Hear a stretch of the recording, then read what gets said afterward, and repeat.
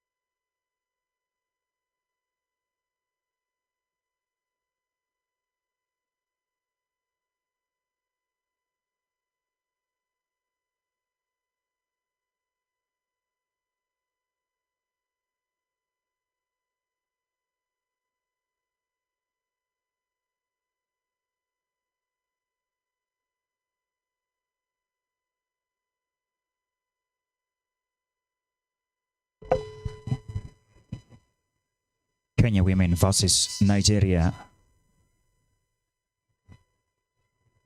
going on. The Africa Hockey Cup of Nations 2025 live from Egypt. Getting you loud and clear from East Africa, Kenya, Tanzania, Uganda 256. Huku kote anatutazama live ndani ya Off Pitch Africa. Third quarter body. Second. Third quarter. 15 minutes each.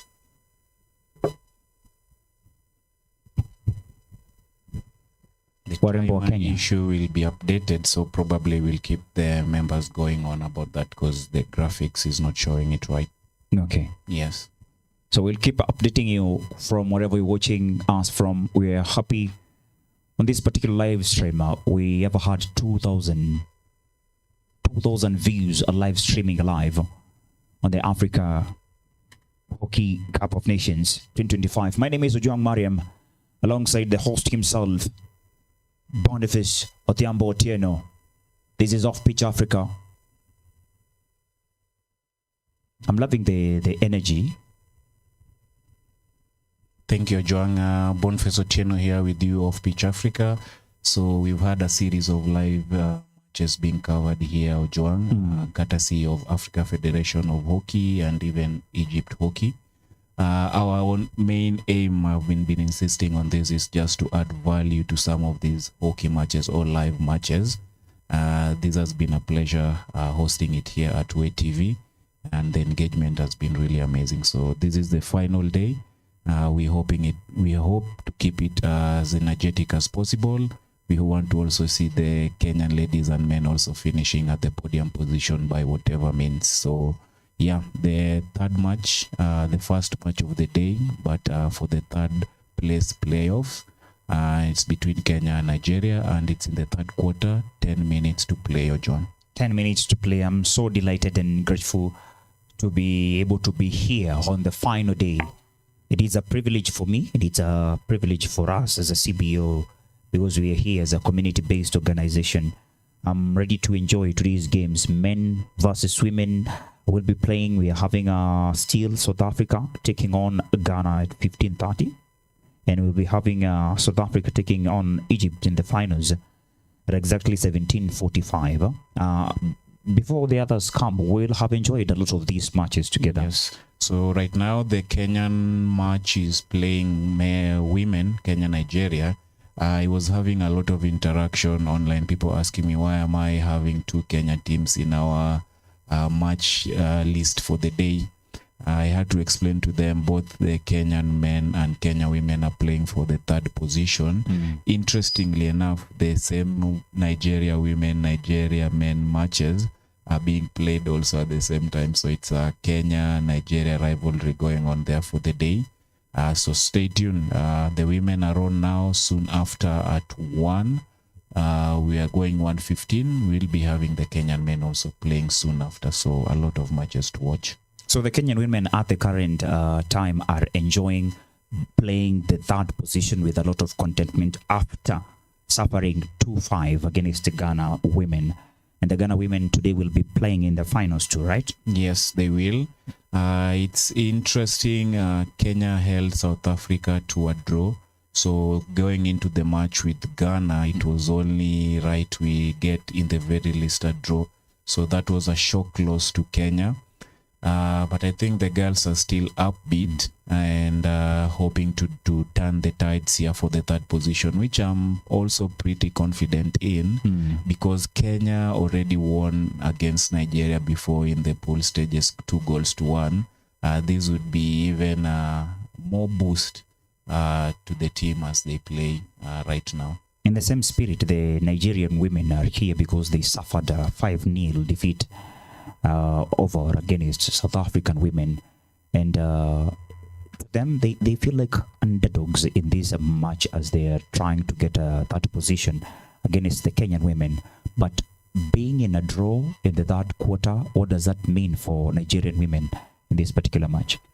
I feel it's going to be more confidence on the Nigeria side, having held Kenya to a goalless draw up to this particular moment. and they have nothing to lose. They've already lost before to the Kenyan team.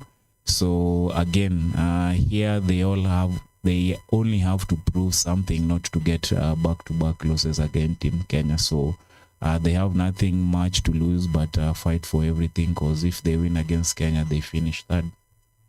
Interesting match. I love it, and it has a lot of energy. It is not a slow-paced game. You can see the ladies ensuring that this minute they are on this end of the pitch. In the next minute, Washa Haman, they are on the other end of the pitch. Meaning, being the first match of the day, we're expecting more energy. Being the final day of the championships. I definitely can assure you that, because all the teams involved know what's at stake. The best way to cap off such a tournament on the final day is finishing at the podium position, and that's what we're already witnessing in our first two matches.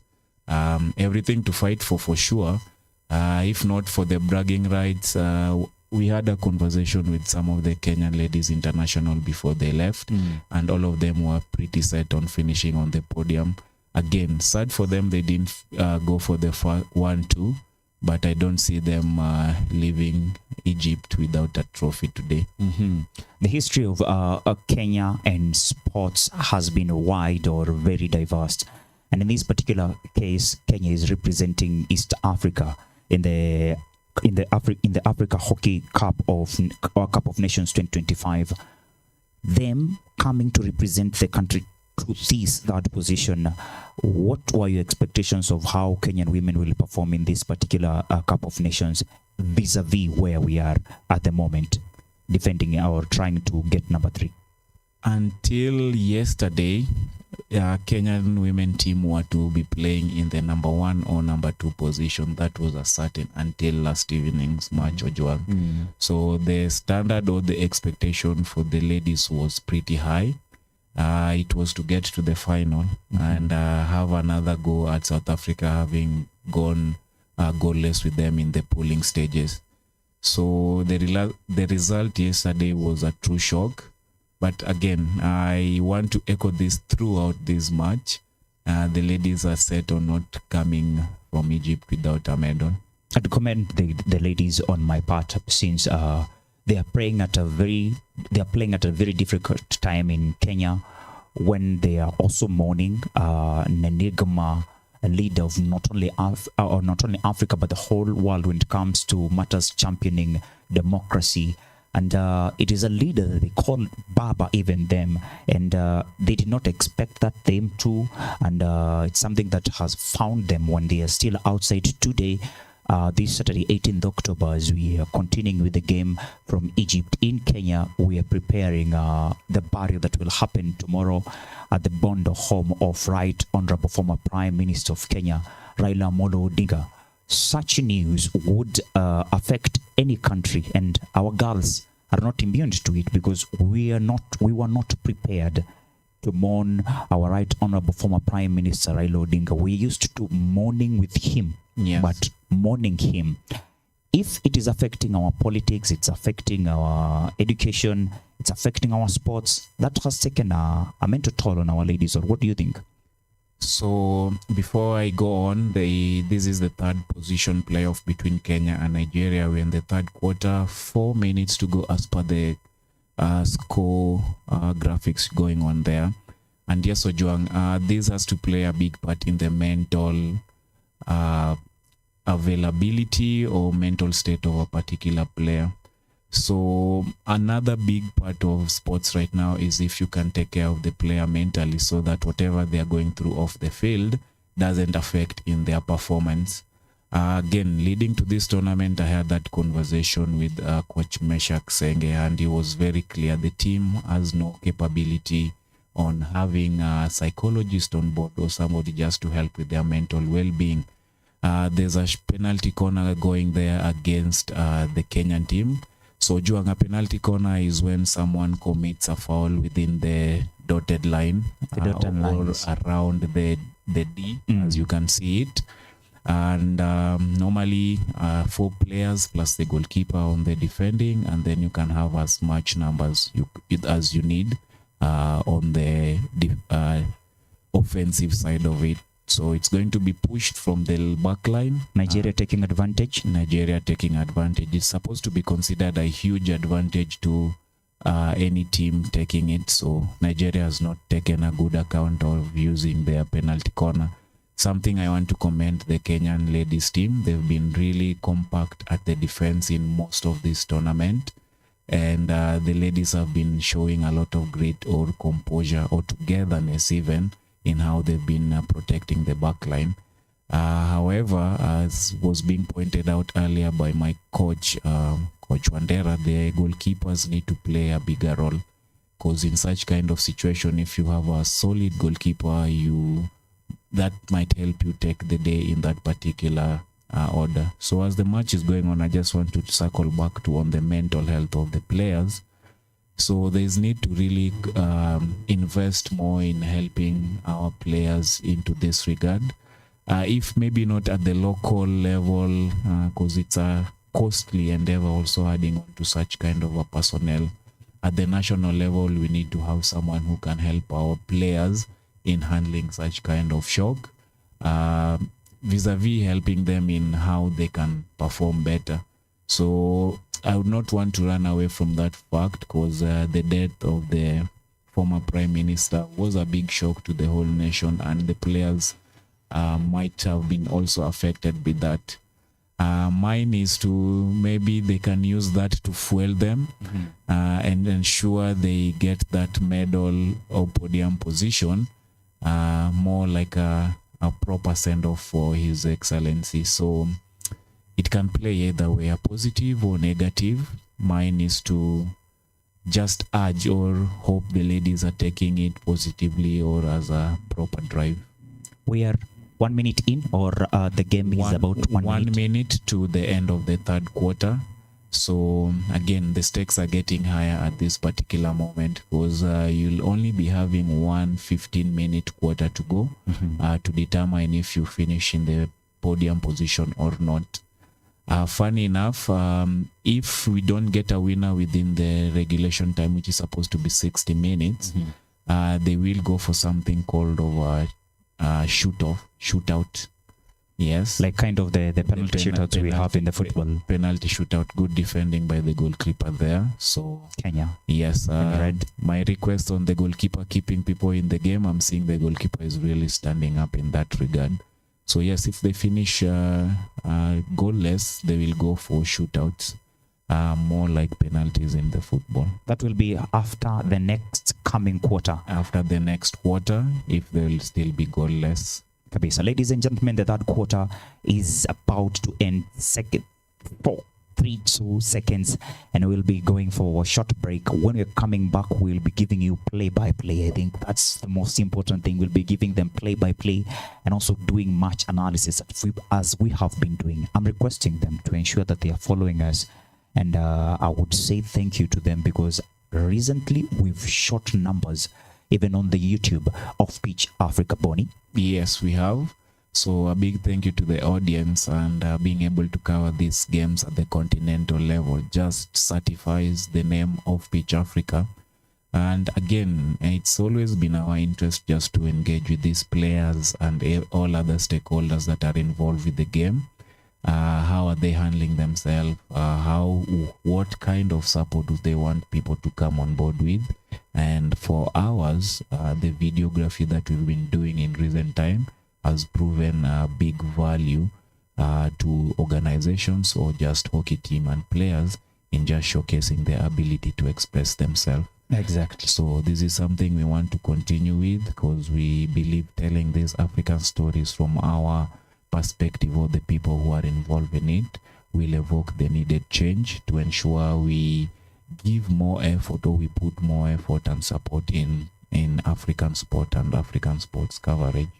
We are officially on our break. When we're coming back, we'll be giving them the last quarter in this match. They should also watch out for Kenya versus Nigeria men that will be played at 13:15 East African time. We'll also be having South Africa taking on Ghana at 15:30. That is the women's final.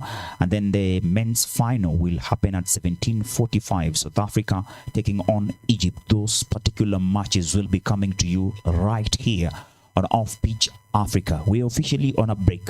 Yes, so during the quarters, we usually have only 2 minutes interval break between the matches. So it's not so long, but it's usually the needed breather or areas where you can cover really quickly together when you had a lap. Or you can also offer an opportunity just to psych each other, because you realize sometimes people who are at the bench are usually the best motivators for And coach to throw a banter. We are back. Yes, so we are back for the fourth and final quarter.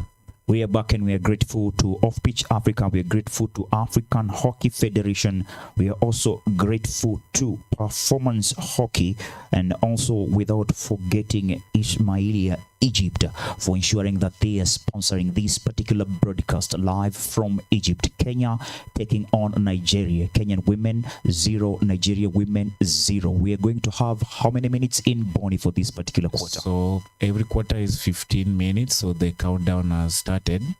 It normally counts down from 15 to 00. So with each minute, with each second, the intensity is going to go higher because the stakes are equally getting higher. And almost missed. Okay, that's a good shot on target, but lacked the power to threaten the Egypt goalkeeper. 2 balls on the pitch. Okay, one has been taken off. So yes, we are good to get back on play.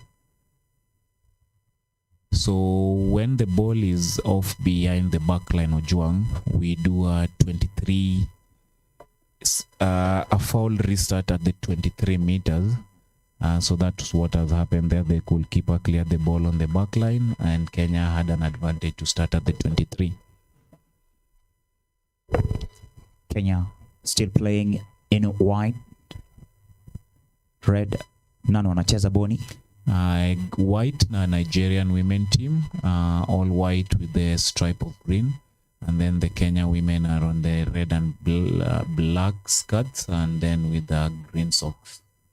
So yes, a player is down at the moment, seeking medical attention. Still 0-0. Ensuring that we're giving you the best. 0-0. Medical attention being given to Nigerian player. Yes. So in football, Bonnie, we're used to the game still continuing as long as the player is not a goalkeeper. But in hockey, we have a time that is stopping the game for everyone, irrespective of the play or the position of the player. So interestingly enough, hockey time continues, but during stoppages, the referee or the umpire on the pitch can always call for a time to be stopped. And Danger. Goal. Danger. Kenya scores. Kenya scores. Fantastic. Ladies and gentlemen, Kenya scores. We were just talking about the good send-off that we can give to the former Prime Minister of Kenya, and how a win would help. In the beginning of the last quarter, Kenya has done something. 2 minutes in. 2 minutes in. As I told you, the intensity was going to go up, so it's only better Kenya has be the first ones to draw blood. As I said, the ladies are leaving with the medal in Egypt either way. I feel like the game has just begun. Even the Nigerian ladies are now charged up. Yes. Ensuring that they are taking 1-2, trying to penetrate the Kenyan side to see if they can equalize. Ladies and gentlemen, it's still Kenya 1, Nigeria 0. We are waiting for the updates on the what do we call it, Bonnie? On the scoreboard. On the scoreboard. The digital scoreboard. On our end, we also need to figure out who just drew first blood. So yeah, stay tuned. Let's confirm it's either Buire or Eleno. It was not so clear from where we have this vantage point. Kenya charging again. Very much. Kenya charging again. They're taking the speed a notch higher. Still in the D. Nope. Not there to defend, Yes, but to look for another goal. The player didn't keep 5. So at any restart within the 23 area, an opposing player has to give the offensive player 5 yards before they can make the attack. Keeping 5. So the Kenyan player really took that to advantage, because with the quick start, you'll find the Nigerian players off guard or not clear on when they were 5. So good catch there by the umpire, and Kenya have another penalty corner. So with this, chance to score goes higher. So let's see if Kenya takes advantage. Penalty corner. Kenya could do something in the digital scoreboard. Kenya is leading. We already have the update. Another goal. Oh, near miss. Kenya doing something. Yeah. So it's another short corner. Yes, it's another short corner.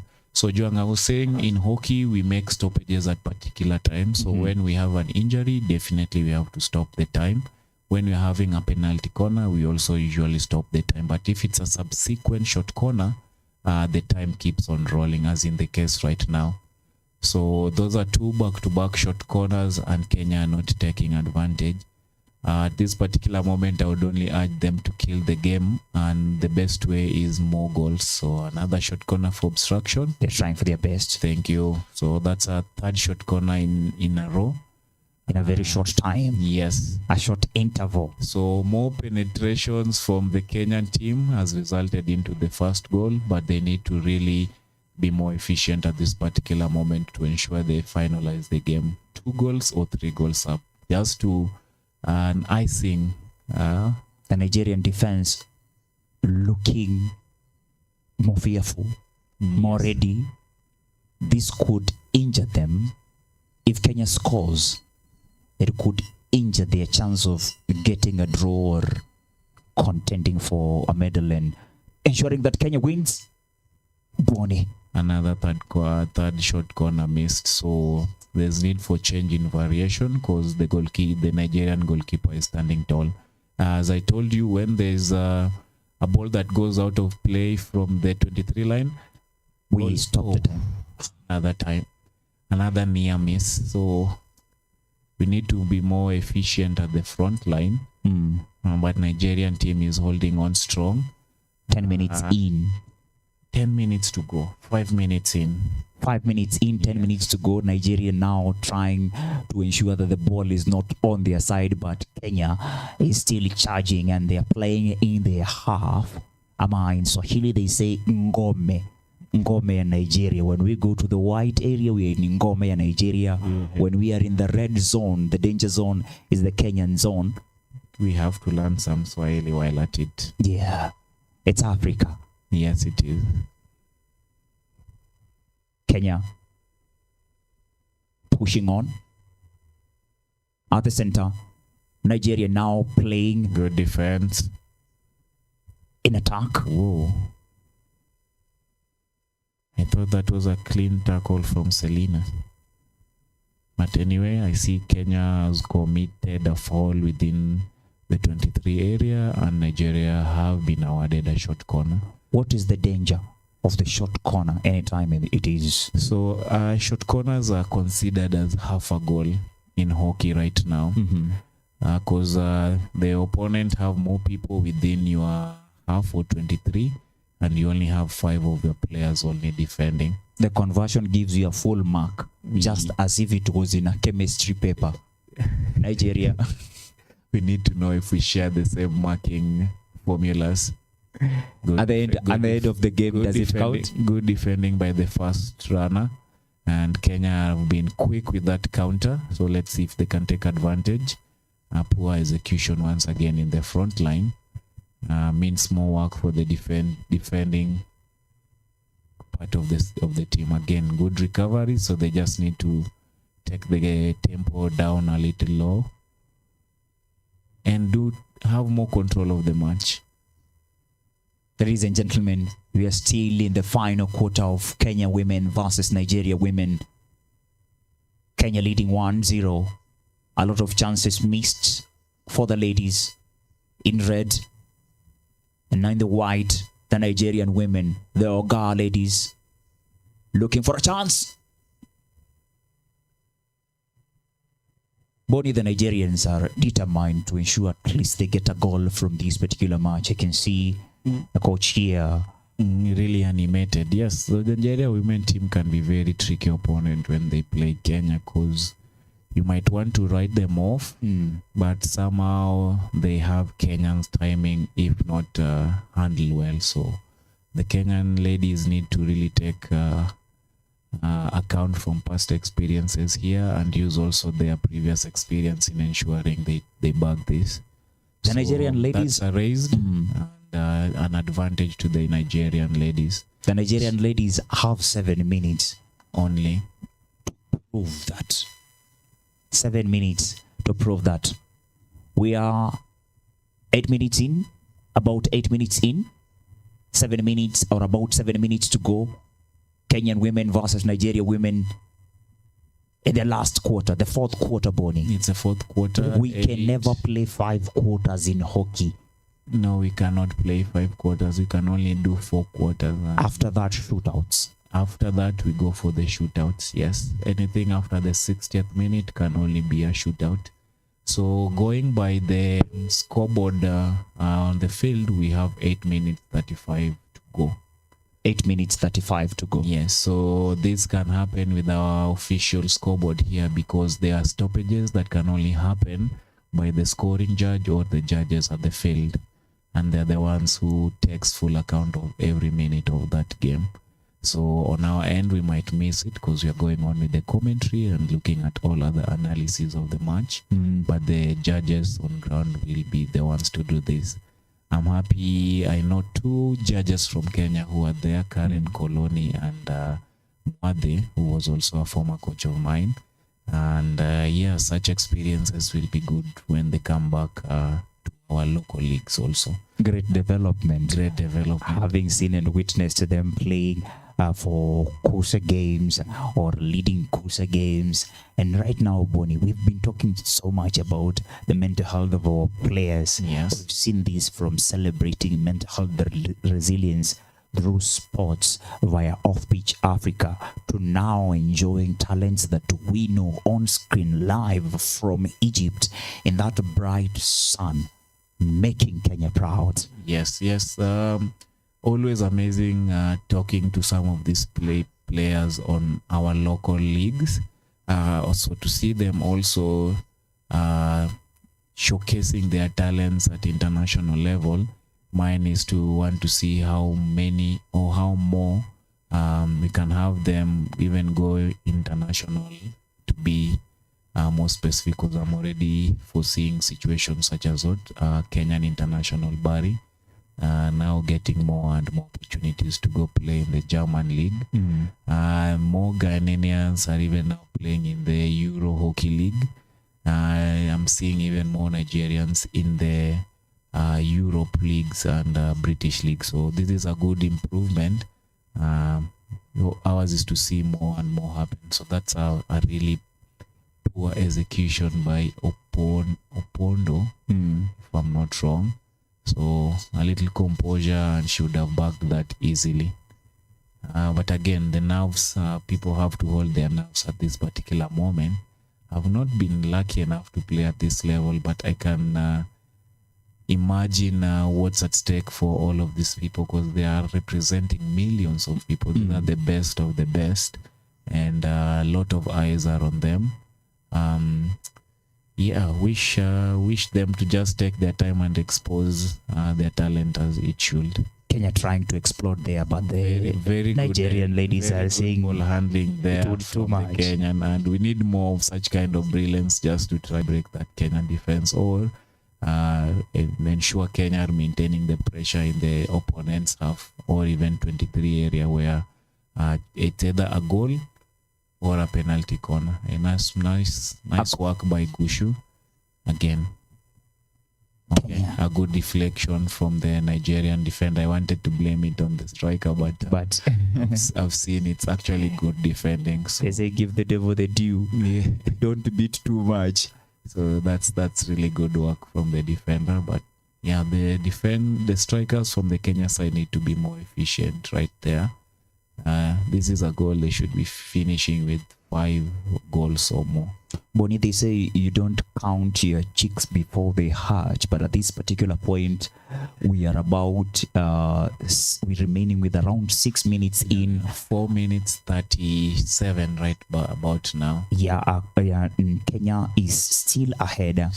I want to talk about the future of hockey in Africa. We've celebrated, we've clapped more for athletics, we've clapped more for football, we've clapped more even for rugby via Shujaa in Kenya doing so well. And now Kenya is coming up in hockey with this level today, playing and coming back with the medal in Kenya. This places Kenya where in the next 5 years and as a future of hockey?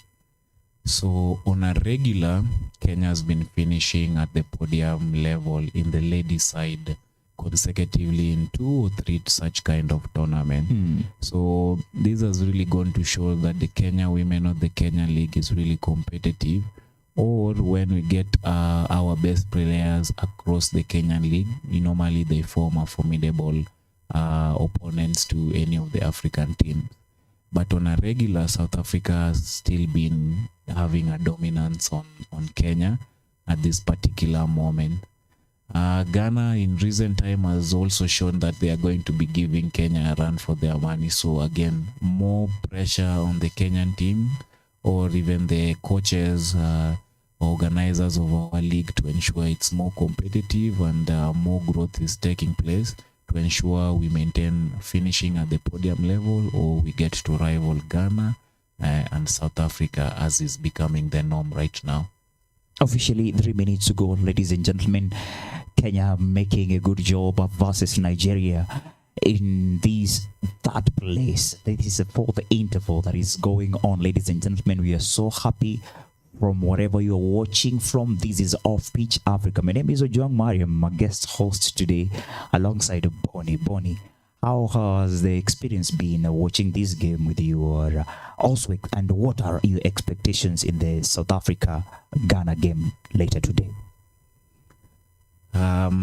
It's been an amazing experience for Joang, because with us taking part in this live analysis, we've had a chance to witness most of these matches live, and with that he had to engage with these players either on social media, because that has also been an interesting part where we see It's a global village. because I see them playing on the field. You go on the social, you can see how they feel, what they did before these matches. So engaging or knowing them at all these stages during this tournament has been a really interesting experience. And again, seeing how the Zambians are going about their day, their arrivals, the struggles they've had getting to this, seeing how they feel about it. Another part is the official parts, because this is another side about the game not many people are interested in. But I've really grown into figuring out what are the judges doing, what are the umpires doing, what's the setup of the judges desk at this particular level. And again, through conversations, it has led me even have with one of the major technical leads at this level, Frank Oti Mensah.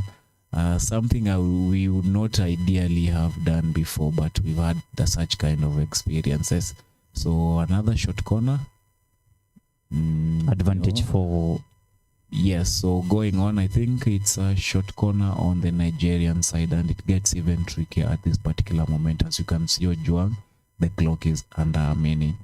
So I would really hate the thought of Nigeria getting an equalizer at this particular moment, because we had already counted our eggs or our chicks, and it's like we will be asking the hen to take back the egg.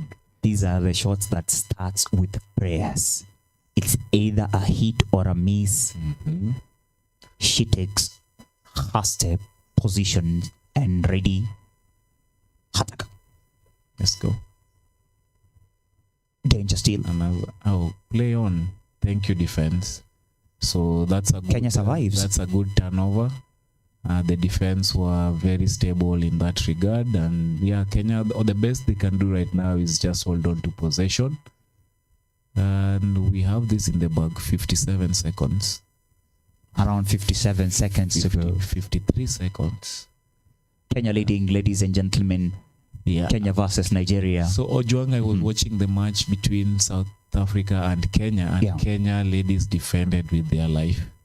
And she almost a near miss once again. So a high guard. It's a Kenya possession yet again. Yeah. So that's good. Finishing strong. 29 seconds. Kenya still. Yes. Kenya. Should just hold on to the possession. That's what I'm seeing the coach saying right about now. Look at the scoreboard. Hold on to possession. Take them to the corner.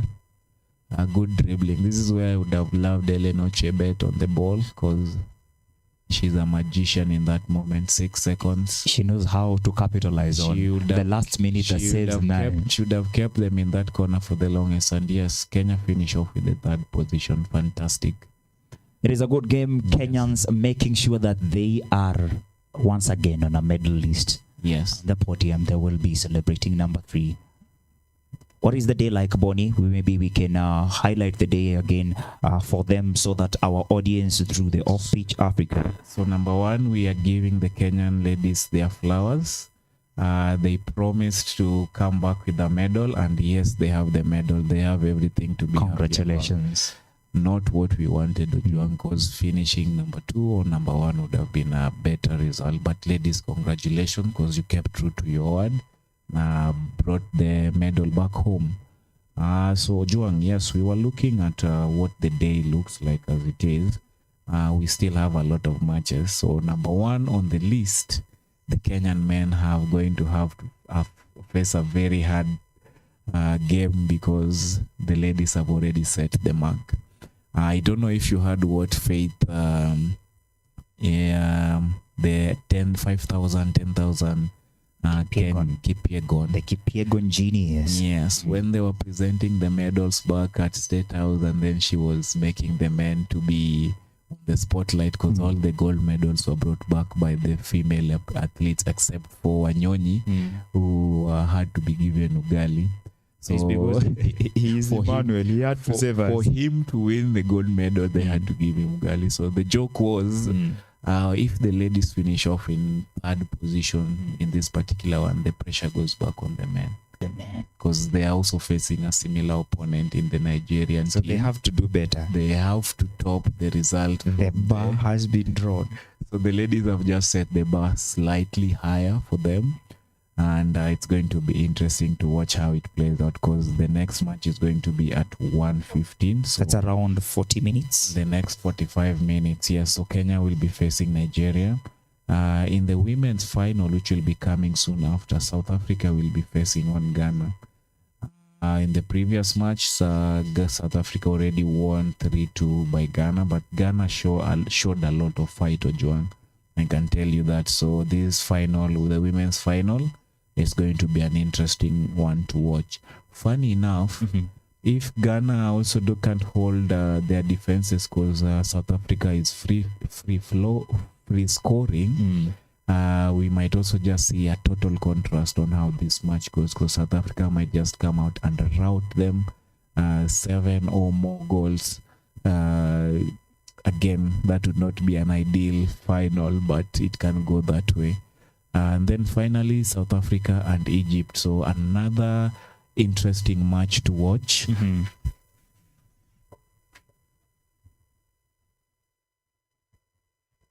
Another interesting match to watch, because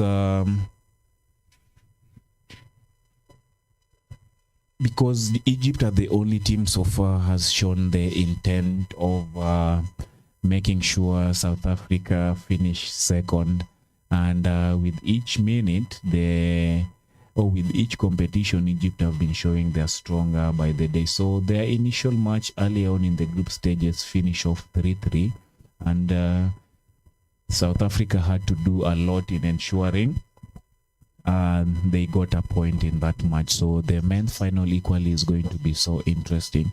Mine is to urge everyone, please stay tuned. This is Off-Pitch Africa. I'm here with Ojwang Mariam, MC, commentator, MC host, and a champion of the people, just looking at how these matches go.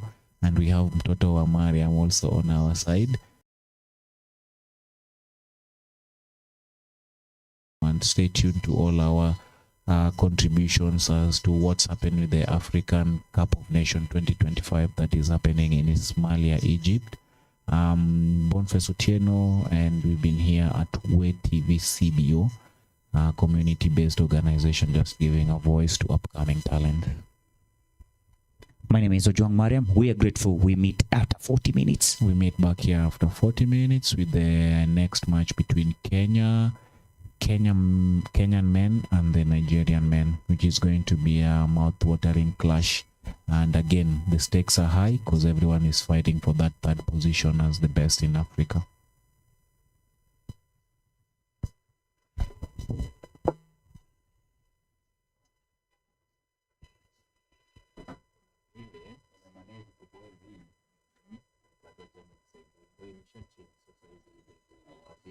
So what I wanted to change here is what. Sasa niambie mama. Kunywa maji. Nilikwambia niko katikati ya kazi. Ukoaje? Watoto wanasema.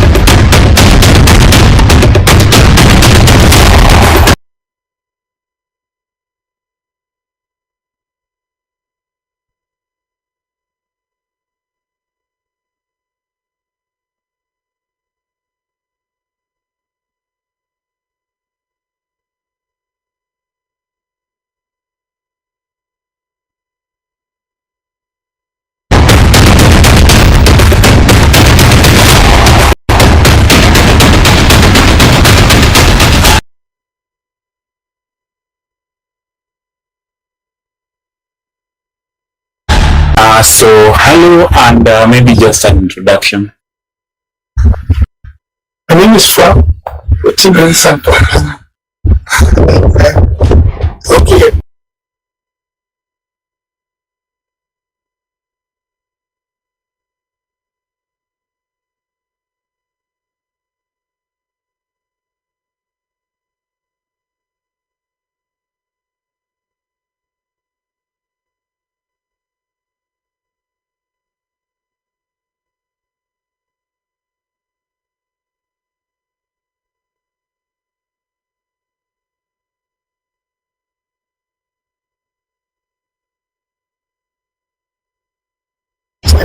Also, I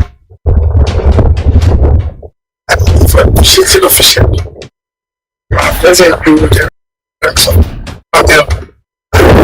Please help the way and educate as well. And that is what I think I'm here to do. Okay.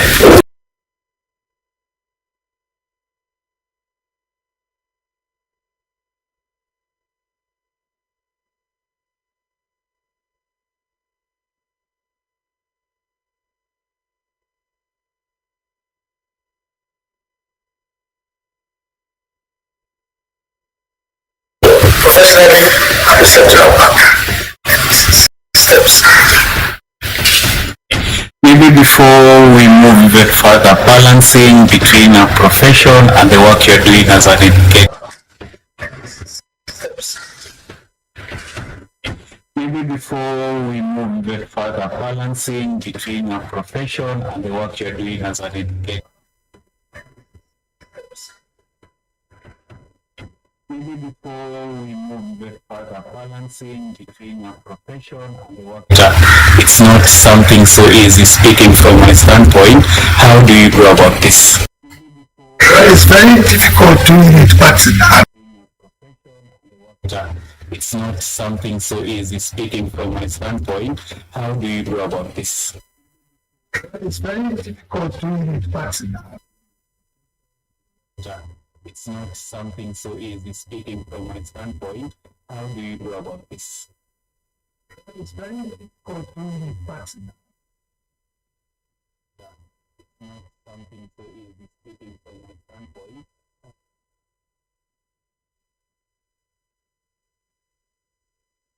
Honestly, you should have passion for it to sacrifice any small time that you have. So it's mostly about sacrifice. Maybe just take us back.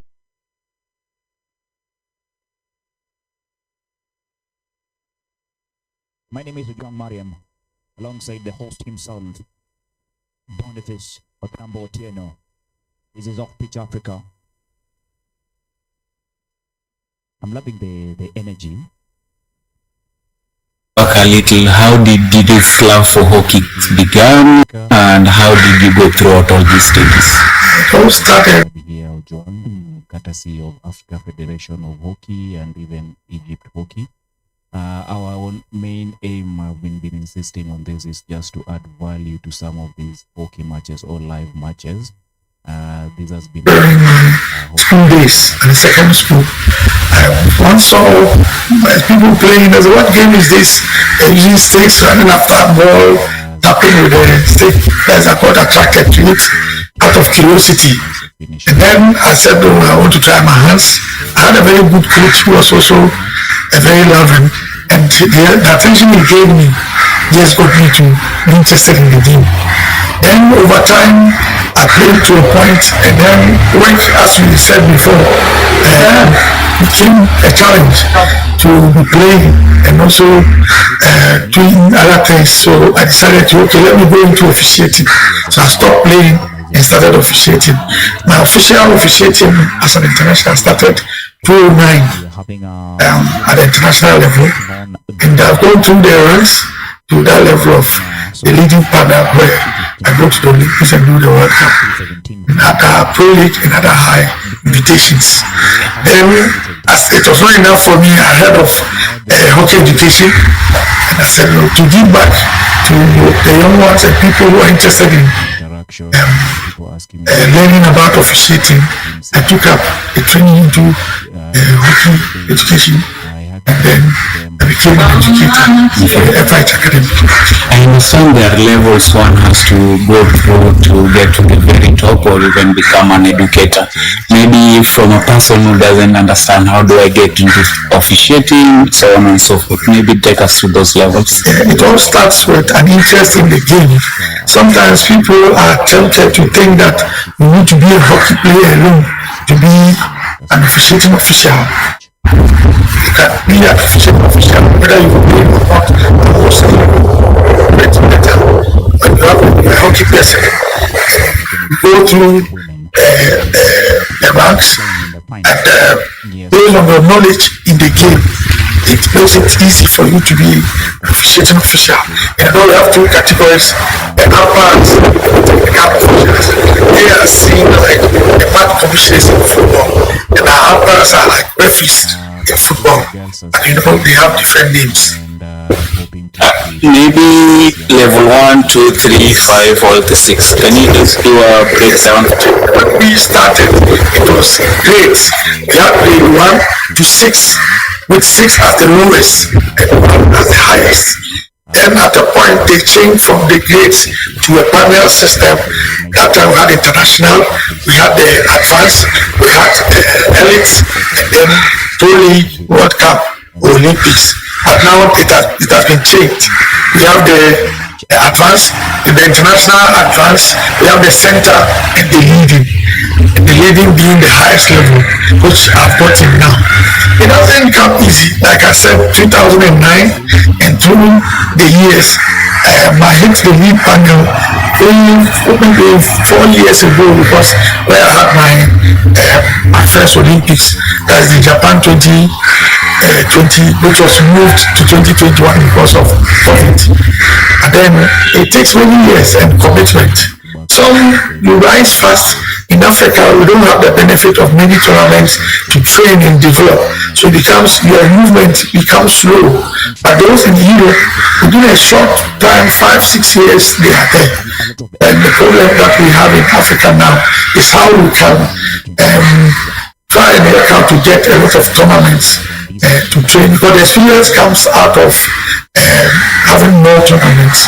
That is when you get graded to move through the ranks. So that's my wish, that we find ways and means to have more tournaments for others that we train. There are certain biases and challenges that you've had to experience, and in training new and upcoming TOs or officials, you try highlight some of these and also Today is finishing at the podium position, and that's what we're already witnessing in our first 2 matches. Everything to fight for sure. If not for the bragging rights, just guide them. Do you mind again pointing out and just sharing how can we pretty set on finishing on the podium? Again, sad for them they didn't go for the 1-2, but I don't see them leaving Egypt without a trophy today. The history of Kenya and sports has been wide or very diverse. And in this particular case, Kenya is representing East as Africa. officials or African officials just equally also show our prominence or ability to be at the highest level? Yes, very particular about it. Seize that position. What were your expectations of how Kenyan women will perform in this particular Cup of Nations vis-a-vis where we are at the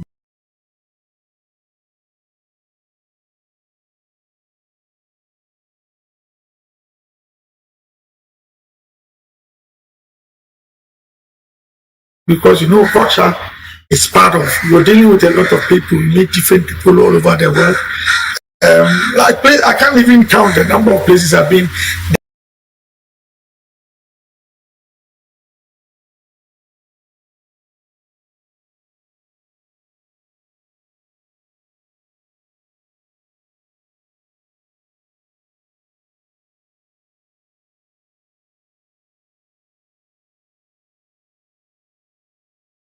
The highest amongst us is the cultural imbalances, and that affects you. And sometimes, you know, Europeans treat people differently.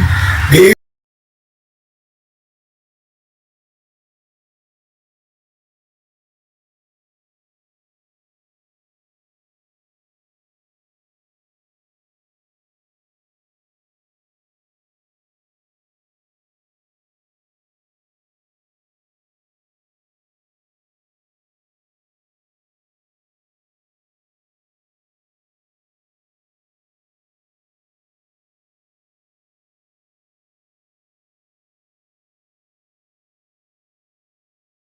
Asians are different. We in Africa, we are also different.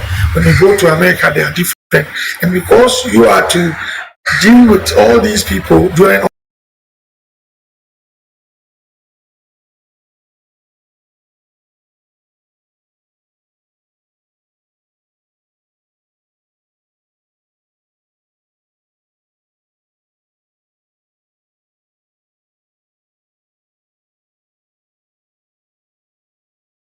officiating, you have to be a free mind person to step away from the biases. Sometimes even there are a lot of discrimination against you, not even racial alone, but even sometimes you coming from Africa, you are seen as somebody.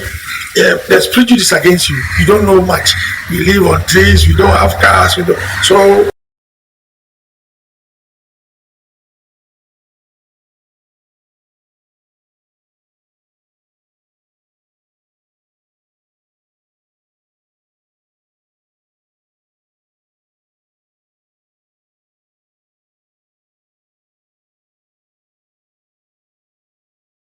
you are seen like even you're a case study on your own when you go into their midst. But you need to rise above all that. And the best way to do is to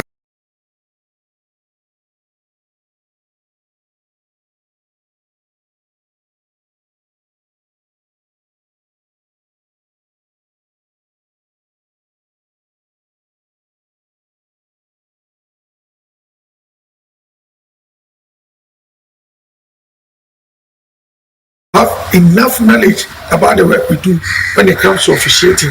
You are on point with your rules and regulations. You are on point with every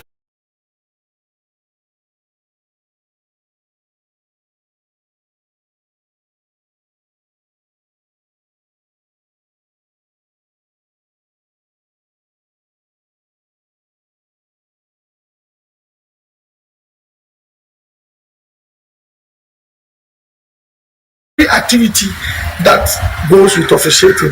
That is when you become very accepted by the group because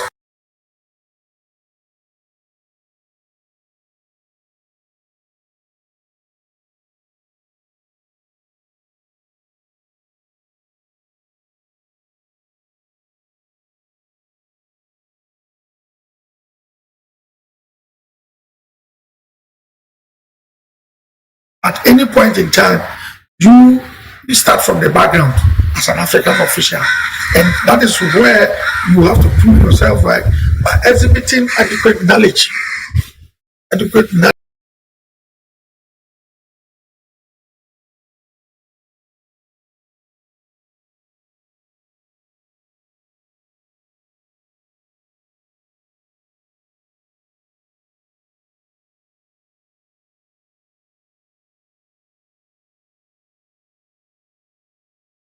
And experience. Without that, it will be very difficult for you. And the one thing I need to also raise to my fellow African officials, you are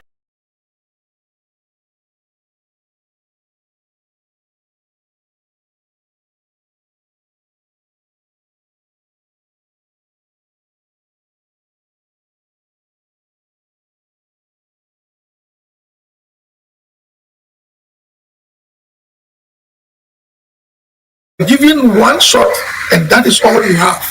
You need to kill it at that time, else you come back and you don't get called again. So that's my first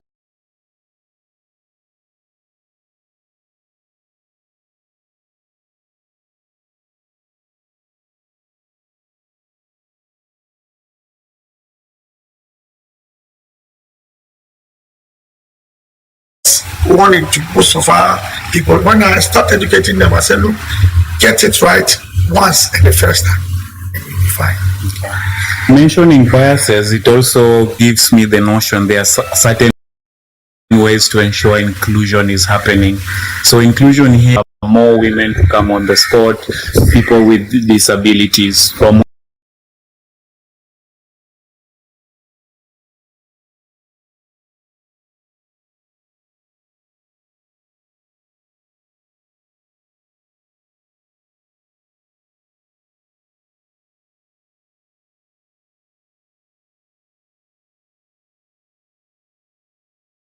where you are as an educator or a person who's been in the FIH for a minute, what's your take on inclusion in the whole of hockey as it is?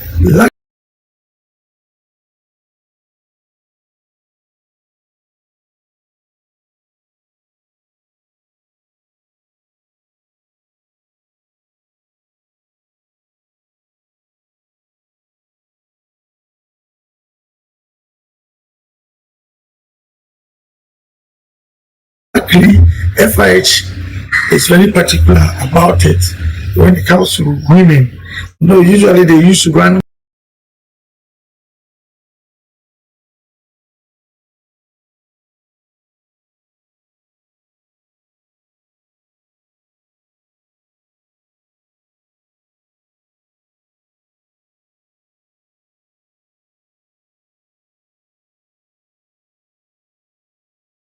men tournament, and then when we go for these tournaments, they appoint women officials, men officials. Initially, we used to be separate.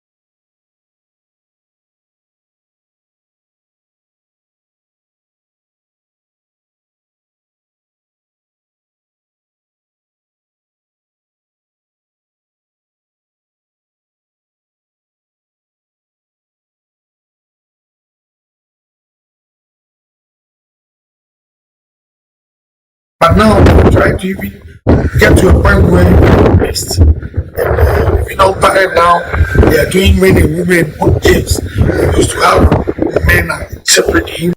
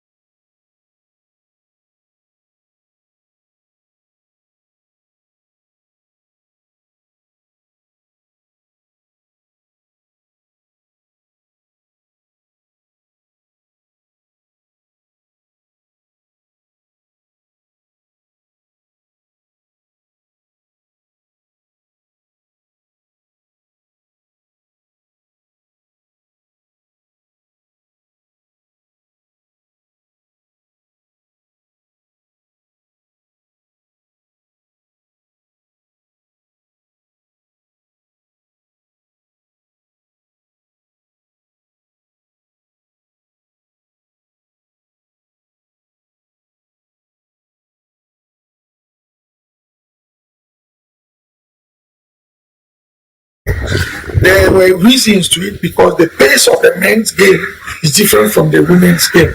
And sometimes putting a woman on the men's game is a hell of a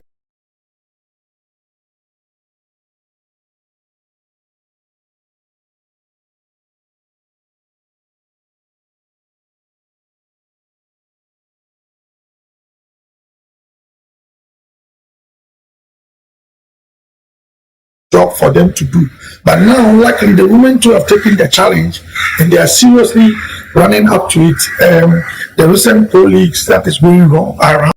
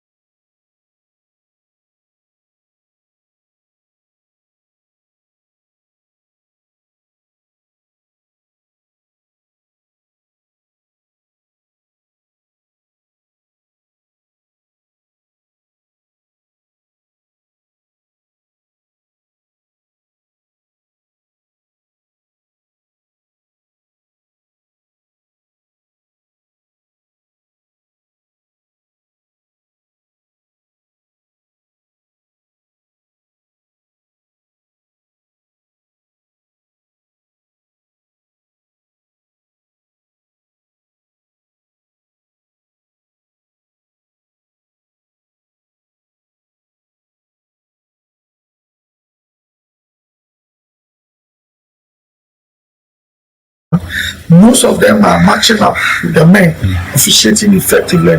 It's very good. My little experience watching them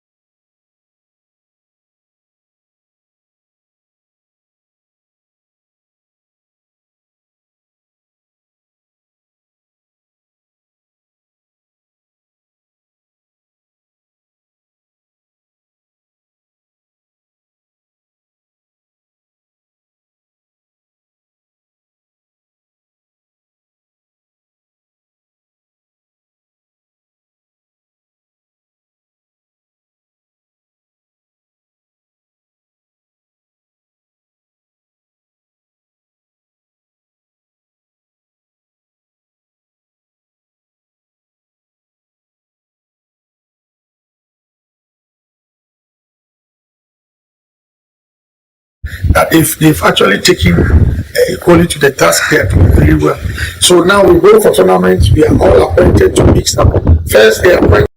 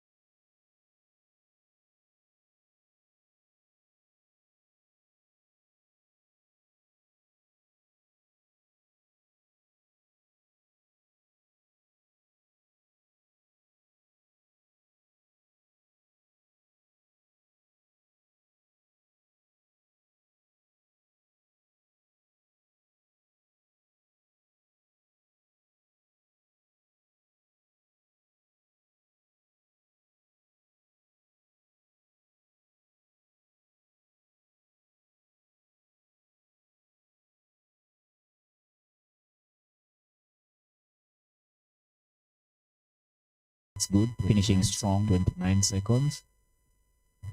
Kenya still. Yes. Kenya. You just hold into the possession. That's what I'm seeing the coach saying right about now. Look at the scoreboard. Hold on to possession. Take them to the corner. A good dribbling. This is where I would have loved Ellen Ochebet on the ball because she's a magician in that moment. 6 seconds. And a medalist. Yes. That's what he ended.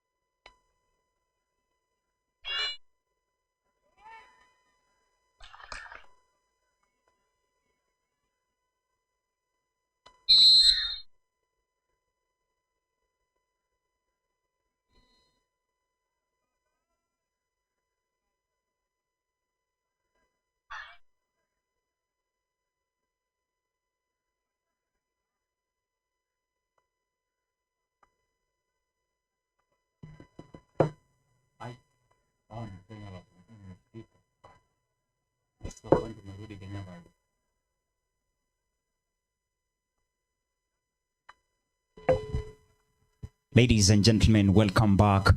This is Off Pitch Africa. This is Kenya men versus Nigeria men. Welcome. So we're welcoming you back on Off Pitch Africa. I said my name is Ojwang Mtoto wa Mariam. I am a guest host alongside the host himself. Boniface Otieno. So it's a pleasure again us continuing with these presentations or commentary. We are here at WayTV CBO giving a voice to these African continental matches. We've already had a mouth-watering clash between the Kenyan ladies and the Nigerian ladies, which ended in favor of Kenya 1-0, scored by Grace Bwire. So Kenya just won a bronze in the ASEAN 2025. So the men are on the pitch and we see Masambu dancing his way through the defense. Quick start there. So Ojwang, thank you for being part of this broadcast and share with us where you're watching, who are you supporting. I've seen a lot of Nigerians on the link, so that's a big thank you from our Nigerian brothers. Nigeria still playing, enjoying. White Bonnie. Yes, Nigeria are in white, all white socks with a strip of green. Exactly. Looking like the grass or the carpet itself is the Kenyan team, the Kenyan side. So 13 minutes, 2 minutes gone, 13 more to go. Again, Ojwang, this is another one I feel the Kenyan boys should have in the bag. The bar has been set. They don't have a choice. But they're going to have to dig really deep, something I think this particular group of players really have. So a good circle penetration, almost goal. Yes, a turnover. Still good game for Kenya and good defense from the Nigerian team. Nigerian coming with a kind of a little bit of pressure now that they have to do something, since the Kenyan side have written something when it comes to medals, having clinched a bronze with the help of the Kenyan ladies, in particular Grace Bwire. The match that was there, we are in 13 minutes to go. Kenya. These back passes in hockey, Bonnie. Yes. Are they still dangerous as in football? So back passes among a defensive team or structure is a really good thing, because then it means you can take more control of the ball. The other good thing about the back passes is if you find trouble on the left side of the wing, if you switch it back, transition, you can take the ball to the opposite side of the field. So it's an easier way of moving the ball from the left to the Nigerians are having more energy as they are trying to penetrate the Kenyan side. And Nigerians still getting in across the Nigerian steel. Nigerians, Bonnie, are going to do. So yes, Nigeria have been doing this a lot, even in the previous match, and Kenya need to really be on the lookout in their 1v1 defending to avoid such kind. I've also loved the counter attack they've been having. That front line is really ready to play, and they won't be afraid to express themselves in this match. So Kenya need to be on the lookout. From the back pace, Nigeria now trying to penetrate the half of the Kenyan side. Nigerians are following closely on the Off Pitch Africa YouTube channel. Kenya in green. Kenya still 11. Kenya trying to penetrate, trying to sound an alarm on the Nigerian side. Okay. Kenya again. That's a breakdown of play right there. So yes, Kenya, if they keep up on that, more breakdown of play will either lead to a card being issued or a penalty corner or even a goal, which would be better. The energy is higher than that of the Kenya versus Nigeria women's game. In this particular game, they are 4 minutes in, but you can tell they've ran. So that's true. Definitely with the men's game in hockey, the tempo is usually a little higher. The other thing I also need to point out is the need for Kenya to settle down early, because Nigeria really took advantage of this in the previous match. And so Kenya need to just settle in early because they always have a tendency of picking up as the match goes on.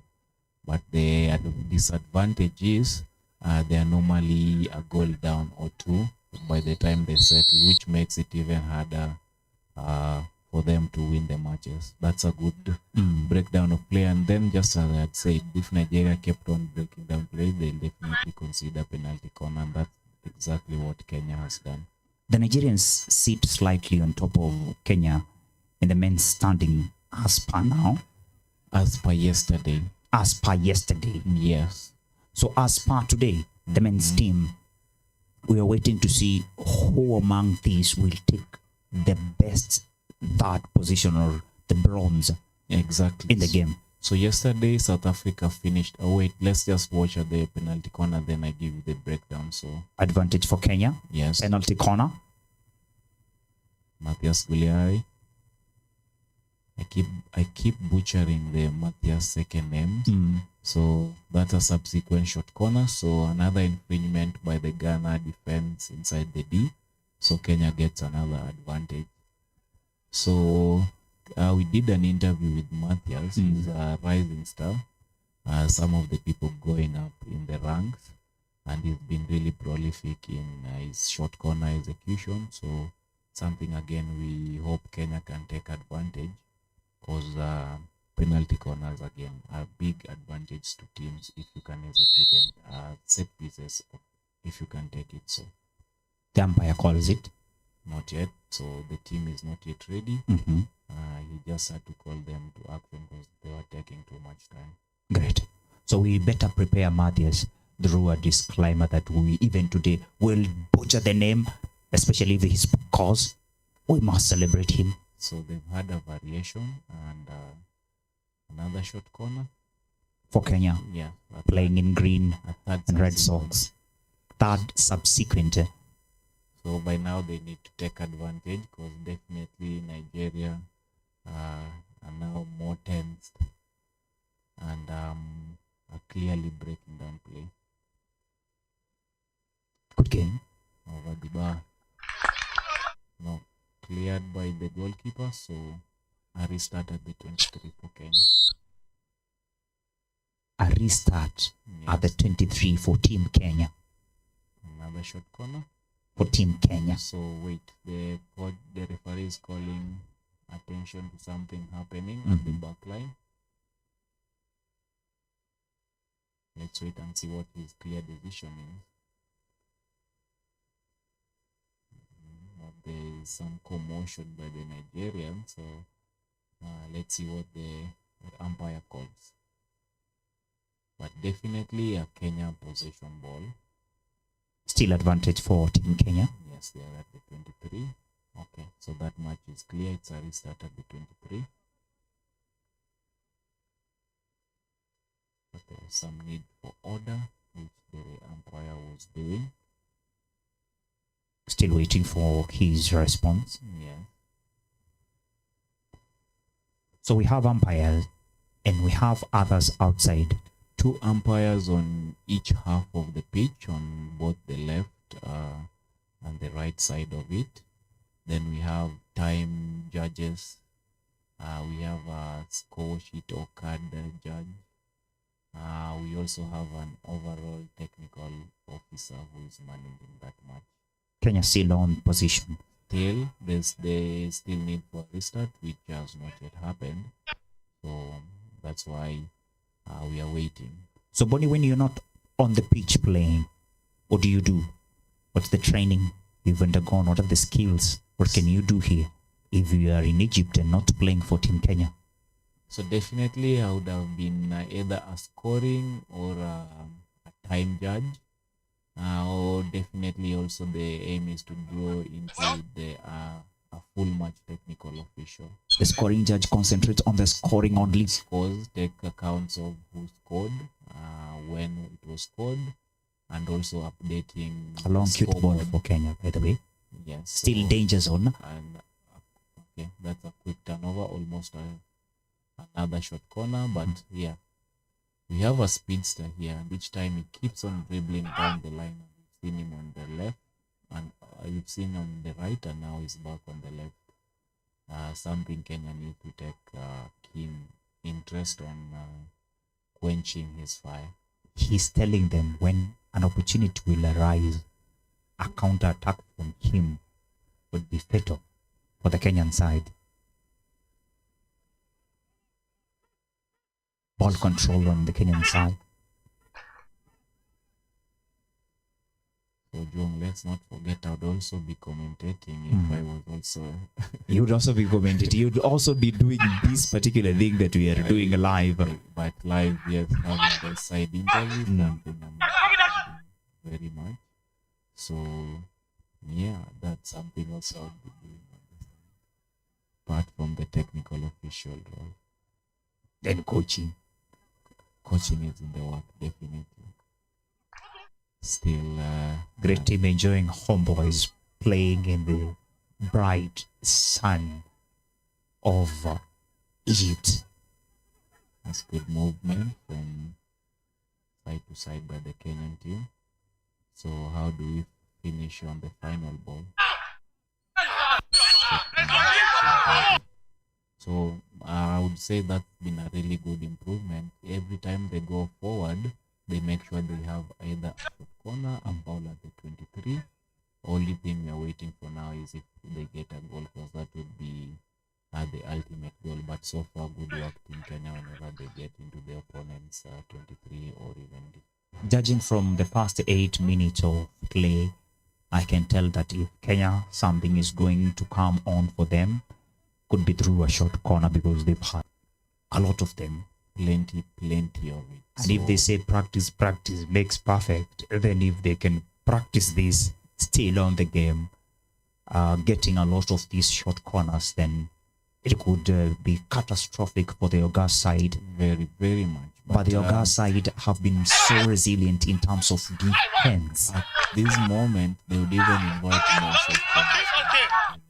They seem to have the answer for all the variation Team Kenya is having. So something we were also talking about was that quick. Boy, Thank goodness the goalkeeper was up to the task. You see the quick counters, from Nigerian side, something they're definitely going to take more advantage of for Team Kenya, as Kenya keep on missing their chances on the opposite half. so as Kenya is trying so much to attack around the D, the Nigerians are spending more time defending, and then when they get a chance, Quick quick counter. quick counters, and somehow Kenya really fell prey to this in their previous match. So I hope they've learned from that experience and they be more aware, or just kill the game with the number of chances they're getting. They say from East Africa, mgada muwe na haki mpe. The Nigerians versus Kenyan game has been a good game, and I'm hoping the next 3 quarters will be the same, more energy. I'm not expecting that as we are continuing or nearing the end, the energy is going down as this goalkeeper is doing. Yes, so the goalkeeper has been really solid in Ceylon. He's a university lad from USIU Africa. So he's been really stable, the number of minutes he's gotten. I've also loved what Joshua from Kenya Police has also been doing. At this particular moment, I think if there's no substitution done to the goalkeeper side, Kenya is going to have a bit more cohesion at the back with him in goal. A learning moment for Kenya, especially those players who are following up this particular match through Off-Pitch Africa. What would you tell them about this rival that we are calling Nigeria, so that in future game they can have gotten a few or two wisdom that they got from this particular match given by Bonnie? Mine, I would say, I think the talent we have in Team Kenya is so deep, and playing in third position is something that we deserve. So that enough should be a confidence booster. On the other side, Nigerian team has a lot of talent, as we've seen also in how they've participated in this tournament. And it will be more of an underdog or a new contender coming on board in the hockey league, which would also make them winning an interesting perspective to go by.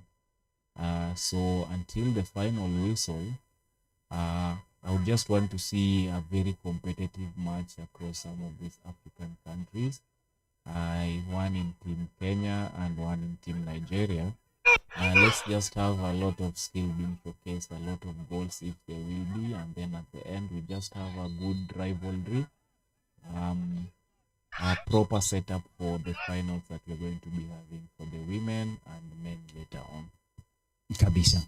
Being or coming from the football side as a football commentator or enthusiast to now enjoying commentary, I'm learning a lot and I'm drawing a lot of comparison from the world of football to the world of hockey, all from the kind of fans that are in the hockey games and the football games, comparing maybe teams like Harambee Stars of Kenya and Super Eagles of Nigeria. I would ask, out of intrigue or curiosity, how big is hockey in Nigeria as a sport? I do not want to say I have much on how the league setup in Nigeria is, but as in every other league across Africa, definitely having universities participating in the sport is a big deal, because then there's support and there's regular flow of talent coming on board. I feel also by the day every sport is growing or gaining popularity across Africa, which is really amazing. And as it is, Nigeria has always been leading in sports development or just opening up every other sport to the international world. So again, I feel Nigeria is also playing that role, and with it, more kind of such available players coming on board to see in the caliber of play of Nigeria also really improving. It's still a beck and call by the same Nigerians on the Kenyans side. Yes.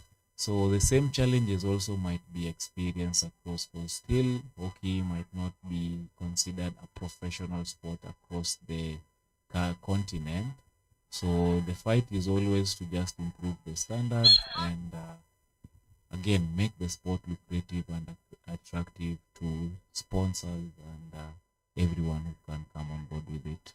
I know hockey as an expensive game.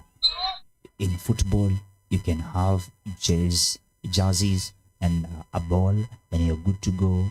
But in hockey, you have to invest dollars in each player to have a hockey stick. In each player to have a hockey stick, just that cost itself is so high. In terms of ticketing and the experience I've had in Kenya, the ticketing is still not high for hockey games compared to football games. But I'd appreciate what the universities around Africa have been doing in terms of promoting hockey in Africa, because it is through universities that I get to attend hockey games. With football, you can see even communities organized in CBOs or such groups of football teams. They do a lot of performance hockey. But for hockey, institutions are pushing the game more, and I'm loving it each step of the way. Bonnie, as a young boy, which game are you exposed to, and how are you coming to love this hockey to a point to date? You are having a whole digital media focused on hockey. So as it is, everyone was a football defender until high school. So you get to high school, then there's level in one of those instances while watching one country, I think I see some of my former high school mates in Seto, Buru, and the Asians. And I'm interested because again, you try find community where you can get it. So one thing, familiarity to the people in the sport got me in it, and then just the interest or refusing to be on 1v1 being taken left or right. I said I do not want to allow that to happen. Resilience.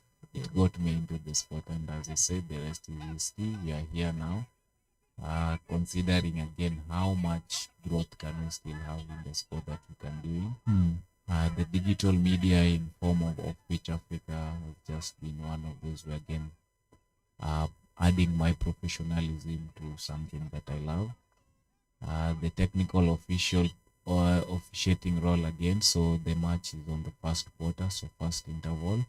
The 2 minutes will start now. So yes, Ojwang, the plan is to make sure we grow in the sport. We make the sport grow in one way or the other, and that is what's building all this love or passion for it. 2 minutes of rest for the players and for us as we begin the second interval. Yes, At we the second second quarter. quarter. Yes, in the next 2 minutes. So keep it off Pitch Africa. We are back in a minute 40.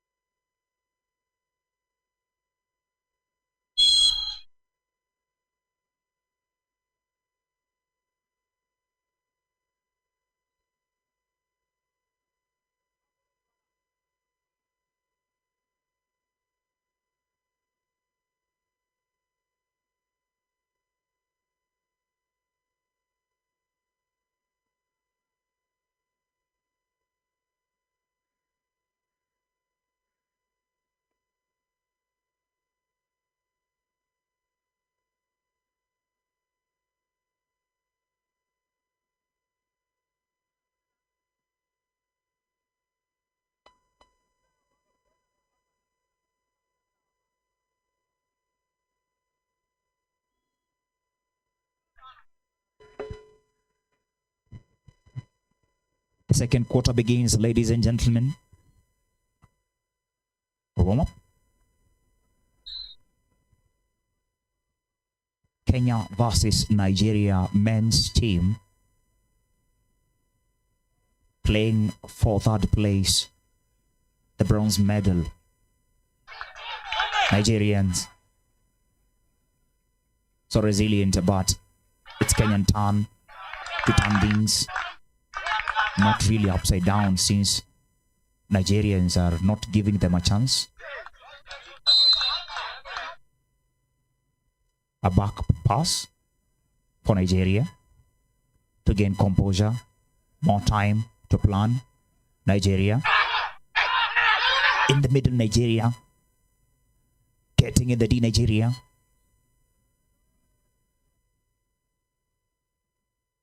The umpire calls it 7. Nigeria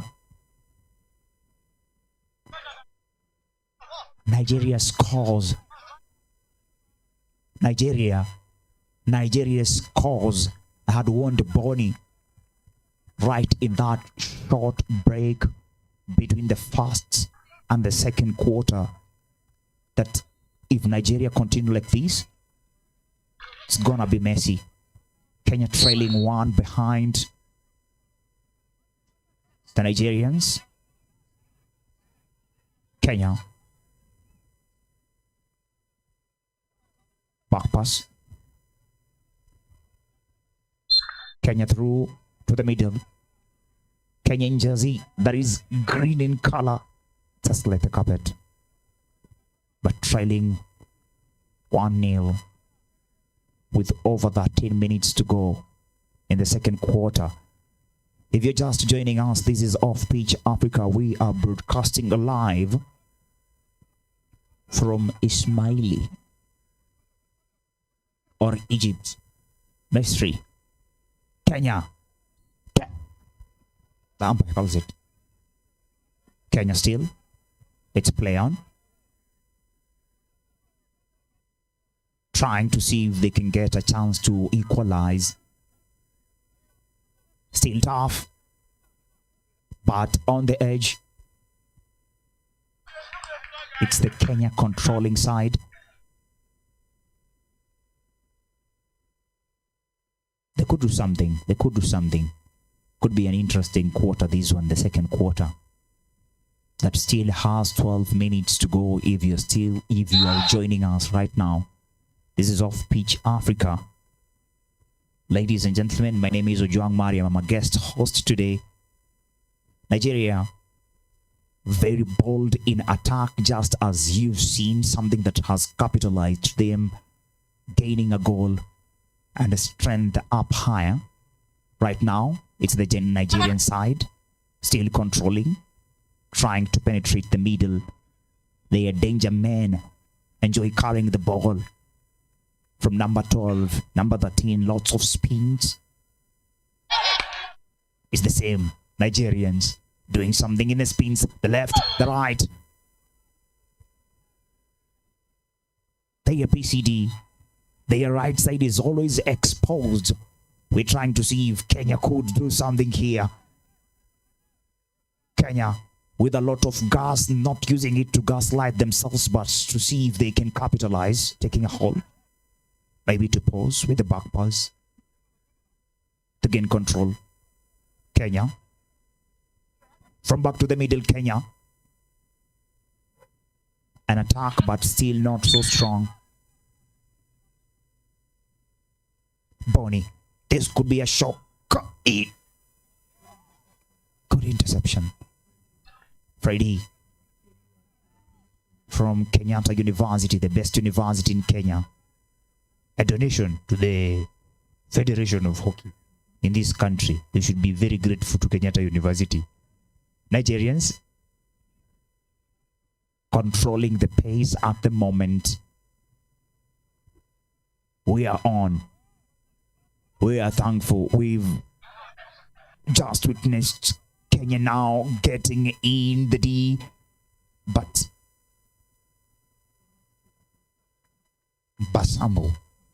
Masambo, the guy.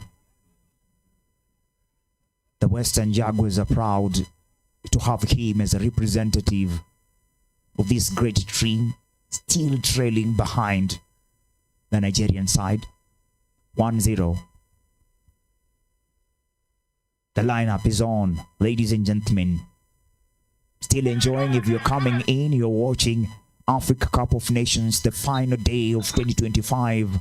Kenya versus Nigeria men. Kenya in green, still taking control. Kenya looking for a chance to do an aerial ball, a good one, but still not good enough. From USIU, United States International University, we are having Selong himself, number 1, playing there. From the Kenya Police, we are having Joshua Mundi, Charles Ashihondo, including the jersey number, the number Bonnie. Just the listing itself.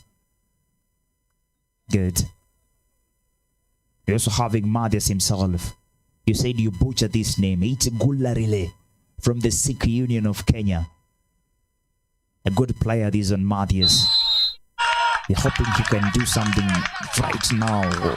But if it's not, then right now, I would say, like we used to say in football, the game ni 90. Hockey, we're counting 60 minutes. Right now, we're counting 9 minutes to the end of this second quarter, meaning you will have a lot to watch in this second quarter. It's still the same quarter that Nigerians have managed to score against Kenyan side. The Kenyan side still represented by people like Freddy from the Jaguars, Fred Auma, Edson Dombi from Butali. Butali also giving us Kennedy Munialo, the captain. Shot corner for Team Nigeria. Team Nigeria looking composed, looking more happier as Kenyan side is wondering, what are we going to say after the umpire does the whistling and the Nigeria dance or dribbles? It's a short corner for Nigeria in white.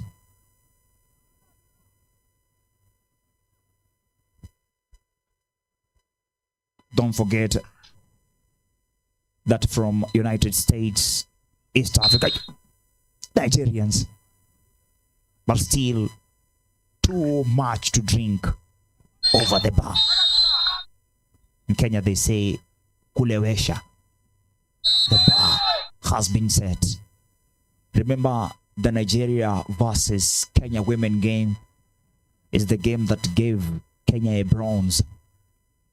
It's a game that gave Nigeria more pressure coming into this game, the Nigerian men. And they've managed to do wonders in the second quarter that we are in, a quarter that is having more than 7 minutes to go. Bonnie. Still back. Calling it Nigerians. Bonnie, the Nigerians. Structured and a card possibly. Oh, okay. Blocking. That's a good call for the umpire. But there might need for consultation. Was it blocking on the Nigerian or an obstruction on the Kenyan? That reminds me that I needed to ask, in the hockey professional, we have the umpire inside. When they are doing decisions that are tough, mostly we have decisions that could hurt fans. What is the process like? Is the umpire or the ref in words or decision final? Do they consult? Is it a must that the consultation matter? So the good thing with the hockey umpiring is there are two of them, each on opposite side of the field. So the only contention, if there's any contention, the two umpires are the ones who can always come into consultation with each other. The decision they will come up with together will be the decision on the field, and that is where it will stand. The judges or the technical official who are on the bench, they help in managing the overall match activity. The two teams management on how they do their substitution, if they're in the right attire, so on and so forth. Plus they also help in officiating the final result, which will be given or can be decided on by the two umpires on the field. Feels like a master class from Egypt.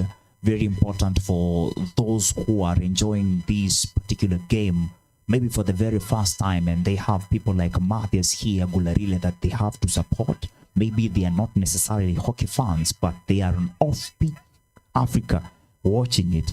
They are now understanding more. Maybe I would also make them understand how we arrived here. It was via Kenya losing to South Africa 3-1, and Nigeria getting to be beaten very mercilessly by the Egyptians 6-3.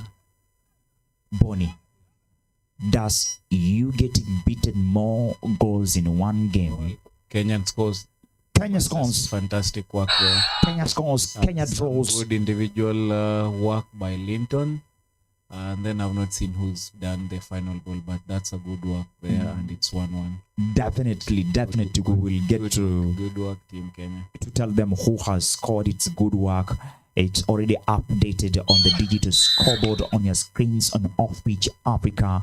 Kenya 1, Nigeria 1. It's still in the same second quarter. I said in this quarter we could see wonders, and we have just witnessed that. 2 goals in the same quarter, Bonnie. The momentum of the game.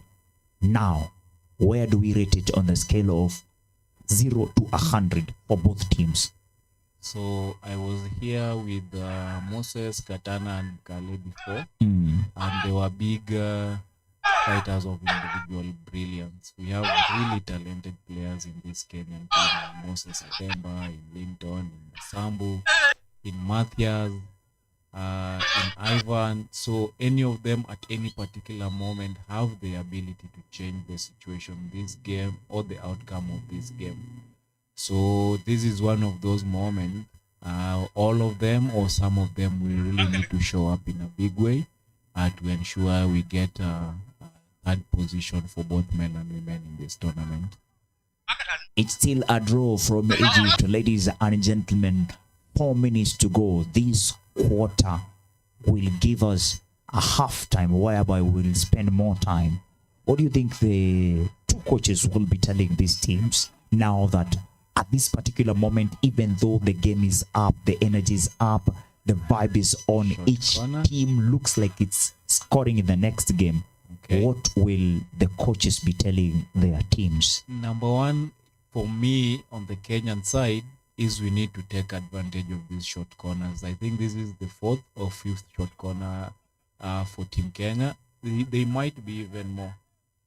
They need to take advantage. You realize out of all those opportunities, 0 goals.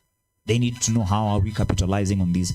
We had earlier said that there are so many that they could give us a goal, but Yes, the goal 'cause, that we got uh-huh, wasn't from.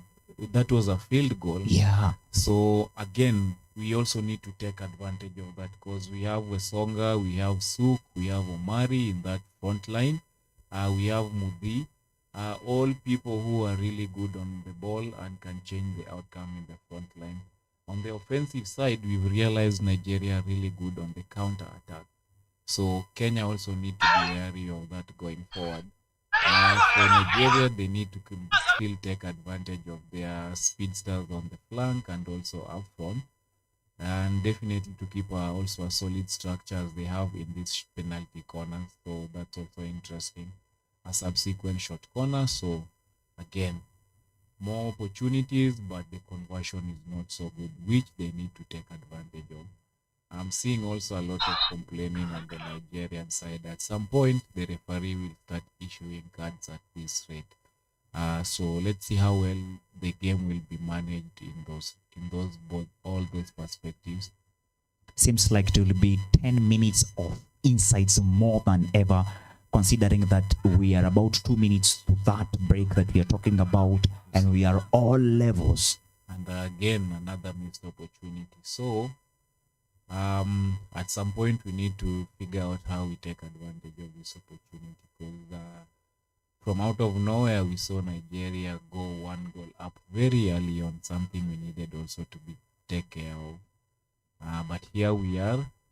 We need to learn from what we are seeing, and also the players will need to just express themselves accordingly because at the end of it all, how the outcome of the game plays is always dependent on them. Enjoying the game from Egypt all over the world. Bonnie, this is the first time in history, not only of East Africa, Yes. but of us going live from a country far than Kenya. We are used to university games, we're used to the league games, but we've been elevated this far. What would you say is the future of partnership of Pitch Africa and hockey-related institutions 5 years from now, giving or owing to the fact of the growth that we are experiencing today? So, short corner. Short corner. Okay, good work, defense. So, yes, so Juang, that's a really good, interesting one. I'm still holding on to see how this play goes because, again, blocking. So, the referees seem to have mastered blocking that the Nigerians are doing a lot. And that's a good one to know. So, I've seen a series of calls on Nigerian blocking. Yes, on partnership, we are really big on this because some of this work can't be done single entities. We all have different strengths in different areas, and you've seen us always going about our business, from the production to the commentary to the events organizer to even the teams coming on board. Another short corner, that was a clean tackle, but yes, the umpire saw it different. So I'm really big on us making sure such kind of partnership can happen. A bigger concept is having the vision and desire to make something look better or different, or again just add your individual input into the production. As you've seen, the partners in Egypt were not having commentary for these matches. Us on our end, we don't have the capacity right now to do the production from Egypt. From Egypt. So why not put these efforts together? And while at it, how can we make the whole concept of working together more beneficial to those involved? Because it is cost implication. So it's not a goal. So for every short corner, the first one has to hit the border Juan. Below the black spotted part within the goal area. And as you've seen, the Nigerian has hit on slightly above it. So that first shot on target can count as a goal.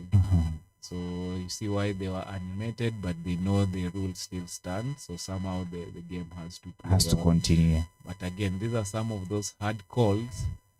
If you are an umpire, you have to be really spot on to ensure you are calling the game as it should. Because these are two countries, and every decision can make or break. So these are usually very hard calls, and some of the officiating on and off, but still always hard decision. But so far, I think the game or the tournament has progressed on really well without any major incident. If any, they should serve as learning curves for upcoming tournaments, or even help the African umpires or technical official be ready for international level. We are remaining with the minute of fame. This is West versus East, not West Coast, not East Coast. West Africa versus East Africa in Africa Hockey Cup of Nations, live from Egypt, and we are broadcasting from Off Pitch Africa. Ladies and gentlemen, John, Kenya. we talked about this number 13 earlier on and his ability to penetrate from the line. He's still doing the same. It's still doing the same, but again, let's commend the Kenyan team, because now in 2-3 consecutive moments, They managed to manage he's him. not gone past the 23, which is what they should be able to do on a regular. Yes. And then another thing I'm seeing Kenya have improved on is their quick restart, which they've also tried to take advantage. And again, that up front has also been really amazing, because Masambu has just pulled a penalty corner out of nowhere, and then again another advantage. Something I've noticed over and over. Every time they are up front, it's either a penalty corner or a foul within the 23. So it's how do we take advantage of it, because we are almost on our 10th penalty corner with 0 conversion. Fingers crossed for Team Kenya. Something. The penalty corner, yes. Still fingers The crossed. defender stopping the ball with the body, which is not supposed to happen. It's only supposed to be by use of the stick. The betting team, where we can teach them something. At this particular point, we call it kukaza. Yes. For those of them who are watching from Nigeria, To tighten. to tighten from both sides, because could be something good, could be something great, could be something worse.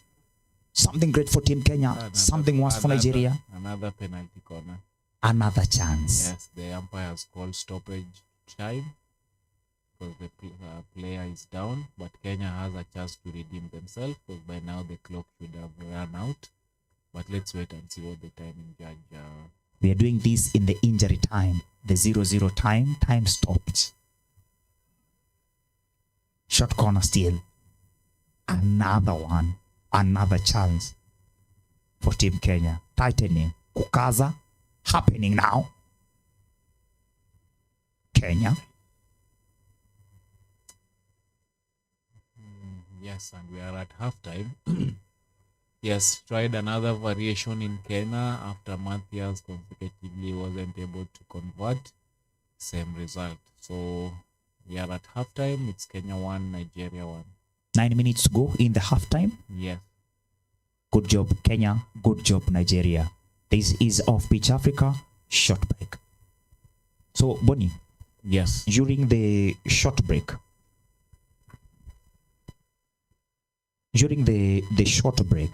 we had talked about what the Kenyan coach will be telling the Kenyan team and what the Nigerian the Nigerian coach will be telling the Nigerian team. But for us here from the studio, how would you rate the first game, the first half of this game from both sides? How has the game been? Or what were your expectations? Have they delivered?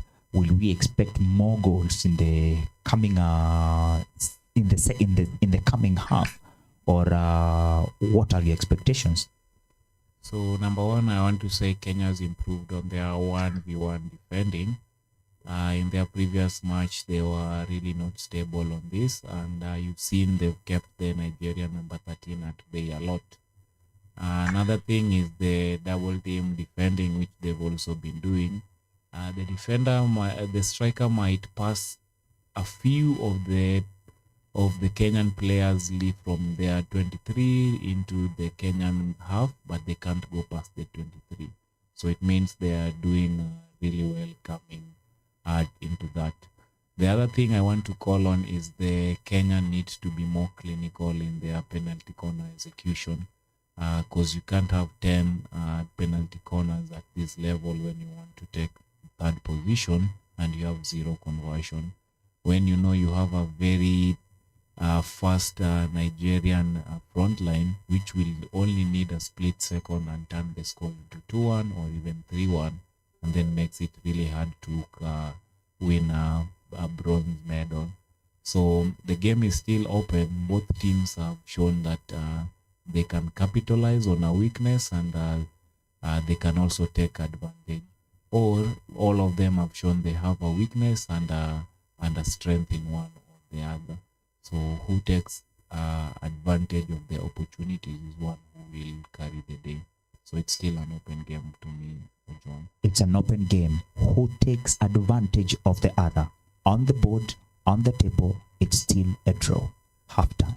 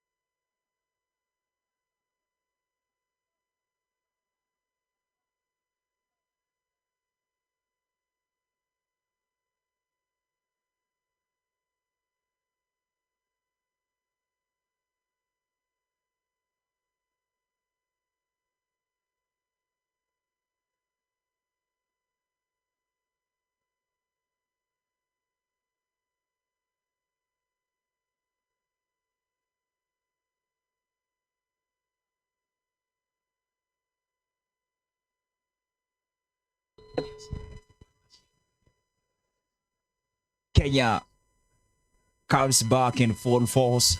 Nigeria comes back to force nothing but a win. Both teams looking for a chance to win a bronze in Africa Hockey Cup of Nations 2025 live from Egypt. This is Off Pitch Africa, and Kenya are in green, Nigeria in white, taking the center stage to call dangerous attack on the Kenyan side. The Nigerians in white. My name is Ojwang Mtoto wa Mariam, Senior Warrant Officer 1, Lieutenant Kanali. Back here in Kenya, they call me Kenya nae, lakini ukenya wake usiukenye kenye. I'm here under the invitation of the top host, top producer, top director and founder of Pitch Africa, Mzee Baba. Mambo vipi? Well, if you put it that way, I can only finish off as I'm Boniface Otieno. It's a real pleasure having you on board for some of this commentary on what has been some of the live matches that have been happening today.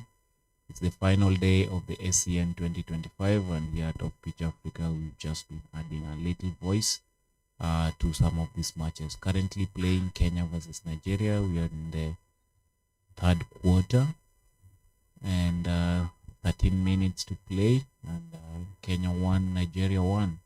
More pleasure has been on the audience side who are enjoying this particular match. I can see Ed Lenz live from Kenya saying great live coverage.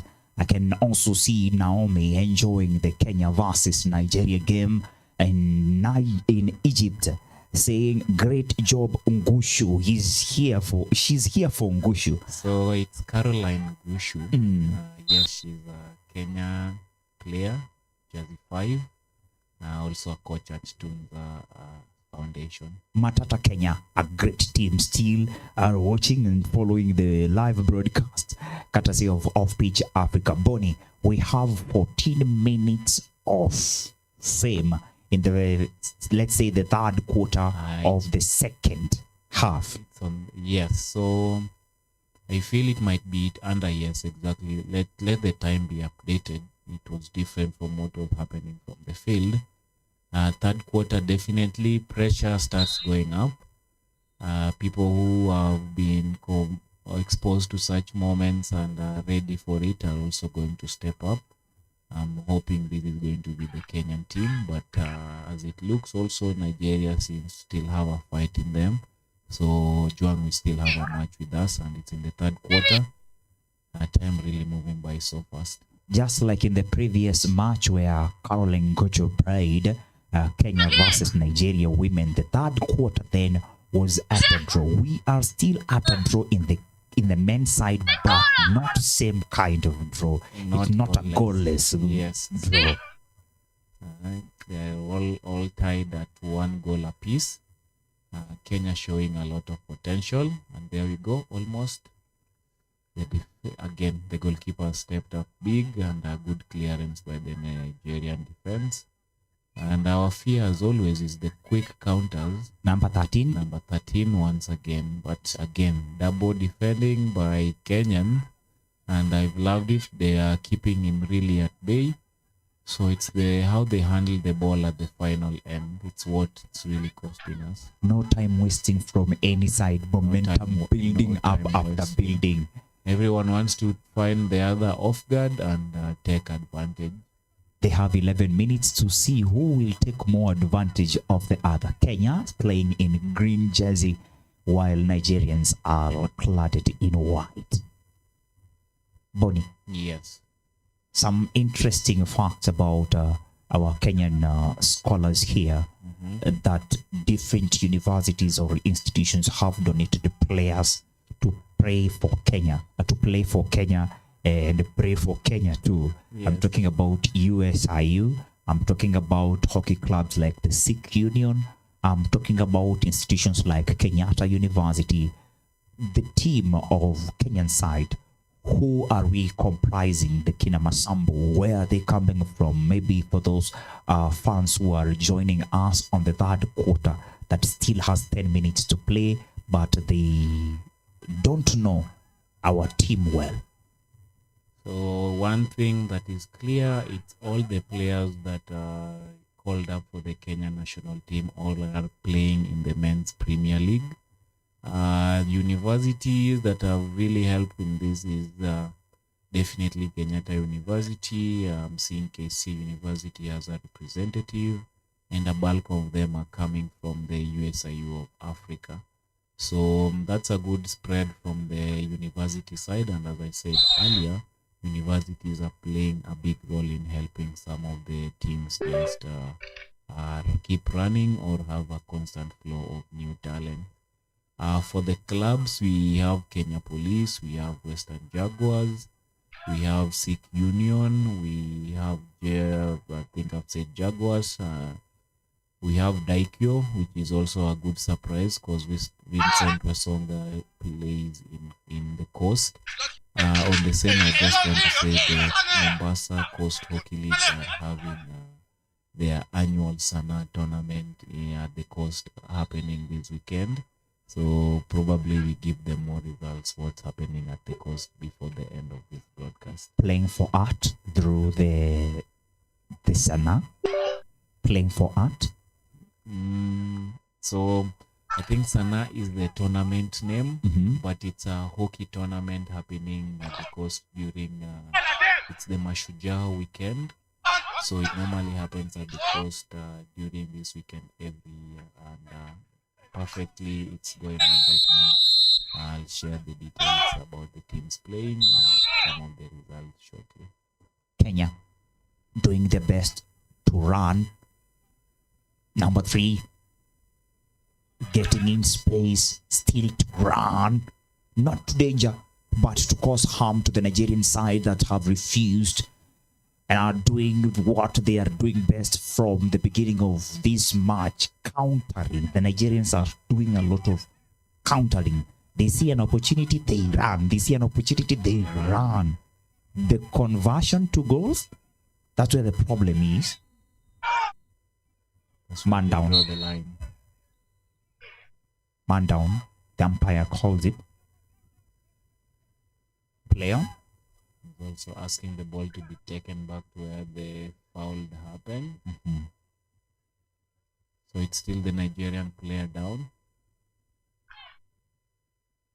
But where is the possession going? So Juang, about the substitution in hockey, it's also rolling. Yeah. So it's free flowing. As long as you have your 6 on the bench, you can change them at will. At will. Yes. There is no limit, like 4, 5 per game. So you have 11 players in field and 6 on the bench plus a goalkeeper. If I go out, can I come back? Yes, you can. The only time you can't go back in is if you have you've been carded, or if you've been injured, you have to be out by 2 minutes before you go back in. 2 minutes. So another collision. So yes, I think the game is getting physical by the minute. Another thing to note that as we are nearing the end, we are having a lot of medical issues in this game.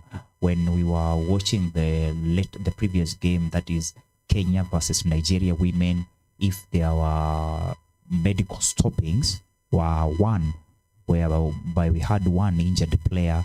But in this game, in this particular quarter, we've had 2 stoppages because of injuries. So each time the time will be stopped at that. If you can look at the scoreboard at the field, it's stopped until it's clear what's going on, especially for medical emergency. That is taken priority because again the player is very important. So in any case they are down or complaining, time has to be stopped and then seeking medical attention. So there's time for complaining. No time for complaining.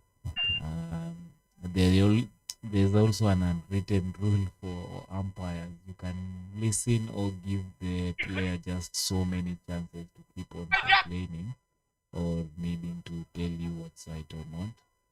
Anything after that, you need to take charge and either give a card or just to ensure you regain control of the match. Otherwise, you'll be overrun.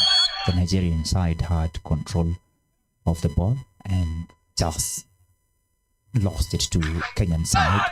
Kenyans now trying to penetrate in the middle of the long way to Nigerian side, where they could expect to win today.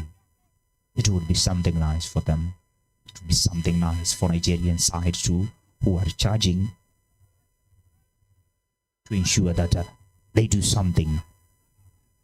From Kenya, the Mombasa County Hockey Association, MCHA, they call it MCHA for our Nigerian friends who would want maybe an acronym for Mombasa County Hockey Association.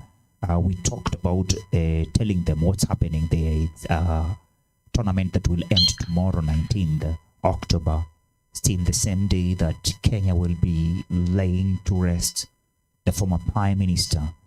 So the Mombasa Sports Club will host, or has been hosting, the 17 men's team and 10 ladies teams from across Kenya in one thrilling hockey festival packed with passion, rivalry, and pure coastal energy. The Sanaa tournament. We're reminding you to get ready for this action. As we are broadcasting live from Egypt, we are reminding them what's happening back at home in our country, Kenya. County 001, this one. Because if they were not representing the country in Egypt, some of the players would definitely be at the coast right now. Kenya doing something to clear the ball to the side that they want to score. It's getting hard, it's getting harder with each clock ticking, with each clock talking. Tick tack. Still held in a draw, though not a barren draw. It's 1 for Kenya, 1 for Nigeria. Nigeria playing in white, Kenya right now defending in green. Nigeria ensuring that they want to clear the ball from their side, but Kenyans still in the D, not to distract, not to defend, but looking for a chance for a back and call that would devastate the Nigerian side. The Nigerians doing what they have been doing best, countering, but a stoppage from the Kenyan side. An advantage for the Nigerians. Continuing the play, we are now playing at the Kenyan side. Nigerians calling the attack. It's a bronze medal match and it's Kenya versus Nigeria. We're in the third quarter, 2 minutes 30 seconds to go. So it's currently at a stalemate with moments of brilliance from individual team sides, but also a lot of wastefulness from Kenya and Nigerians front line. They have wasted all those short corners. So it's a match I think that's going to go down the wire and a possible shootout.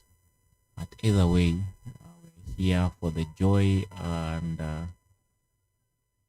joy to the world. We are about to sing.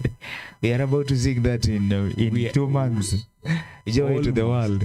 Almost. And if So Nigeria what? wins here, Wait, it's a short corner It's a short or corner. a penalty stroke. Let's wait and see what's happening here. the decision to be delivered. Definitely it's an infringement by the Kenyan defender, but let's wait. What's the umpire going to call? He's called for a penalty stroke. Yes, he has.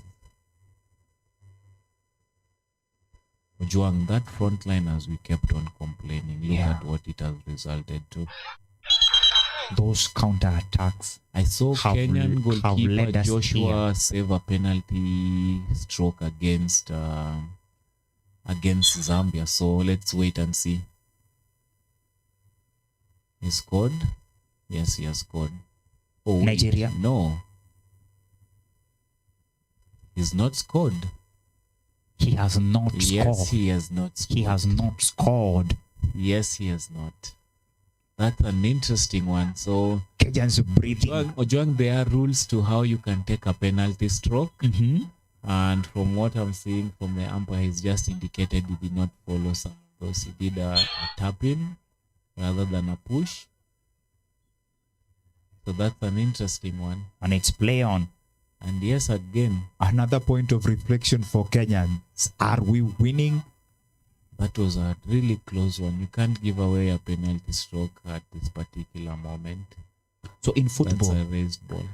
in football, Yes, they say they are gods of football. yes. Let's talk hockey. I think we have seen pharaohs of hockey today.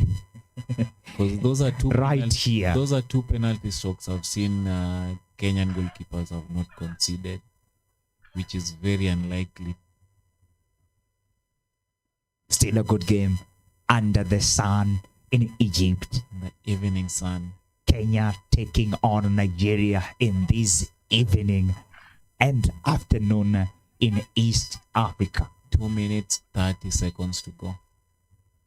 So our scoreboard might have run out, but on ground we still have 2 more minutes of game to play. So bear with us. We're still on. I'm grateful to all the audience, all the fans who are following live on Off Pitch Africa. A lot of comments coming from them. I will be sampling some of them. They do so much in terms of promoting the game too, Yes. such that these players after this game can go and get real feedback that was given real time. After listening to the coach, you don't have to go back to Kenya or go back to Nigeria to know how you fared or how you performed and how you can improve in the next match if there is.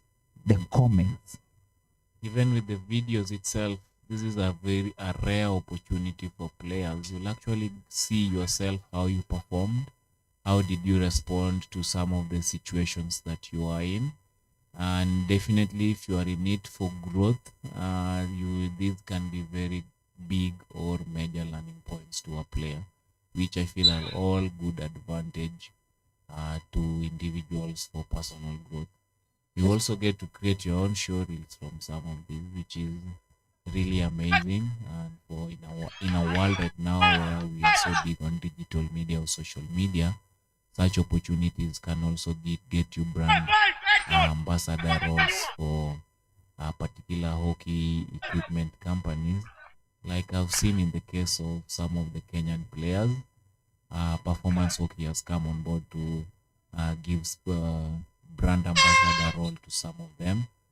We have 30 seconds to go. We have Digi Hockey also is doing a lot. We hosted Digi Hockey here at WeTV Ojwang. He's also another sports brand that is really trying to cut across the African market. I've seen him also get more brand ambassadors from Nigeria, and he also has some in Kenya in Suk, who is playing for Zik Union and also Kenya team. So a lot of growth that we have seen. And as we are going into the fourth quarter, seeing the tempo and the desire is shifting somehow. Let's wait and see what happens in this interval. Who will take in instructions from their benches better and capitalize on the final quarter, or help them get into the podium position. According to the board, the Kenyan men have 2 minutes. The Nigerian men have 2 minutes to decide if they want a bronze or not. Still tied at a draw. Third interval. 2 minutes break. Now we are at 1 minute 30 seconds. What do you think we will do? Let me talk about Kenya now. Now that I'm here as a Kenyan fan too. What do you think we have to do? Because I'm losing faith in counting on short corners for the Kenyan side, because we've had so many. But on the other side, Nigerians have shown something they can do with their counter attack that we are seeing. Number one, Kenya needs to remain solid on the defense as they've done this moment. Kenya remains solid on defense. Number one. Let's not make as a goalkeeping substitution at this moment. Silong has been solid. Let's maintain him. Second is take advantage of short corners. I'm sorry to say that, but we need to take advantage because the front line is creating them. Thirdly, Kenyan team, we need moments of brilliance right now. If Moses Omama was here, I would keep on insisting. We need one person just to come out strong and lift the team from where, because I know we have the talent in it. For the Nigerian, they've been bold so far in attack. I think if they can still take advantage of this, everyone is feeling that Egyptian heat right about now. So if they can maintain that, they can still get their way around. So we are off for the fourth quarter. That fourth quarter, the Nigerians, people like Cynthia Linus are watching live saying all the best team Nigeria. I can also see Kenyans clapping for Kenya. Omondi Okech saying, let us go. Confirming. Omondi Okech is a professor at Technical University. So I thank you, Prof. Kabisa. We're also having Adenoke Bobatunge. I'm sure he is from somewhere. If not a Calabar, he should tell us where he's watching from, or she, in this case, because I'm reading comments. They don't have, some of them don't have profile pictures. And the Adonabe is saying, Nigeria, let's show the meaning of power. It's a show of power. We have next 14 minutes in the third quarter. And then to add on to the advantage of the Nigerian, which I'm hoping they'll talk, they've been also good, their scoring ability. They've shown they can score if they want to. Excuse me. So again, as you've seen, they've had a penalty stroke. They're having another short corner. They've already also scored a field goal. Nigeria have not had so many of these. No, they have not. So it means the more they get some, and there it is a goal. Look at how they have used it. No sooner were we talking about their ability to score freely, they go on and score a penalty corner. Using what we have had as most of the chances, those short corners. Nigerians have taken minimal and they have capitalized. And their conversion, you've already seen 1 out of 4 or 5 at this particular moment. Nigerians. And Ojwang, we are in the fourth quarter. We are in the fourth quarters. Nigerians are already high. We've not had a high scoring match. So it means as it is, again, the scoreline might also just want to remain as it is. So 13 minutes more to play. It's going to be even harder, but again, Kenya needs to be composed right about now. You don't need to panic. You have 14 minutes. People have scored more goals in even less time. Jay is telling everyone that has heated up, because that's exactly what is happening in this evening of 18th October live from Egypt, where Kenyans are taking on Nigeria. But Nigeria are leading 2-1. So not what is on the scoreboard, but Nigerians are leading 2-1 in this fourth quarter. Nigerians have scored in the third quarter and have scored in the fourth quarter. Yes. Tell me something, Bonnie. So we didn't see Nigeria getting a lot of drag flicks, so we thought they didn't have power there, or their main man had lost his mark. So it's interesting and something we really need to keep a look at. We assumed it and they've really capitalized on it. So they are also still showing they're really good on the 1v1 elimination. I think this is going to give them more courage, and we want to see more skills or more ball handling from the team. Something that's going to either frustrate the Kenyan team or just derail the fire in equalizing or even getting a win on the Kenyan side. Judging from the kind of attacking and the composure I'm seeing from the likes of jersey number 4 from Nigeria, I can truly say that their confidence has somehow improved after that second goal.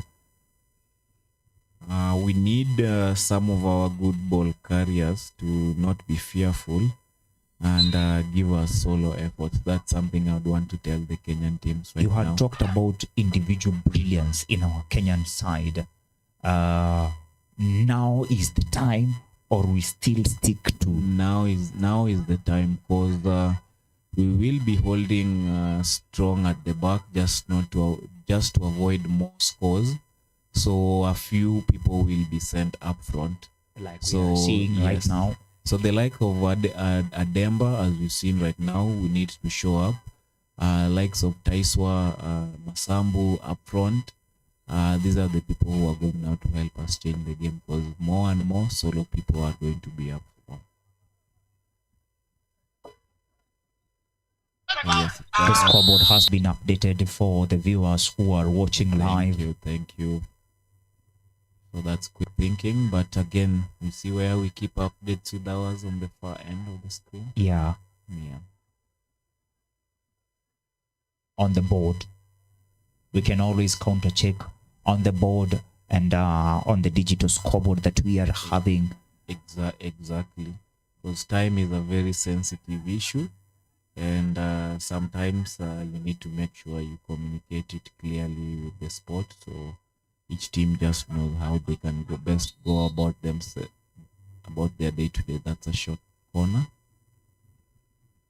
An advantage Again not to for Ghana. Kenya. Yes, and as you've seen, they have gotten some confidence in the ability to score short corners.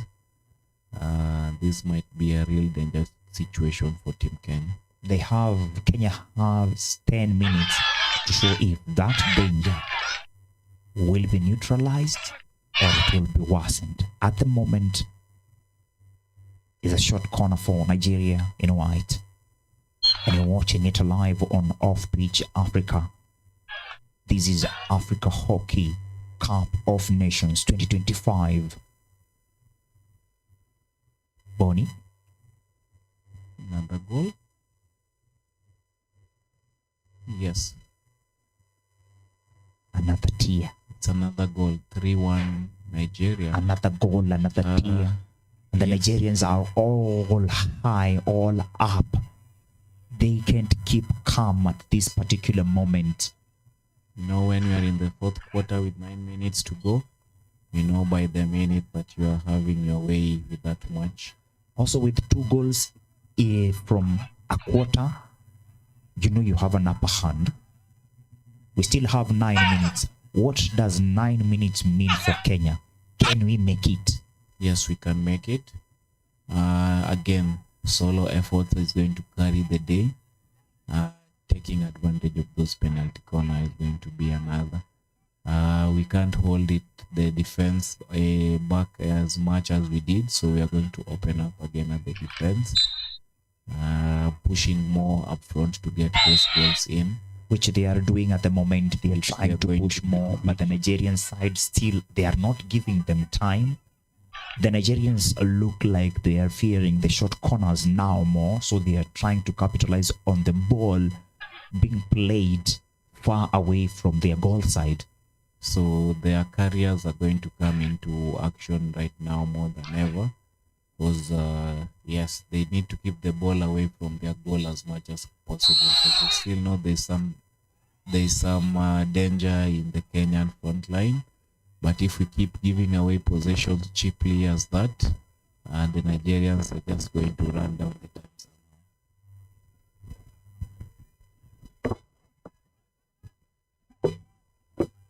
Still 9 minutes to go.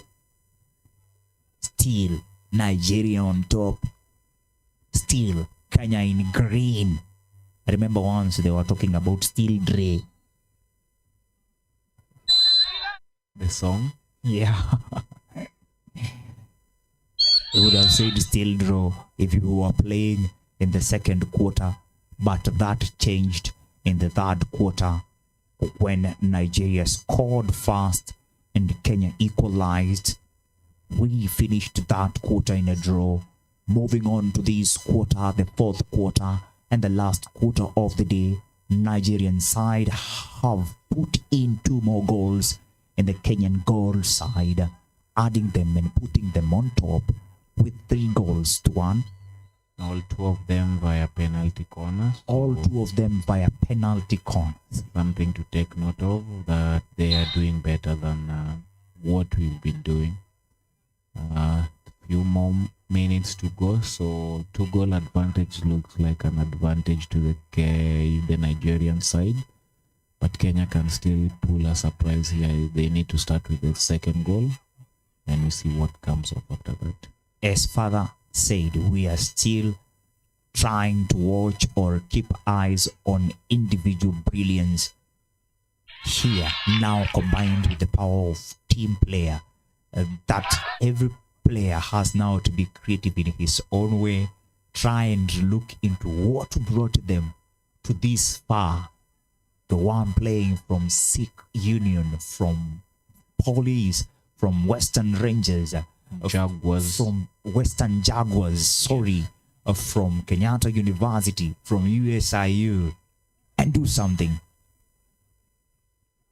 Kenya, still on the control, looking for a chance to penetrate in the D, still in the D. Kenya, looking dangerous, but Nigerians are not giving them a chance. Not keeping calm. No one is calm. Kenya. Danger. Still a foul for Kenya within the 23.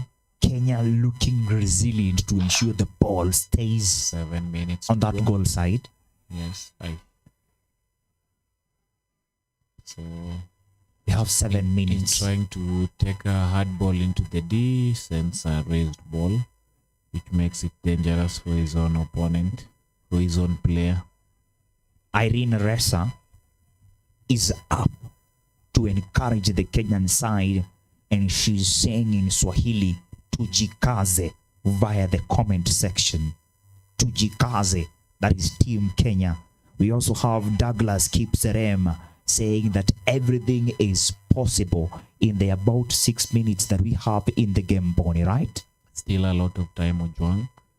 Again, we've seen a lot happen in a shorter time, 2 minutes and under. Such big margins being achieved. So Kenyan team needs to believe, and they need to put that pressure back. They can't be conservative in how they are going about the match right now, because the scoreline is not in their in their favor, and the time is also equally not in their favor. They need to push at all fronts. In the world of entertainment and banter, they say there's so much Otile Brown can do with 3 seconds. What about Kenya with more than 5 minutes? A lot can happen.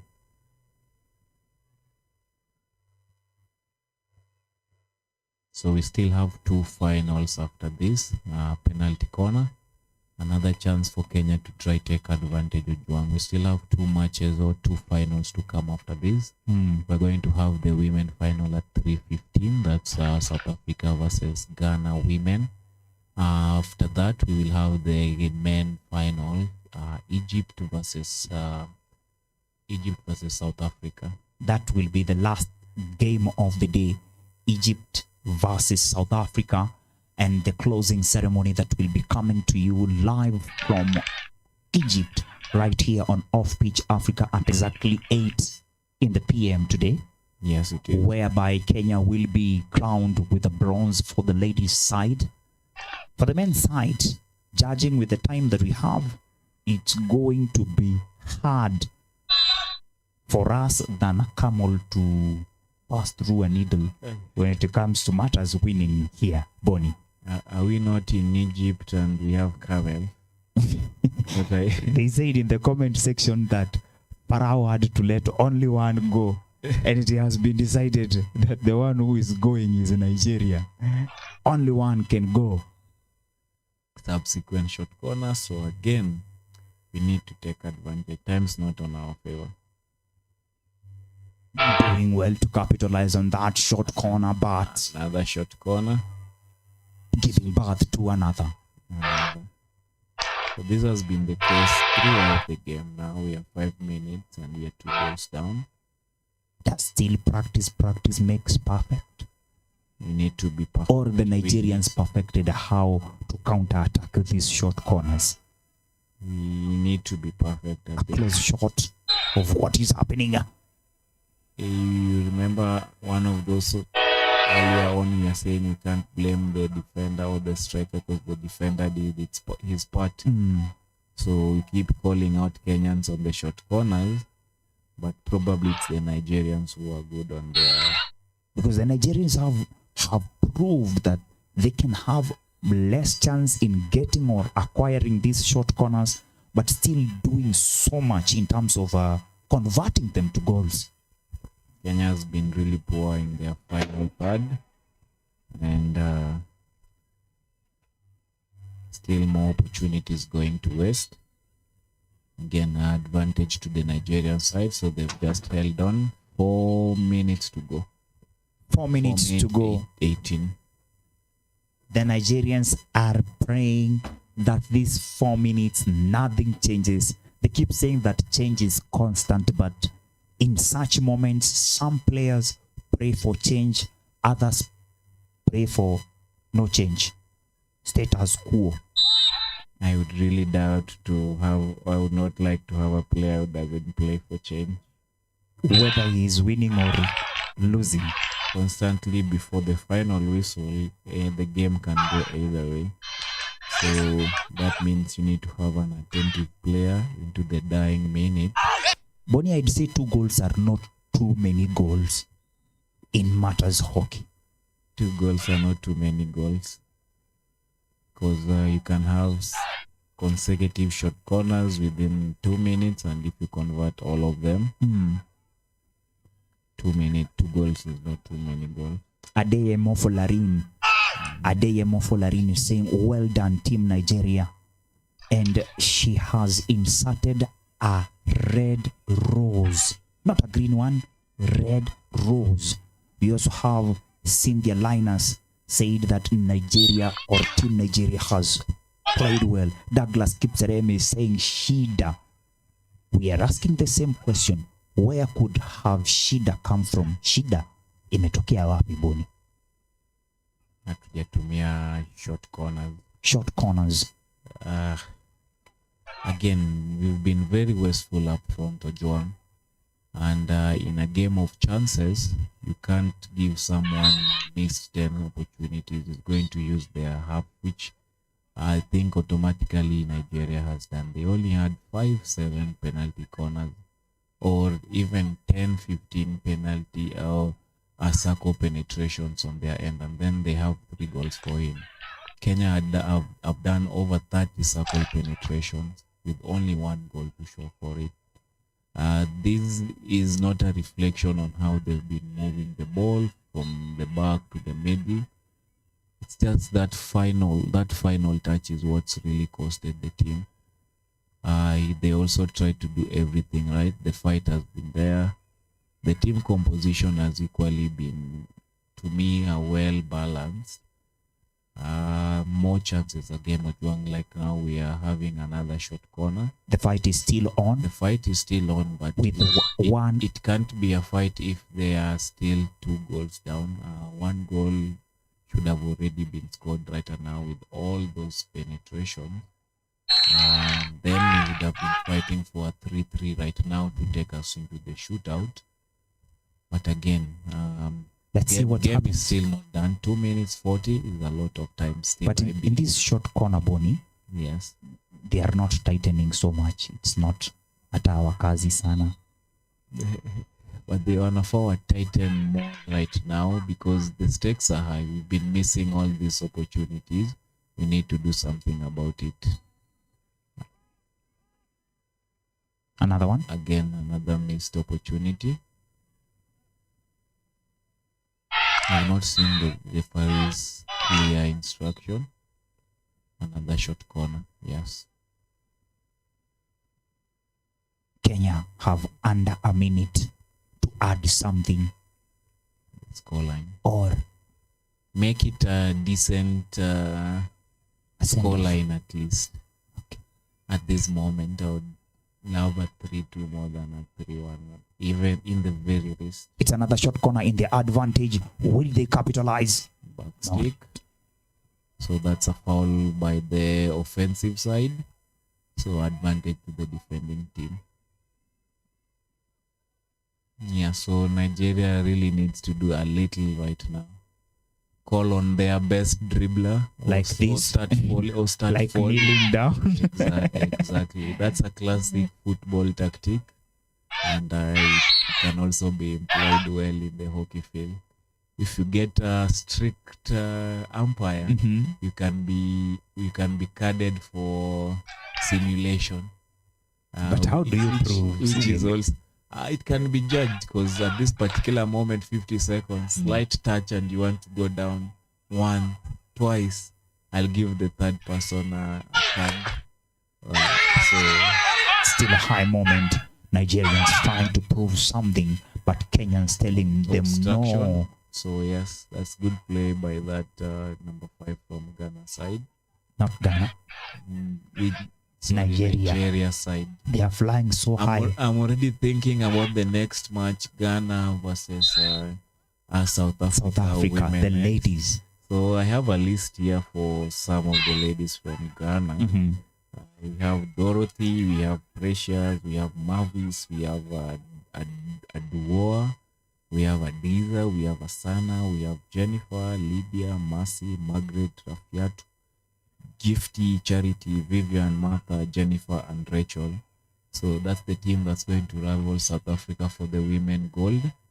And yes, that's the first one in Ghana, while we still have some minutes between Kenya and Nigeria. We will be watching also South Africans Yes, we will. later on. Right Putting after on this Egypt, match. the men. Yes. So South Africa still have a long day. For Kenya, this is our end of the game, the end of the tournament. But we've emerged victorious since we have a medal. We have a bronze from the ladies. It's still not all lost for us. For the Nigerians, we beat them in the women's side. They've beaten us here. Can you hear the crowd counting down? The crowd is counting down with us the seconds, and it's over, ladies and gentlemen. The Nigeria Nigerians Bronze. have won the bronze. It's a proud moment for Team Nigeria.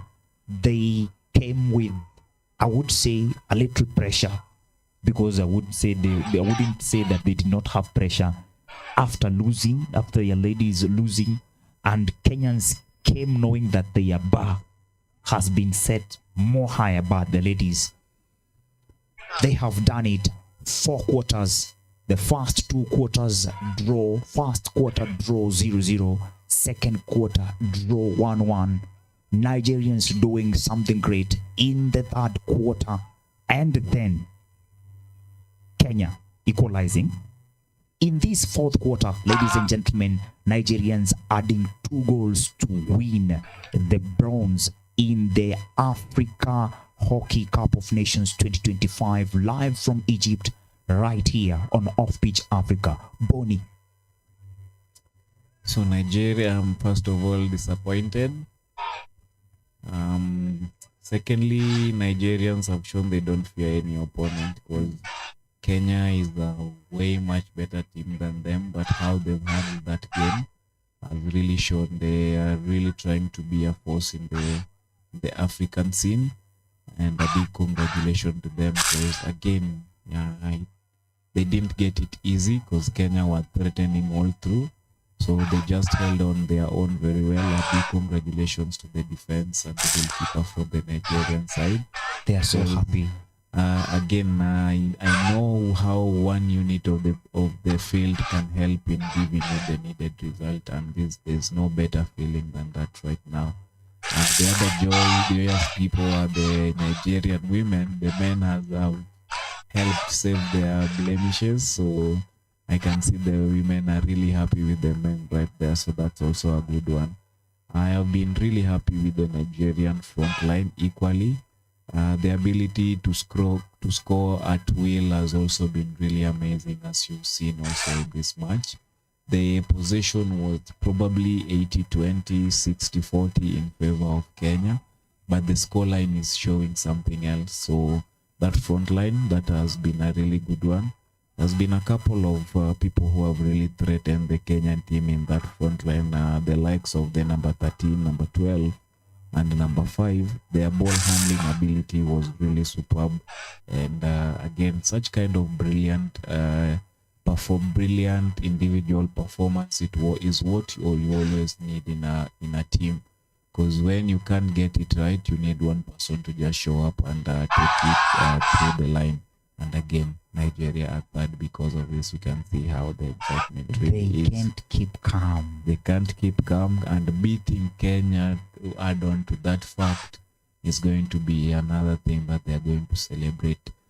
They are also a team that I liked what they were doing online, because I kept seeing how much the behind the scenes when they are traveling to the championship, what they were doing.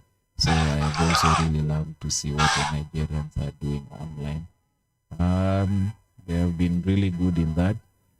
The drug flickers, John. They are still in a celebratory mode, and we are Yes. telling them congratulations. Congratulations. Without what we would call in East African language of Kikuyu Makoro, we are saying congratulations to the team of Nigerian and Nigeria as a country. Ladies and gentlemen, at exactly 15:30 East African time, Off Pitch Africa will pitch camp again live from Egypt to bring you South Africa versus Ghana women's team championship, the finals.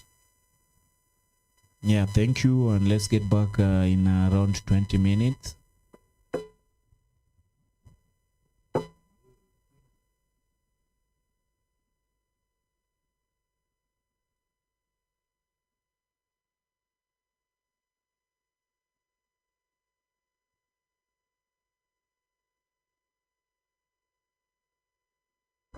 It's not.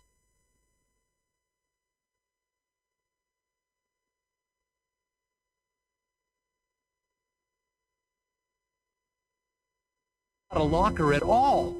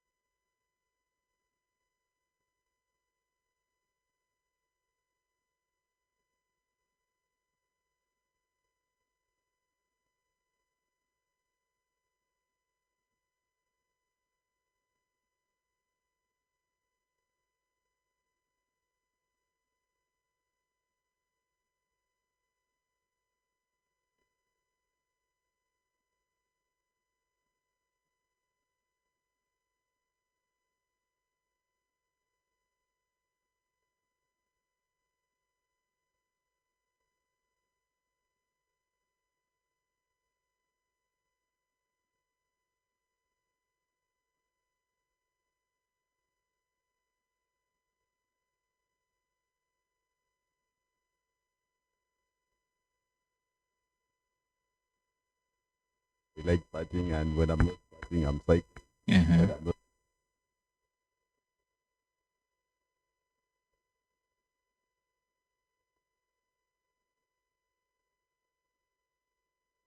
psyched. Uh-huh.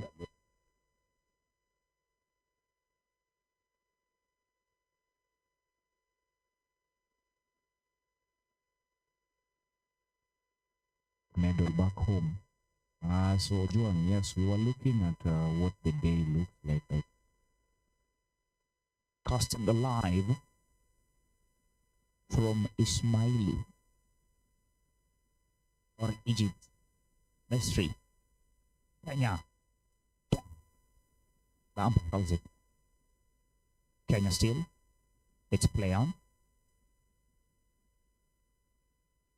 Trying to see if they can get a chance to equalize. Still tough, but on the edge. It's the Kenya controlling side.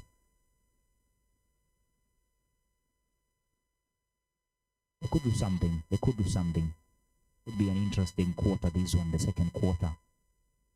That still has 12 minutes to go if you are joining us right now. This is Off Pitch Africa.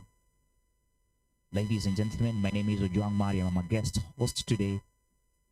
Nigeria, very bold in attack, just as you've seen, something that has capitalized them, gaining a goal and a strength up higher. Right now, it's the Nigerian side, still controlling, trying to penetrate the middle. They are danger men, enjoy carrying the ball. From number 12, number 13, lots of spins. Thank you for having me. My name is Indrajit Matharu, fondly known as Coolie on the field. Player PCD, their right side is always exposed. We're trying to see if Kenya could do something here. Kenya, with a lot of gas, not using it to gaslight themselves, but to see if they can capitalize, taking a hold. In control. Started playing in 19. From back to the middle, Kenya. An attack, but still not so strong. Bonnie, this could be a shock. Interception. Brady from Kenyatta University, the best university in Kenya. 1982 in primary school. At that time, This country, they should be very grateful to Kenyatta University. Nigerians controlling the pace at the moment. We are on. We are thankful. We've just witnessed Kenya now getting in the D, but I was not very keen with the sport, but it was an introductory sport in school, some of the guys, and just picked up. Western Jaguars are proud to have him as a representative of this great team, still trailing behind the Nigerian side.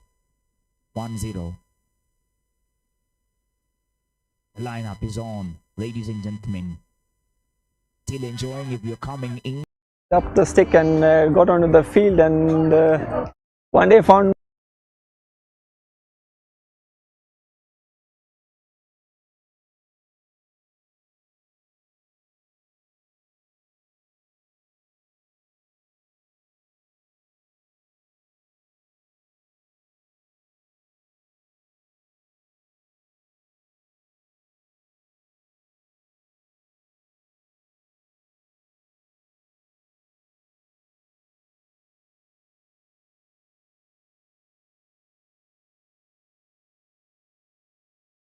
myself representing the primary school divisions.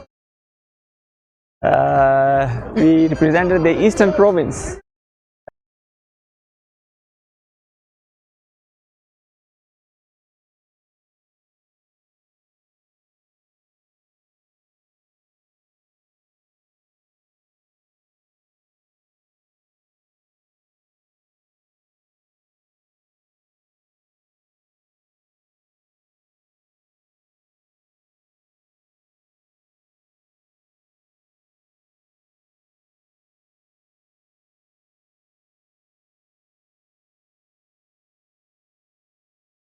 Yeah. So these are the combined schools, and I was lucky to be on board, and that's where it took off.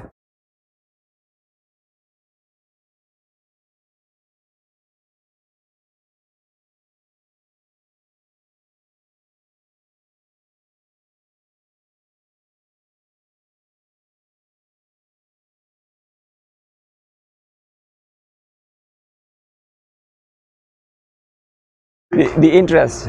I was in Arya Primary School at the time, and from then on,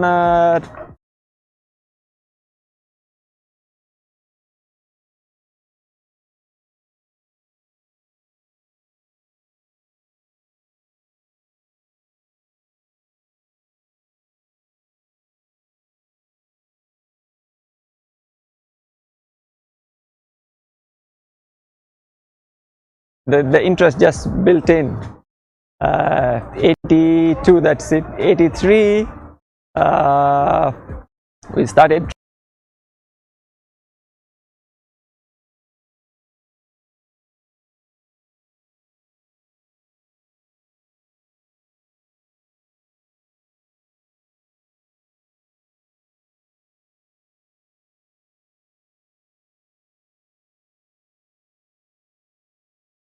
training at the club here, and my dad used to bring me along with my other brothers. We used to train on the cricket field across every Sunday in this club, and at that time I was not even into hockey at that time. We used to have our regular Sunday rounds here.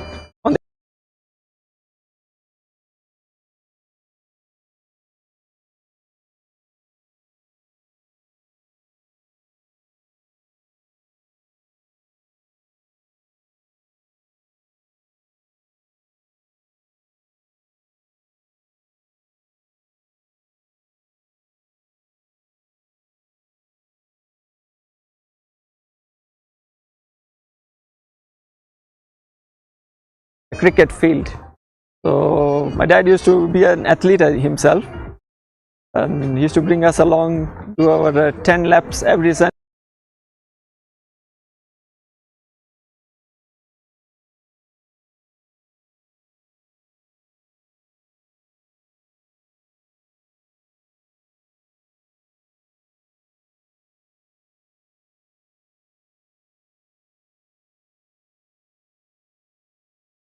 And we used to watch the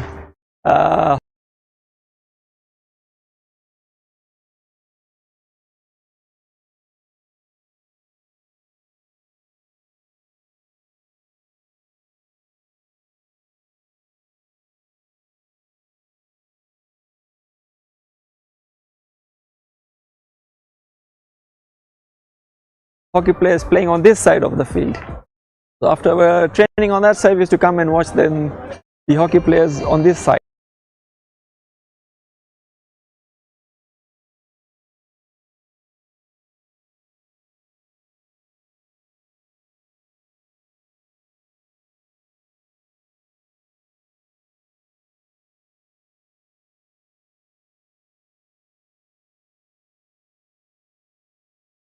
That's how my interest built up.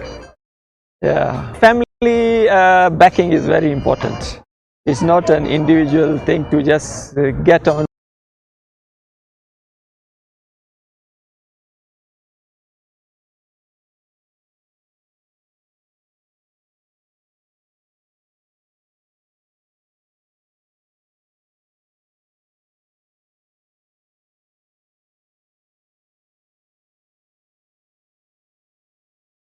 Wake up one day and then take it up. Family support is very key because number one,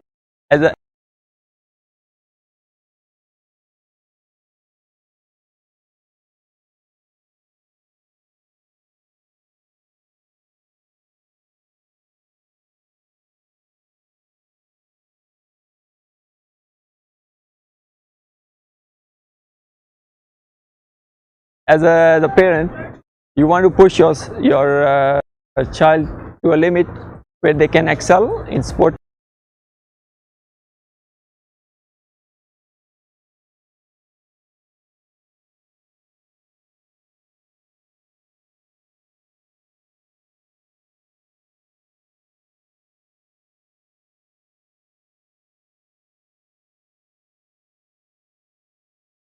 Number two, if you don't have that support from family, you are not going to get that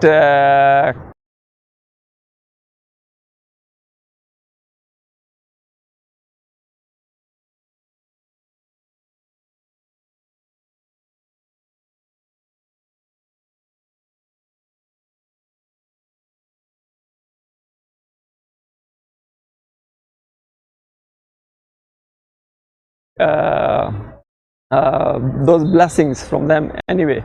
So the thing is, family is key in the sense they push you, they give you your free time, free from other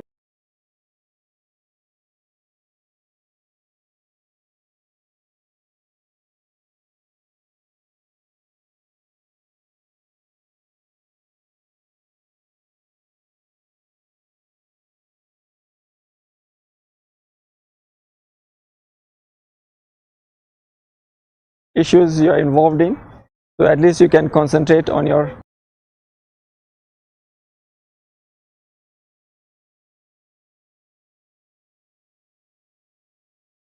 sporting ambitions, if you have set any. Yeah.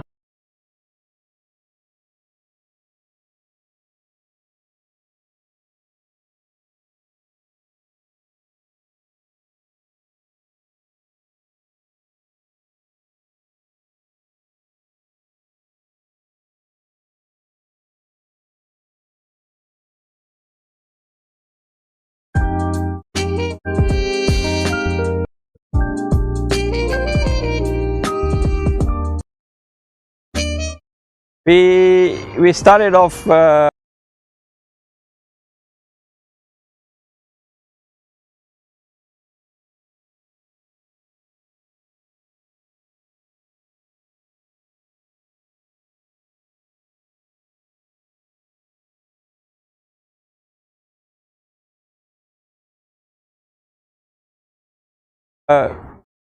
right on this field here, and one of our senior players at that time, the late Mr. Surjit Singh Panessa,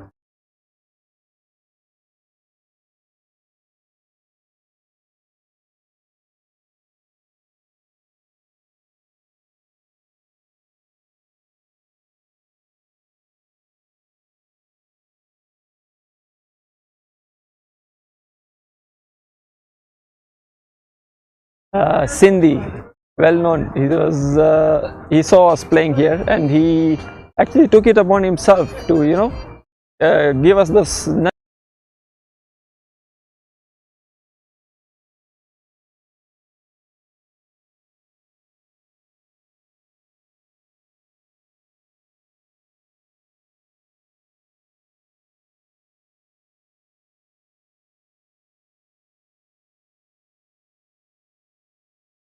Nurturing and polishing of the skill, and he even took it upon himself to call us in here every morning early.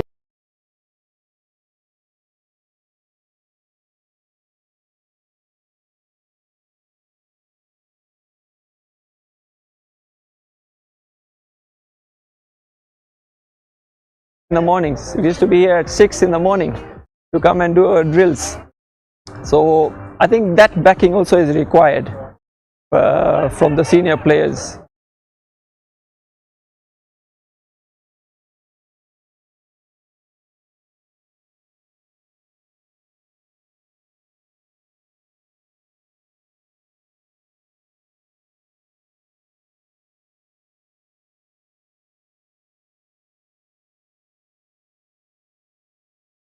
Yeah, who take it upon themselves to at least nurture the youngsters.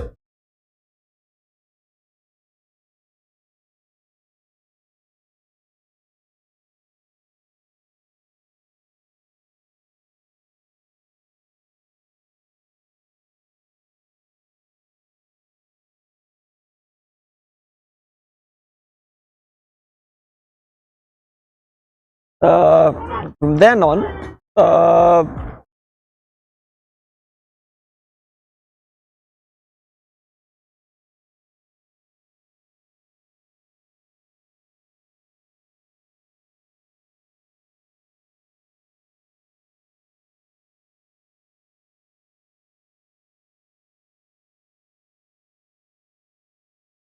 I got into the club team.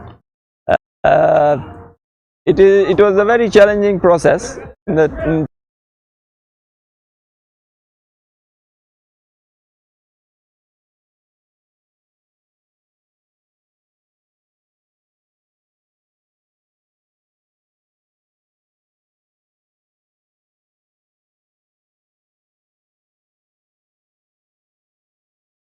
In terms of getting to know the sport, polishing yourself, and, you know, playing with the elite at that time.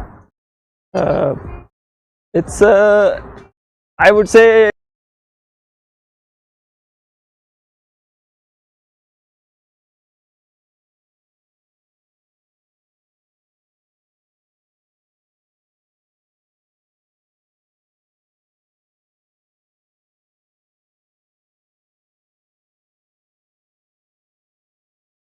anyone who's got ambition set at high level, then he'll forget about anything.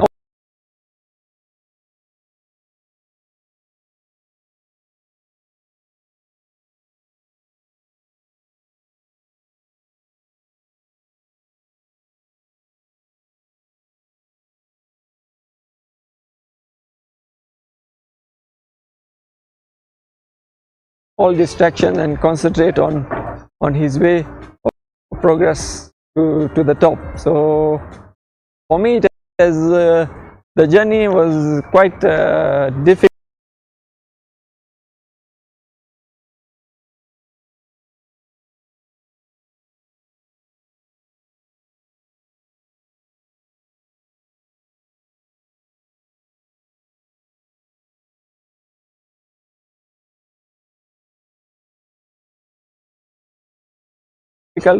In the sense that I was involved in a lot of injuries, and I had a major injury in '87. At that time, I thought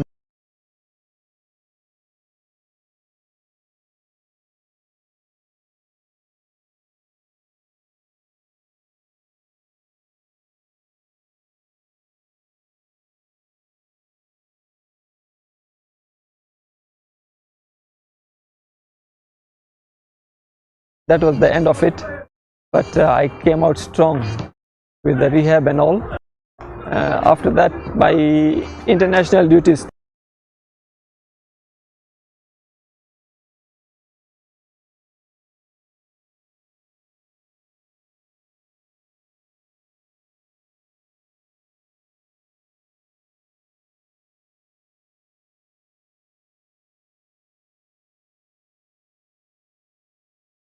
started.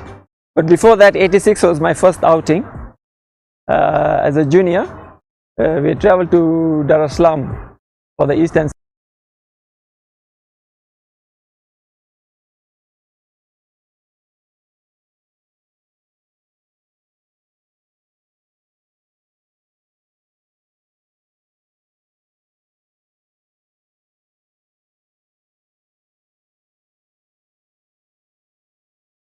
Central, and my debut outing, I scored 2 goals against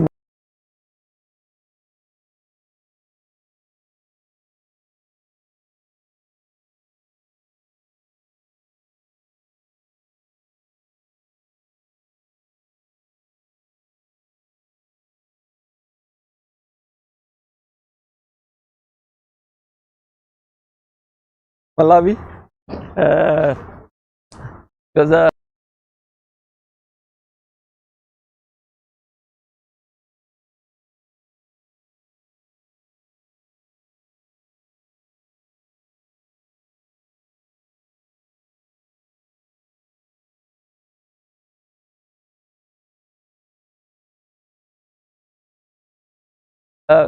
very joyous game for me because of getting on the scoreboard. Yeah.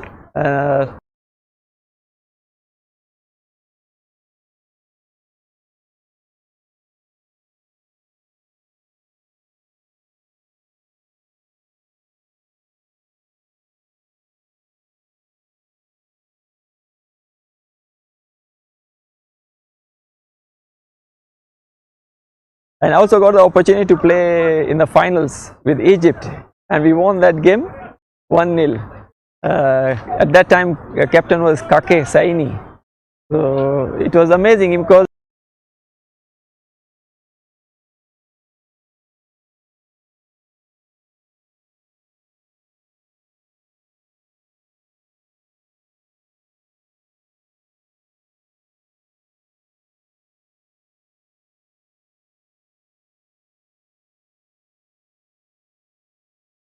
all the seniors playing at that time, they gave us juniors a lot of encouragement, and we just gelled into with the seniors. The skill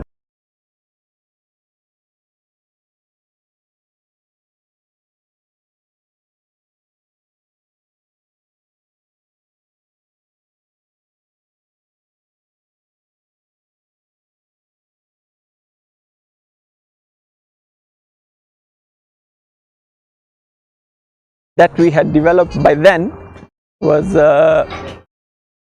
just as good as the seniors at the senior level. So from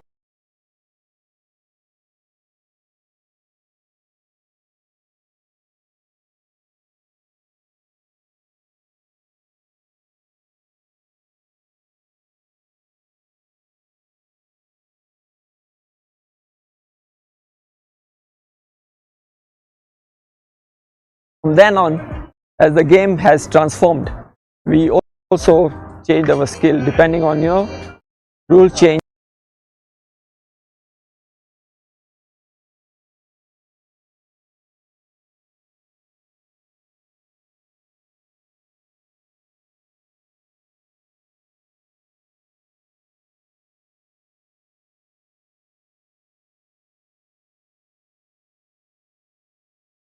Game the rules of the game has changed a lot. The formations of the game have changed a lot. So considering those as well, they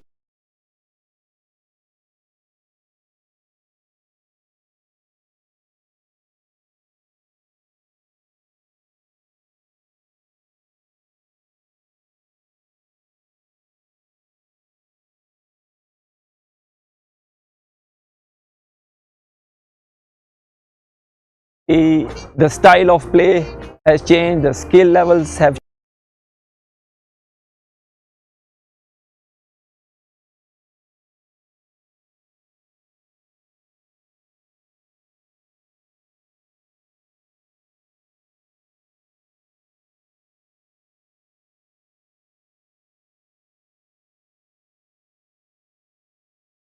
changed.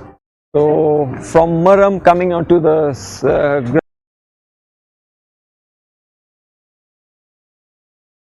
surface and then onto Astro surface, so all those surfaces have got different skills.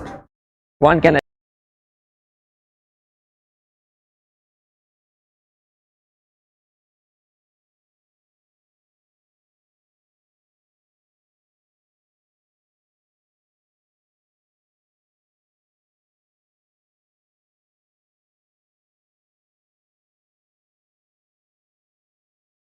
adapt to. So having combined all those and playing on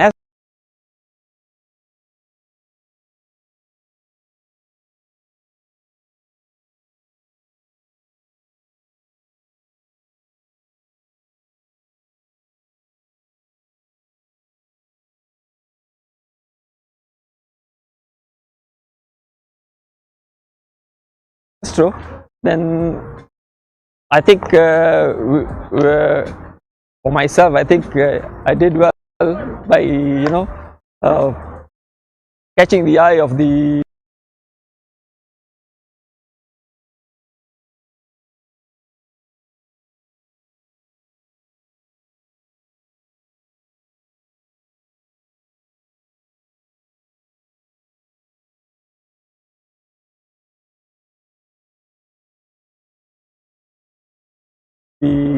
administrators, and I got the opportunity to be with the national team.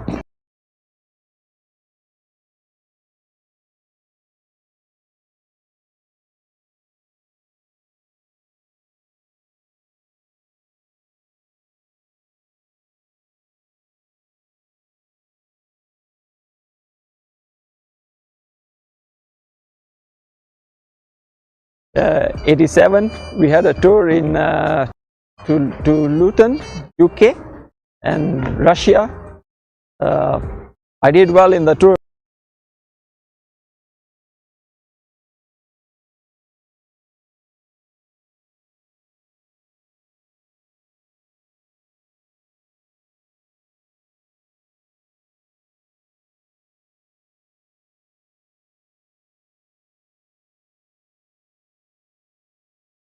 However, I was not sure that would make the team for the Seoul Olympics because I had just come out of injury.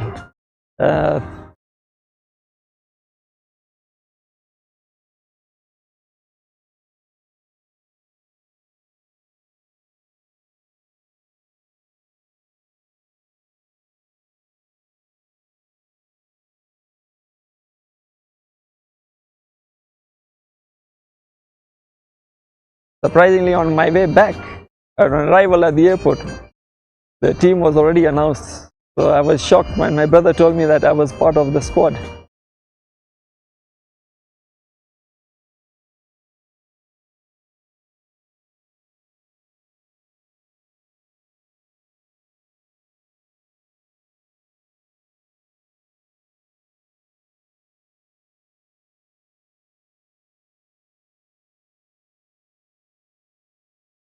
So I was just overjoyed. So 88 onwards, up to 99.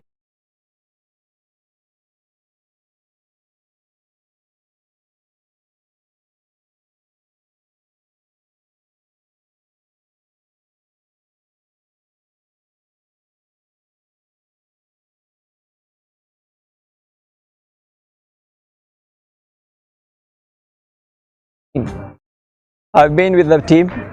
And then 99 was my last at the All African Games in South Africa.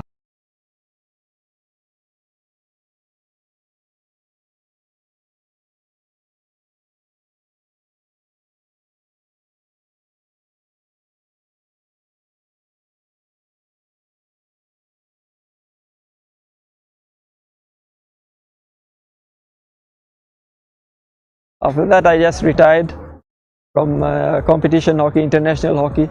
But I carried on playing with the club, yeah, until 2017. So I was 48 at that time. So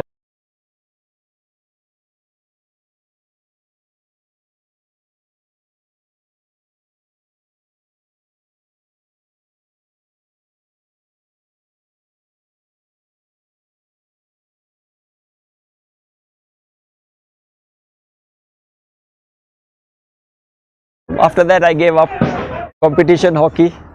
My body was not allowing, but I still have the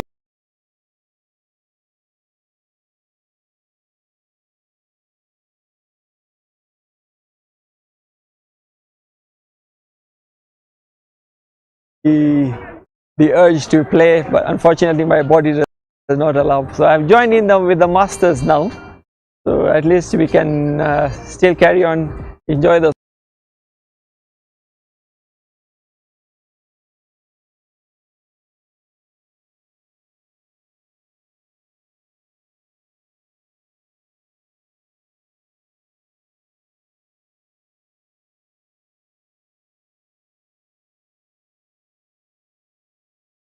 sport, the passion of the sport we have displayed out there.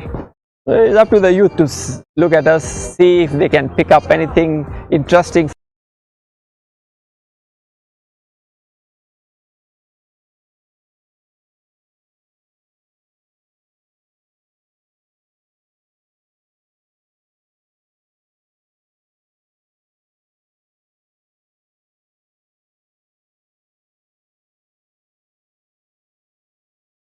From us. Playing at the Olympics is playing with the top-notch players, top-notch teams. These are the cream of the world.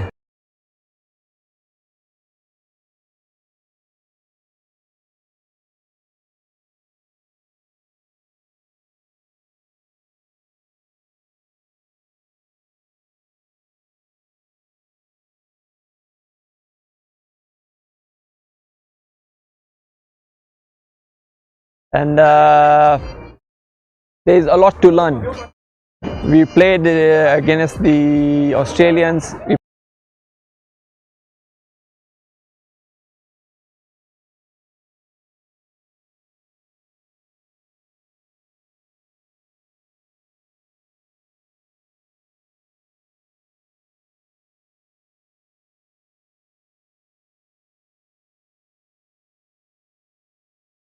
played against the Dutch. We played the Spanish, Argentinians, the Pakistani team, Korean team. So there was a lot to learn from those.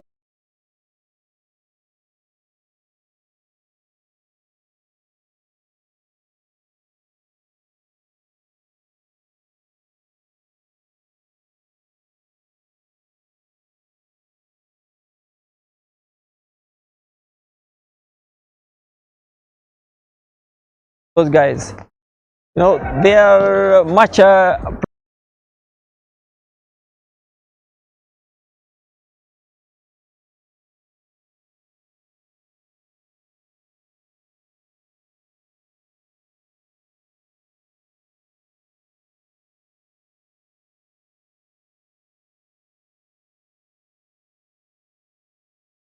progressed team compared to us in terms of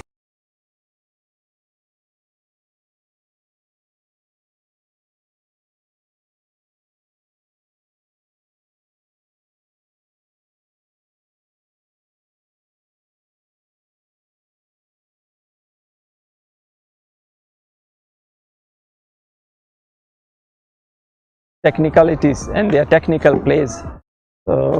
From there, looking at back to where we are, we have not changed much.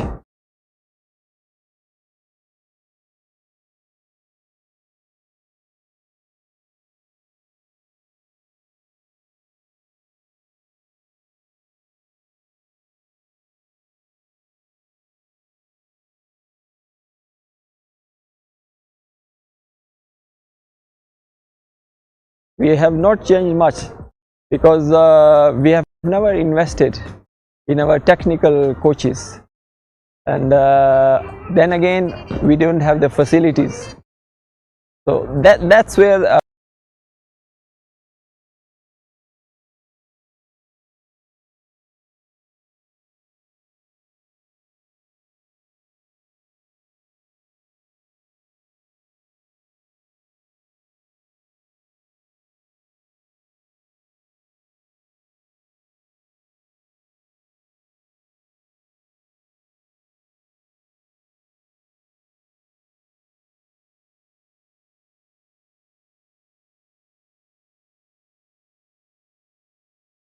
I think our setback has been in terms of improvement in our sport.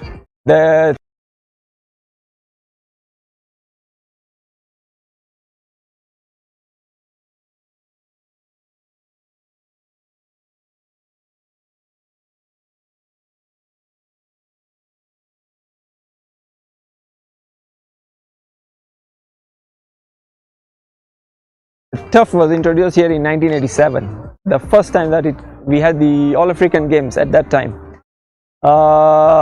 Before that we used to all play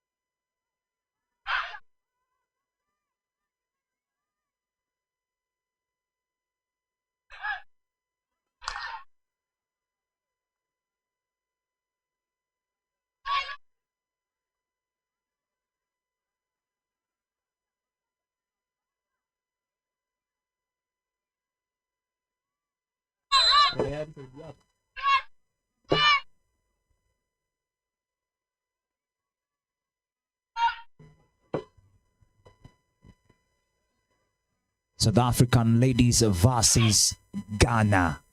Here we are talking about Mapema Ndo Best for the audience coming from East Africa, broadcasting live from Off-Pitch Africa, Kenya.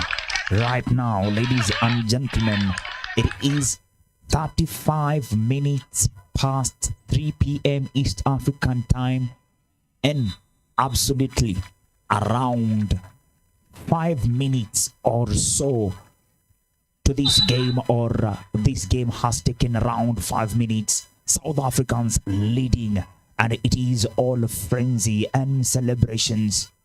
South Africans wearing green, this kind of green blue. They're still getting a name for it from Bonnie. Ghanaians, all Ghanaians are in white. It's going to be an interesting match. It is the final for the women's. It's going to be the final for the women's championship in the Africa Hockey Championships 2025. Live from Egypt, we're saying thank you to EG Hockey. Thank you to African Hockey Federation for the chance. And we're also saying thank you for Off-Pitch Africa for ensuring that we are having this live broadcast at this particular time. My name is Ojwang Mtoto wa Mariam, Senior Warrant Officer 1, Lieutenant Kanali. And if you're coming from East African country of Uganda, Tanzania, Kenya, Rwanda, Burundi, and South Sudan, then you call me Kenya, Kenya Mai, lakini Kenya wake Musu Kenya, Kenya, Kenya. Right in the pitch, the South Africans are declaring war at the Ghanaians' goalless side. South Africans, elegant and beautifully in green. Ghanaians, purely in white, to symbolize the finals that they are. It's the 2025th edition of Africa Hockey Cup of Nations. Kenya did so well earlier, getting a bronze. The women, Nigerians, being at a number 4. But again, Nigerians coming on with the men's team to do wonders with a 3-1 win over Kenya. Right now, it is the first finals. South Africa taking on Ghana. South Africa now trying to penetrate the Ghanaian white side to break the purity one more time. Remember, they are 1 goal ahead in the first quarter of the game. Around 8 minutes to go.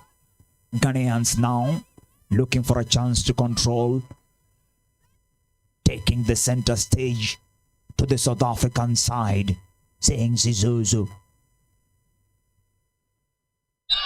The ladies of Cyril Ramaphosa. The game is theirs now. At the center, looking who to pass to. Whether it's a back shot. But moving in forward to the Ghanaian side. 7 minutes to go. First quarter. First goal by South Africans. Ghanaians saying it's still early. First quarter of the 4. Bonnie said it's only 4. Can never be 5. On the shootouts to decide if they end in the draw.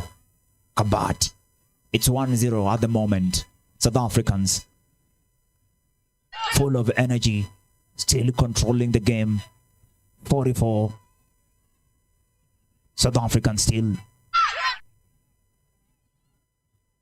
South Africans. Beautiful game, beautiful counter from the Ghanaian side with the wide run. 1v1. High. Low. South Africans trying to run away. Running low. Welcome, ladies and gentlemen. This is Off Pitch Africa. On the comment section, I'll be checking to see what you are saying. Thank you so much for all of you who have been joining us live from all over Africa. I'm talking about Nigeria and their Nigerians who are in our previous game. South Africans taking the center stage now, in the center of the stage. The back line. The Ghanaian defense ball. It's their time. Taking control. Looking who to give the through pass to. Beautifully. Oh, more than beautifully cladded in white. The Ghanaian side. This is Off Pitch Africa. We're saying thank you so much to African Hockey Federation for the chance to ensure that we, the people of Africa, are enjoying the unity and the resilience of our team players in hockey, doing wonders in the land of Pharaoh. South Africa charging on against the Ghanaians. The ladies team, sweet. It's evening, a bright one. And Ismaili.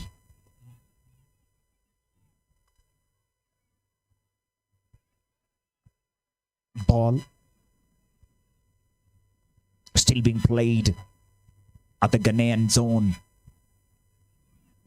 Bonnie, a lot of people are rooting for their teams right here. I've seen more Kenyans being added to the team. Good Ryan, great job. Off Pitch Africa. What a time to be alive. To see a comment on Off Pitch Africa from us. Douglas Kipsaren saying Nigerian did a very good game. That was the previous game, the bronze medal game. Nigerian beating Kenyans. Right now, the South Africans are just up. 2 goals ahead of Ghana. 3 minutes to go. Bonnie said, hapa kutazaa mabao. 2 goals in the first quarter. No sharing. Ghana trailing behind. Ghana pushing forward. Ghana in white.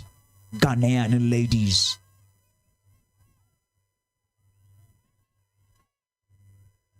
If there are Ghanaians in the comment section, please talk to us. Talk to us. 3 minutes to go to the end of this first quarter. But it's a quarter that the South Africans are riding up, riding back. Still taking control of the ball at the center. South Africans trying to capitalize on another counter-attack. South Africans still. Danger. South Africans have cleared the gap with 2 goals. Ghanaians saying it's early, but the time on my digital clock saying about 2 minutes to go, and the board says 2 minutes to go. The umpire still eyes on the ball. South African ladies still with the ball. The sticks headed to the Ghanaian side. Danger! Danger! Bonnie. Yes, that's a 23-meter foul. Tell me more about it. So if the ball goes out in the back line, it's normally a restart at the 23-meter line from where the ball went out the back line. Usually, if it's not intentional, it will be a similar 23-meter foul, or it can be escalated into a penalty corner if it's intentionally taken out on the back line by the defense. The South African ladies are not joking. They're still standing strong even Constant. on the standings. Constant pressure, and mine is to hope the Ghanaians can hold out penalty corner. The pressure is too much. I want to see if they'll be able to hold. The penalty corner is still an advantage to the South African ladies. So Ojuang, when I was saying you can't have 10 penalty corners and have 0 conversion, don't give South Africa 5 penalty corners. They will capitalize and convert them. That's an advantage to any team. That's why it's also referred to as a set piece. So any team who are playing at this level and South Africa is showing they can are always clinical on such situations. Do you think it's too early for South Africa to celebrate for this particular match against Ghana? Another penalty corner, so subsequent time rolls on, but again the pressure is really good. It's a little too early, and even for South Africa, I don't think 2-goal lead is something they'll be happy about, knowing they'll be going to play international teams who will want to replicate a similar result on them. So yeah, they need to show that they are way above anybody else, and they can only do so by the number of goals or winning convincingly, which at the moment Ghana is putting a good fight. Ghana still putting up a fight. Short corner still in advantage of South African side. South African ladies Another short corner. still in the benefit and advantage of South Africa. Yes. So again, the Ghana runners are putting their bodies on the line. Gets the job done, but might get leave a toll on you at one point. Everyone is waiting to know who will be crowned today. Exactly. Another short corner. Still for the South African side. So Ghanaians the other here. beautiful thing I like about them is those are like 3 or so variations within that penalty corner. So Ghana are doing a good job, because that's not an easy thing to read after subsequent, another subsequent, and another subsequent penalty corner. Called in. And then finally the goal Conversion. comes. Yeah. Called in. Hard and direct, having to resolve to all the tools to ensure that the goal gets the back of the net. The South African ladies leads 3-0 now. So at some point the game will get out of hand, but at this moment it's still clear Ghana can pull a surprise still. Pressure mounts on with under a minute to go. Are we under a minute? Yes, to the second quarter. Good. So those are already 3 goals. If by this probability we consider South Africa will be scoring 3 goals per quarter, we should still expect a Scoring game. Exactly. Hockey is equally a free scoring game. So again, if Ghana can put their 1-2s together, or their combinations right, moving the ball from the various halves, we might also see a couple of goals from the Ghanaian side. I'm really interested to see the kind of predictions our viewers and audience are putting up on via our comment section on Off Pitch Africa YouTube channel. We are now enjoying 1.77k subscribers. It's a great family, a fastest growing family of hockey players and all fans. Everyone here now from Africa is still rooting for Off Pitch Africa, because we are bringing together comments from Nigeria. Right now, I've started receiving comments from South Africa, especially after the third goal in the first quarter. And I'm here to believe that we are like the voice of Africa now. Yes, it is. We are no longer kings of Kenya. No. It's the end of quarter. We're going to have an interval of 2 minutes. Right now it's 1 minute, 30 seconds for South Africa to think if they want to add more goals or take a pause, and for Ghana to think if they want to be the queens and champions of this particular championship or remain at the status quo. Correct score at the moment, South Africa leading 3, Ghana trailing 0. Bonnie. Yes, so Joan, a good show of the first quarter. South Africa are clear, they don't want to leave it to the last minute. Ghana has a lot of digging to do. I'm feeling they only need to be asked to compose now by the coaches. Have them or reminded the strength that they showed in the previous game when they were beaten 3-2. Also remind them that individual brilliance is something that can also pull them through. So some of those players who are key, either been in the same platform before or are new and upcoming talent, some of them are going to have to show up to make sure this game remains competitive. By any chance, South Africa can add 3 more goals before the half, as it is they want to score 3 goals per quarter. And it gets to be a little bit difficult for Ghana to think of a comeback. And the South Africans have started the second quarter with a heated, not debate, but race. I would like maybe to point out a part of the team that is representing South Africa in the Africa Hockey Cup of Nations 2025. We have people like Ane Janse van Vuren. We also have Kaylin Den Becker. We have Kaylin Marie. We have Edith Molikoe. We have Anna Pias. We have Jean Lee Do to Eat.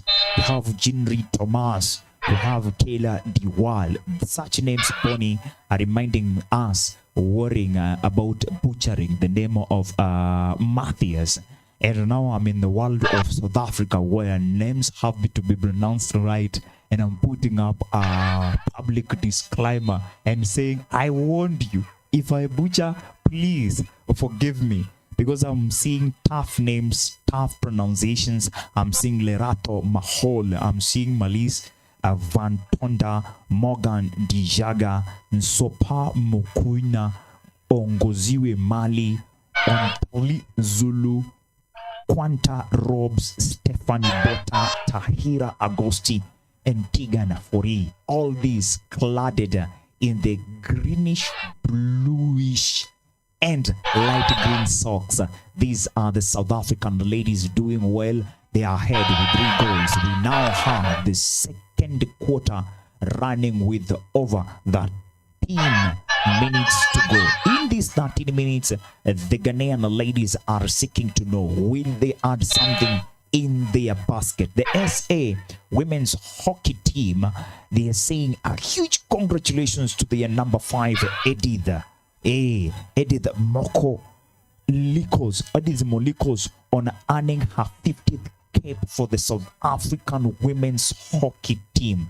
This lady today is here to ensure that South Africa is winning or doing something great. We are only in the second quarter, and Bonnie is saying that in hockey, 3 goals still could not be big for Ghana to beat. So people like Edith are being players to watch. They're also saying congratulations to their number 28, who is Juanita Bobs, on reaching this incredible milestone for the South Africa, from debut in Iran to your milestone game in Egypt. Your journey has been one of perseverance, pride, and passion for South African hockey, inspiring multiple generations and leading by example. A true legend of the game. Thank you all for who have done hockey to be great. We are talking about their number 28. Looking on your screen, you see her jumping in, jumping out, jumping front and back. Juanita Bobs doing so much great. It is the SA team versus the Ghanaian team over 13 minutes to go in the second quarter. Ghana still trailing behind 0. South African ladies enjoying a 3-0 lead. Ghana now looking for a chance to do something great at the center of the pitch. Hockey sticks rolling on the Ghanaian side. On the hands are the ladies of South Africa, all the way from Limpopo, all the way from down of rotation. Playing now on the Ghanaian side. The Ghanaians are in white. The greenish blue you're seeing are the ladies from South Africa, Juanita Bobs, all the way, introducing also Edith in jersey number 5, doing great. Pulling ahead with a through pass that is not successful, giving Ghanaian ladies a chance maybe to breathe in and out, looking forward to see if they can do something. Bonnie, our ladies, the Ghanaians, are still trying to add more pressure at this particular point. Would you say that being fast is better than being composed? What helps the Ghanaian ladies at the moment? How can they capitalize to at least see if they can have a goal in the next 10 minutes? So at the moment, I'm chatting with my coach, and he is saying that South Africa are going to run riot on Ghana, because Ghana can't seem to even string up us together passes, let alone even threaten South Africa into their D. At the moment, all I can call for right now is the fighting spirit in the Ghanaian side. If they can keep South Africa from at a low scoring scoreline by the half, then they have a fighting chance. But if on the other hand they allow South Africa to take charge of the game by scoring for 5 or so goals, then it's going to be whitewashed, as my coach is saying. A lot of ifs are involved when we are talking about the Ghanaian ladies, and vis-a-vis the 3 leading goals of South Africa, Ghana still have a lot of strings to pull so that they can get a goal, but they look strong even now, trying to control, but South African are controlling more, ball on their side, doing back shots and back passes to control the ball more. South Africa pushing forward right into the Ghanaian D. So another area South Africa will really look to dominate this game, as well as all the other games they're always playing, is their possession of the ball. Their movement of the ball on the ball is usually so superb, and it's usually something of a marvel when they play against other African countries. Totally different ball game when they go internationally, because it seems like the tempo of running, tempo of moving the ball, or just understanding where your fellow teammate is, usually goes a notch higher. So they do the same to the other African countries at these continental games. If you look at the confidence in people like Juanita when they are now walking majestically towards their position, waiting for the ball, you can tell that they are not feeling any afraid or intimidated by the ladies in white. This is what they would call hawaogopi kufichua white in East Africa.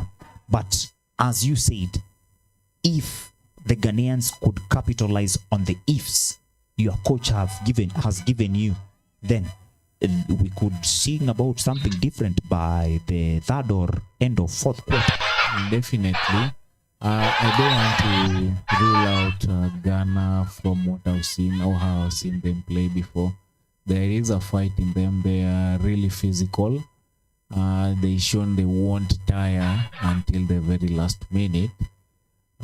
It's now more of a mentality thing going forward, because that's another area I'm sure against South Africa are also beating teams on. I would really hope Ghana are up for that fight. So far, we are seeing that they are holding strong at the back. They just need to be also clinical in front of goal. But still a lot of game Ojwang as it is right now.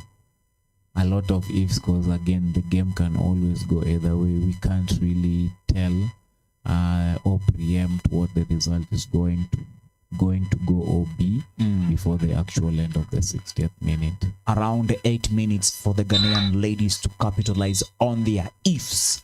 As we said, we are also reminding our viewers that today at 17:45 p.m. East African time, South African men now will be coming on board to take on the Pharaohs, or Egypt, if you may. And at 8 p.m. we will be having the closing ceremony to know between South Africa versus Egypt who will be crowned the kings of Africa Hockey Cup of Nations, and between South African ladies and the Ghanaian ladies who are now defending this short corner, who will be crowned the champions or the queens of Africa. Penalty corner and a subsequent one. So South Africa want to dominate as they did in the previous sequence. Probably looking to get a goal out of this as well. Let's see if Ghana will hold.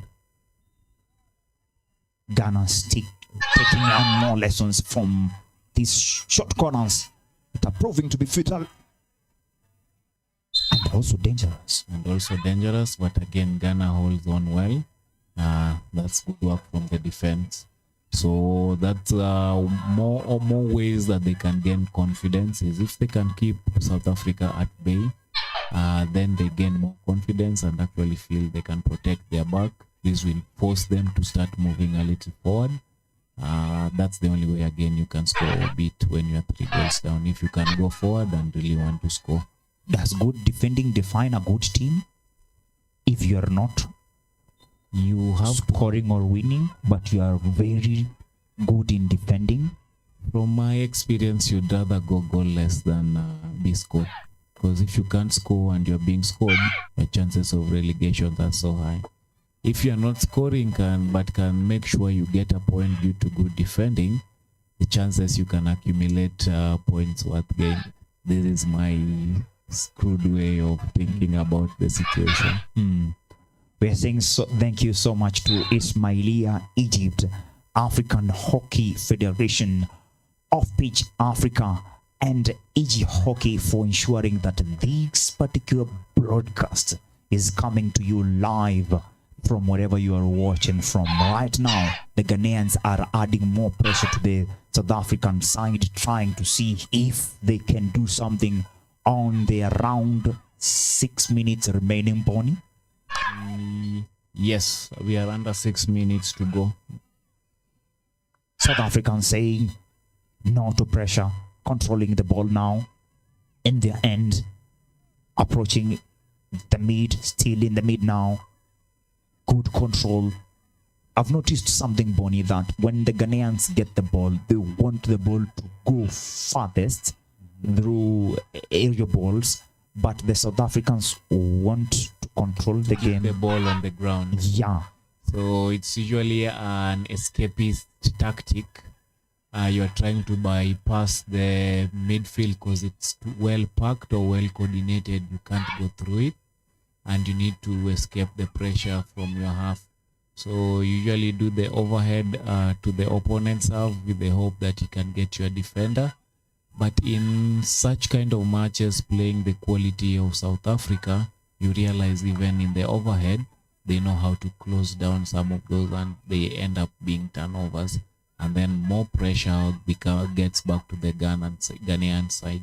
The Ghanaian side is also enjoying a lot of individual brilliance, as we had talked about the Kenyan team, and saying that there would be times that will be called upon these players to pull their guts, all their might, all their soul, that, like it says in the Bible. And I'm seeing people like, all talents like Elizabeth Opoku, who leads the Ghana Revenue Authority. She also played for Ghana Revenue Authority, a ladies hockey club, since 2025, and won a Grand Slam with this particular team. We have Theodosia Oko Hockey Stadium and namesake. These are some of the achievements from the Ghana and the Ghanaians themselves as players, as lovers of hockey, and as hockey enthusiasts. We are having also first gold in African games given to this particular team, the Ghanaian women.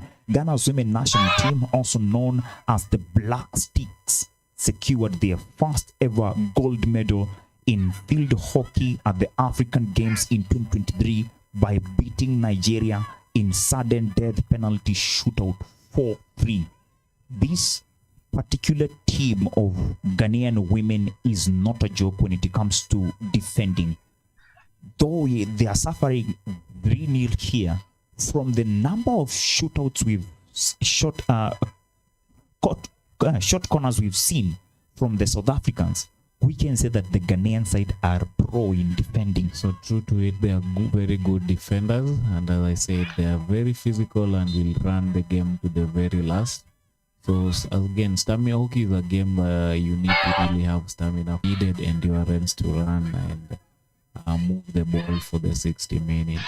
So that's a big advantage to them, something they might need to use in this game against the South African. However much they will try to run them down, they need to hold strong, reduce that goal deficit as much as possible, get a couple of goals through quick counters or even their own penalty corners, make this game competitive going into the last minute, because South Africa are feeling a little too comfortable right now, and we need to shake up things. This is the final of the African Cup of Nations, but the way the Ghanaians got here, it showed they had the fight, so they need to put the same into the same final. 54 seconds to the end of the quarters before we can go to the half. So as I said, I'm happy the scoreline has not increased so much, Ojwang. It means the match still remains competitive as we go into the final seconds. More good news for the Ghanaian ladies. Maybe not such good news, because then we might be ending the quarter with a penalty corner, which might increase that goal line to a number that I'm not happy about going into the half. It's under a minute. They also have a chance to do what we call tightening. They need to tighten very much, because I feel there is a fighting chance if the scoreline is still 3, especially when playing South Africa. That will give you motivation going into the break, have you coming back stronger, because you will need to score your first goal before you think on getting on the second or the third. South Africans trying to do something, still in the D. It's in. Sadly, It's goal in. South Africa. South Africans adding the dangerous goal. Bonnie said that if it does not come, then it's a better day for Ghana. But if it comes, it's a worse day for the scoreboard, and it gets updated. South Africa 4, Ghana 0. As we end the second quarter, the first half is going to be tough for the Ghanaian ladies in the changing room. Bonnie, what do you think? As it is, Ojwang, let's not panic yet. However bad it gets, we're already in the final, also something to be proud about. And then as the hooter goes, South Africa having a penalty corner, so another chance to finish the halfway 5 goals over Ghana. Let's wait and see how that plays out. The queen of short corners, halftime, South Africa 4, Ghana 0. We now have about 9 minutes for Ghana to recollect. So the time shouldn't have started yet, because the 60th minute and the hooter went before the 60th minute. So the short corner still has to count first before This this. can start. Starts. Exactly, that's how it's supposed to go. And we are right in the short corner itself. Another short corner. Another one. So it can go on like this until you have 10 or so short corners, as long as they don't go past the dotted line. And the Hooters already gone for the final. So it's still another short corner, Still another short corner. another variation for South African ladies. Yes. Another short corner. I could go As on. long as they keep committing a foul within the D area, Mm. the Ghanaian side will still have to defend the short corner. But the Ghanaian side are doing a good job defending these. So far, they've been doing so, and as you said, they've been known for being good defenders. Let's see how much they will. It's hold. not easy to receive fire, ladies and gentlemen. It's Egypt. Finally, we go for the Finally. break because the ball has gone out in the back line.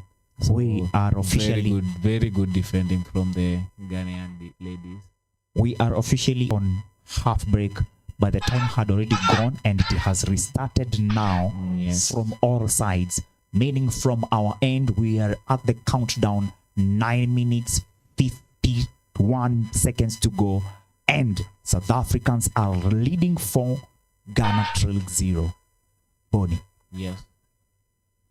So we take another short break. We come back with the second half of this match between South Africa and Ghana. As we had expected, South Africa were going to try run riot. It was Ghana's opportunity to come prove them otherwise. As we always say, we have a lot of ifs because we are giving probability, but the Ghana ladies have all it takes to try make a deficit or reduce the deficit, or even give us a miraculous change in result by the end of it. But this is the women final, or fighting for position 1 and 2 for the African Nations Cup 2025, and this is Off Pitch Africa. Let's do a challenge on Off Pitch Africa. If you look on your board, South Africa 4, Ghana 0. All these numbers, give us your prediction now on the comment section. By the end of this match, we'll be giving you a shout out right here.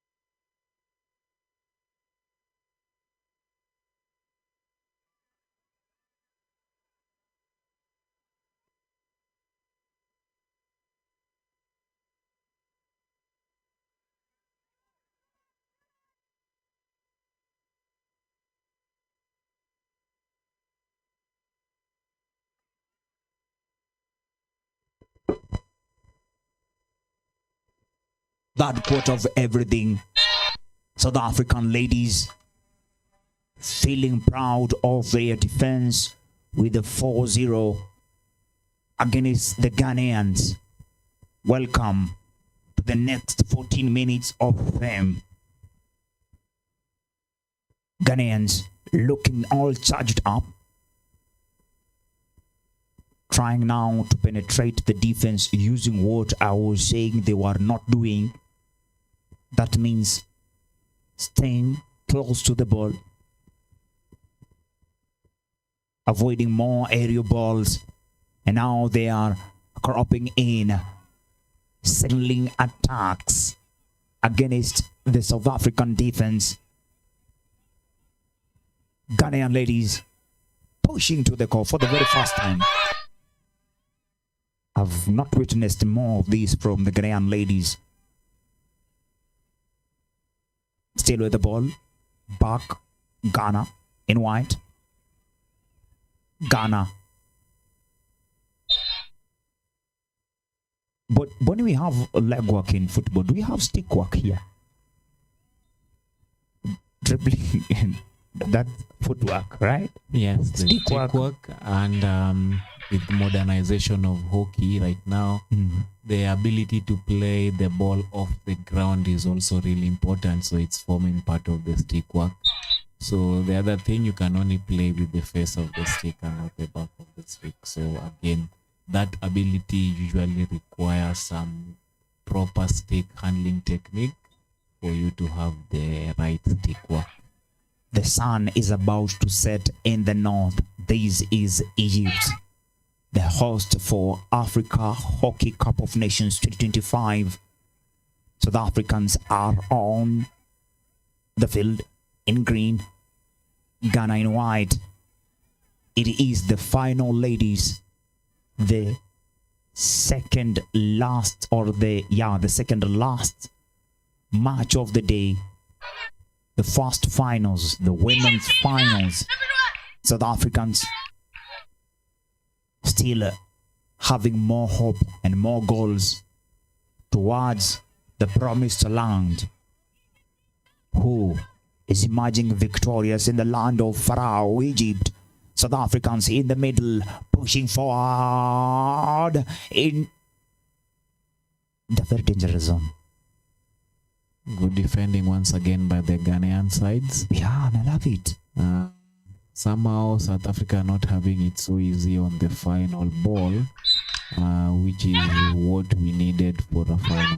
Ghana doing just fine. Something seems to have changed from that half that they were in. Those 10 minutes have changed this game. We left seeing a very powerful South African side that is charging, And we have come back seeing a very playful or active Ghana, more active than they were. South Africans now pulling ball from their side towards the white side, the Ghanaian side, but the Ghanaian queens in white are not giving them a chance. They have penetrated the D and are looking for a chance to do something. The ball passes the Ghanaian side, but the umpire say no. It's a Ghanaian ball. It's a Ghanaian ball. Yes, it was the quick action by the player from the Ghana side forced for a foul. The action within continues. The 23, and again another obstruction leads to a short corner and another good advantage for Ghana. Ghana. So South Africa are moving from the left to the right of the screen. Ghana moving from the right to the left of the screen. In white. In white and black. Advantage for Ghana in the short corner. So these are one of those opportunities for them to take advantage of the set piece. If they can get it back to 4-1, that's a proper morale boost as we get into 9 minutes of the third quarter. So Ghana have 9 minutes to at least do something to get more fruits from this. Good defending, but short corner for their getting. Short corner, yeah. The goalkeeper went low there and put her body in position to avoid that goal going in. So another short corner for Ghana. Still enjoying the advantage. The same advantage that South Africans had for a very long time. Ghana still trying to capitalize on that. And then another good piece of defending there from the South African. So Ghana get 23 restart because the last person to touch the ball before it went to the back line was a South African player. The East African people call scratch my back, I scratch your back. Nipe nikupe. It is happening so in this third quarter that we can say it's a draw. It's a third quarter, but it's a draw. So no one has scored yet. So yes, we can say in this third quarter it's still a draw. But in the overall figure for the match, the South Africans are not south. They are top, not north. They are top at the north. Things are going southwards for the Ghanaian side though. 9 minutes to go. South Africans having the ball, waiting for the whistle. It's on. Right in to them. South Africa. Middle of the game. South Africans looking for a chance now to get in the D. Back passes here and there to help in capitalizing in each and every rare opportunity that comes. South Africa saying they are coming into this match not only with experience but with awards too, just like the Ghanaian side. South Africa have shown a lot of consistency and streak in African championships. I'm talking about years like 2022 Africa Cup of Nations when South Africa won both the men and women's titles. In 2025, today, South Africa are in the finals, both the men and the women. The women leading in the third quarter with 4 goals.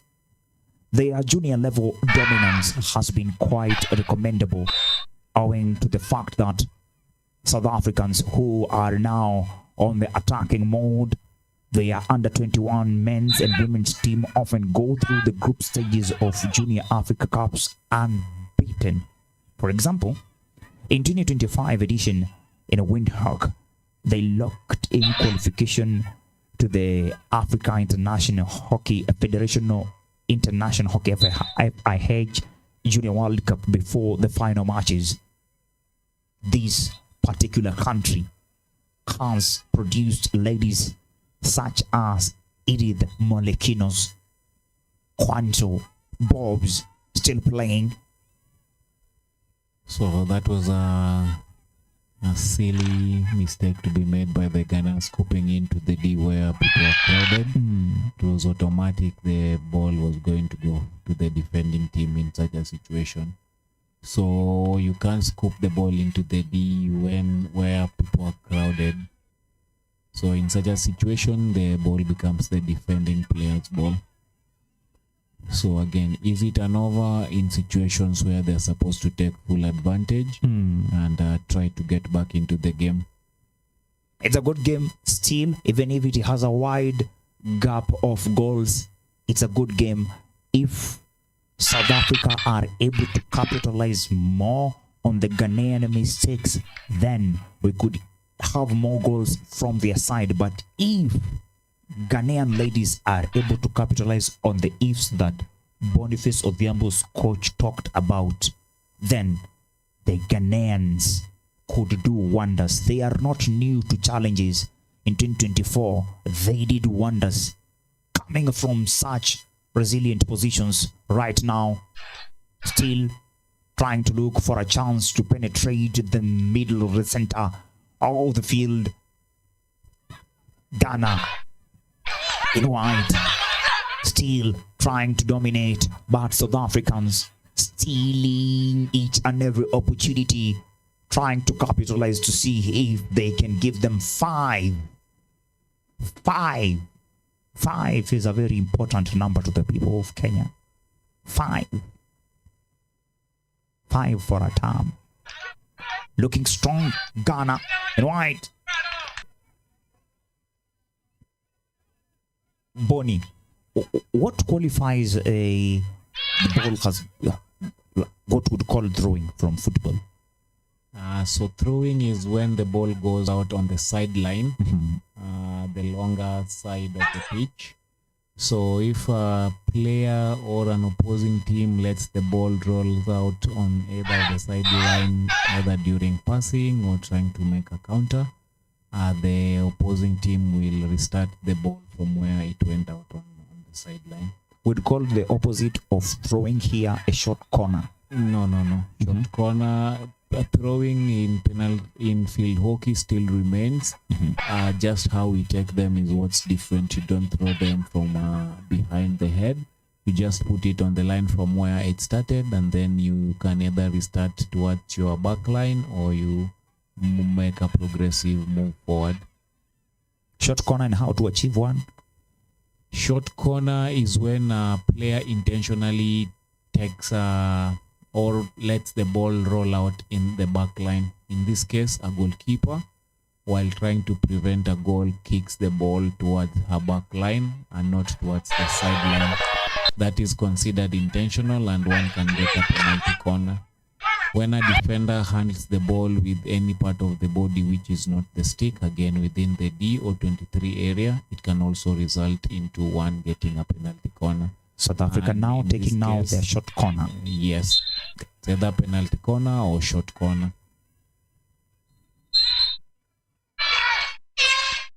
Looking composed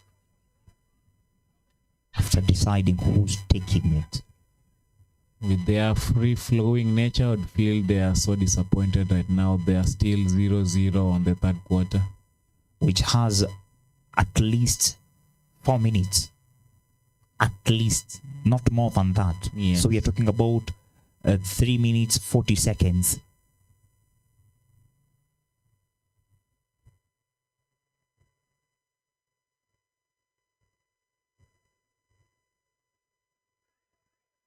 South Africans doing wonders. The ladies team still up or still to come. Up next, ladies and gentlemen, will be South Africa versus Egypt. The men, the Pharaohs versus South Africa. It will be the men's final. This is the women's final. South Africans leading Ghana.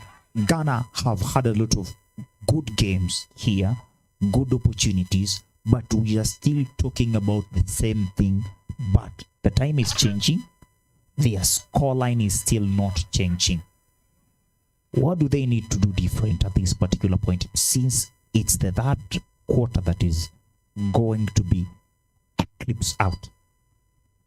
I'm feeling Ghana side are more content maintaining this scoreline than actually going forward to try make a different result.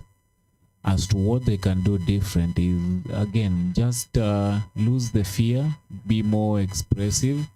I'm seeing they have gotten yet another short corner. So this is also derailing, because constantly I think you are now more prepared on how you handle a mistake rather than how you want to go against it. They need to also hold tight still on the defense, because still the scoreline is still decent, because South Africa are very well-oiled team. So keeping the margin at this 4-0 is not so bad going into the fourth quarter. A word of encouragement that could turn or yield gold. Lose fear. Ghanaian ladies told by Bonnie, lose fear and try your best. I can see from all of them, their looks, their energy, their mobility, they are all youth and coming from a time when African Gen Zs are doing wonders.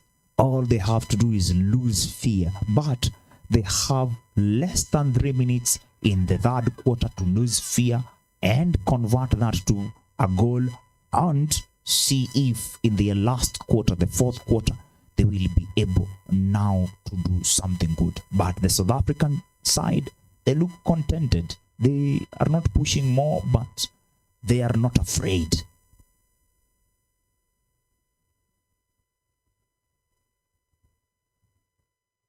Two minutes to go.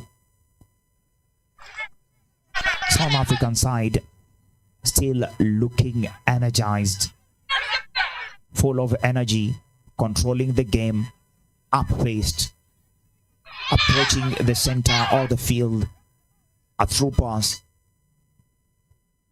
good and nice, right into the D and out. The ball still theirs.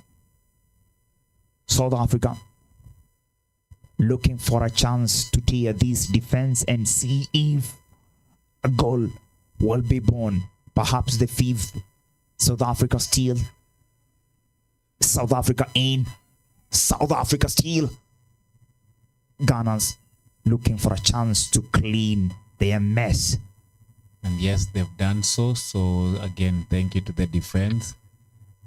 They might just help keep the team in the game until some moment of magic or moments of teamwork can take place within them.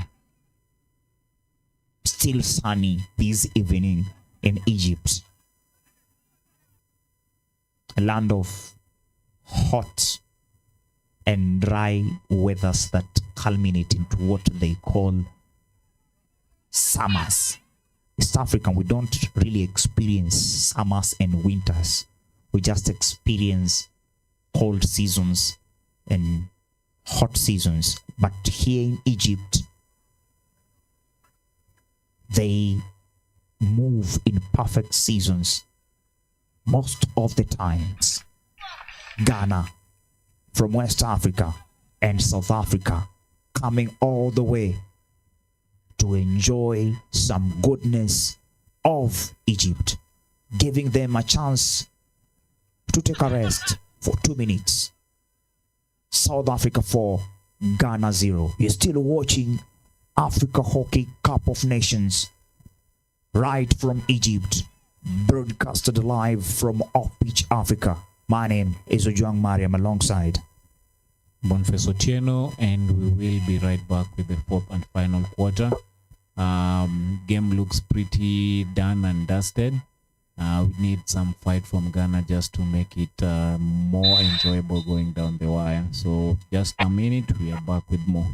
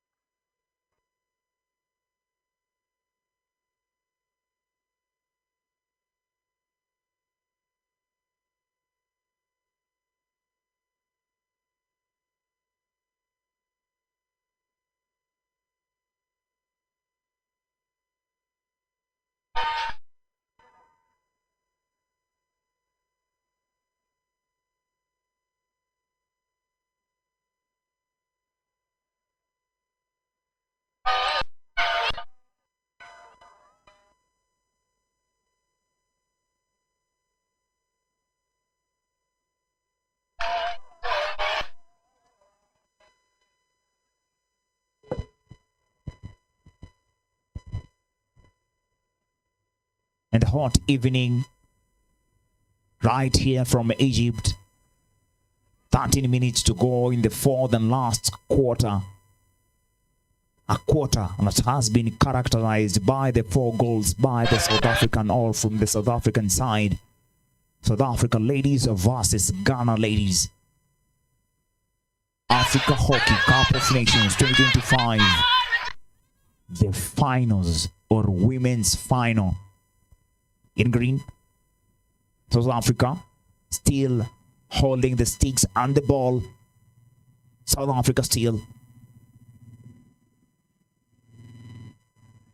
moving on, looking for a chance to go past the defense of Ghana, but the Ghanans wanasema no, hapana. The middle of the field. What did the Ghanaian said? No, hapana. Ghana. They have to sit down and Ghana a new thing. Ghana still clad in white. Ghana. Ghana. Ghana. Ghana-ing some thoughts. Ghana. Ghana. Right in the D. But the defense from the South Africans. Yes, and they get a long corner, so that's some good burst of energy from them. It's a good thing. They're doing a lot of good things, but still not finishing. Ghana. Still them in white. Ghana. It's back pass. Ghana. Now in, but the South Africans are not giving them any chance. In the middle, the South African side, right in the race, but it's all go for the Ghanaians too, capitalizing on the speed, right in the D, looking for something great. Not able to get it. I love the new energy the Ghanaian have come back with. It's now a final. I know it's the final quarter, so give us something to remember as fans. Go down fighting, go down striking. And that's been a couple of good baseline entry, and all of them are coming on the left side. So I think they've figured out something's not working right for Ghana or South Africa on their right. So Judging from how I'm seeing another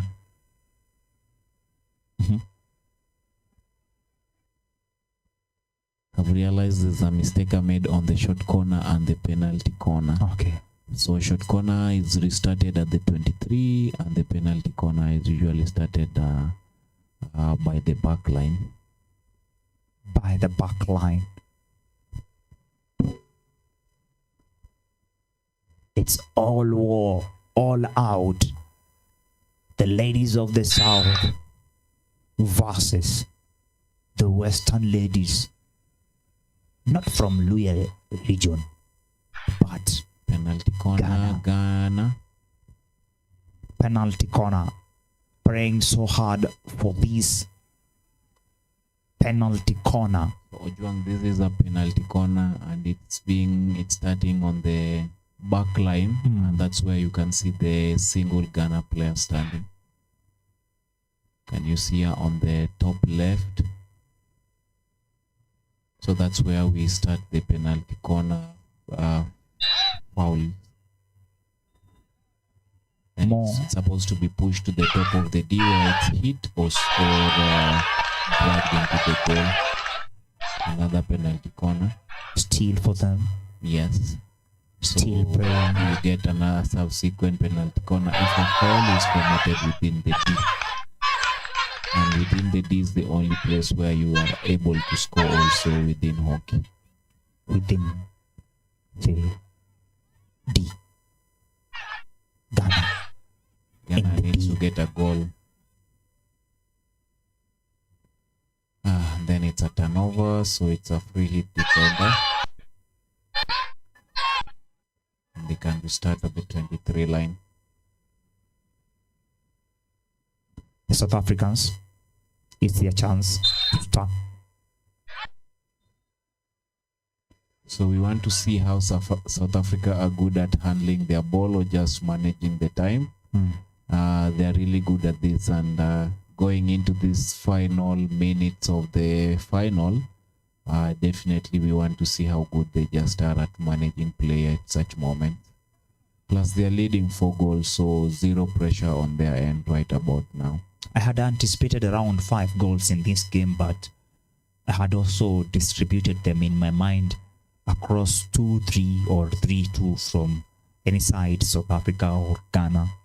I did not expect such kind of a gap in a time Are when you saying it's minimal or you should have been more? no, the gap, the range 4-0 Yes. was not expected in such a final, owing to the fact that both teams did not just get here to these finals. They fought tooth and nail. Interesting fact, Kenya is the only team which has held South Africa to a goalless draw. The rest has been a win. So South Africa beat Egypt by 10 goals to 0. Let me just get you all the numbers right. South Africa, in their subsequent games towards this final, beat Egypt.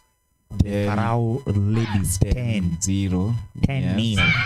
Then in their next match where they were facing Ghana, this was also a hotly contested match, and that match ended 3 goals to 2 in favor of South Africa. And then in their third match, playing against Kenya, that was the only goalless draw that they've had so far in the tournament.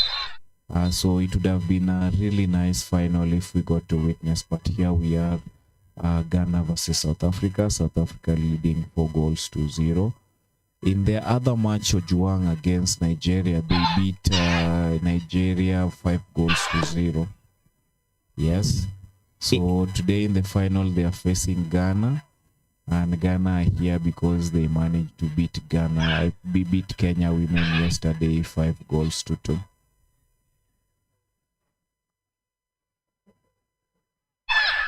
Go on. That's why we are saying that Ghana is not an easy team. It's not a weak team just because it has suffered such goals under the hands of the South African ladies. All in all, they are still trailing behind South African ladies.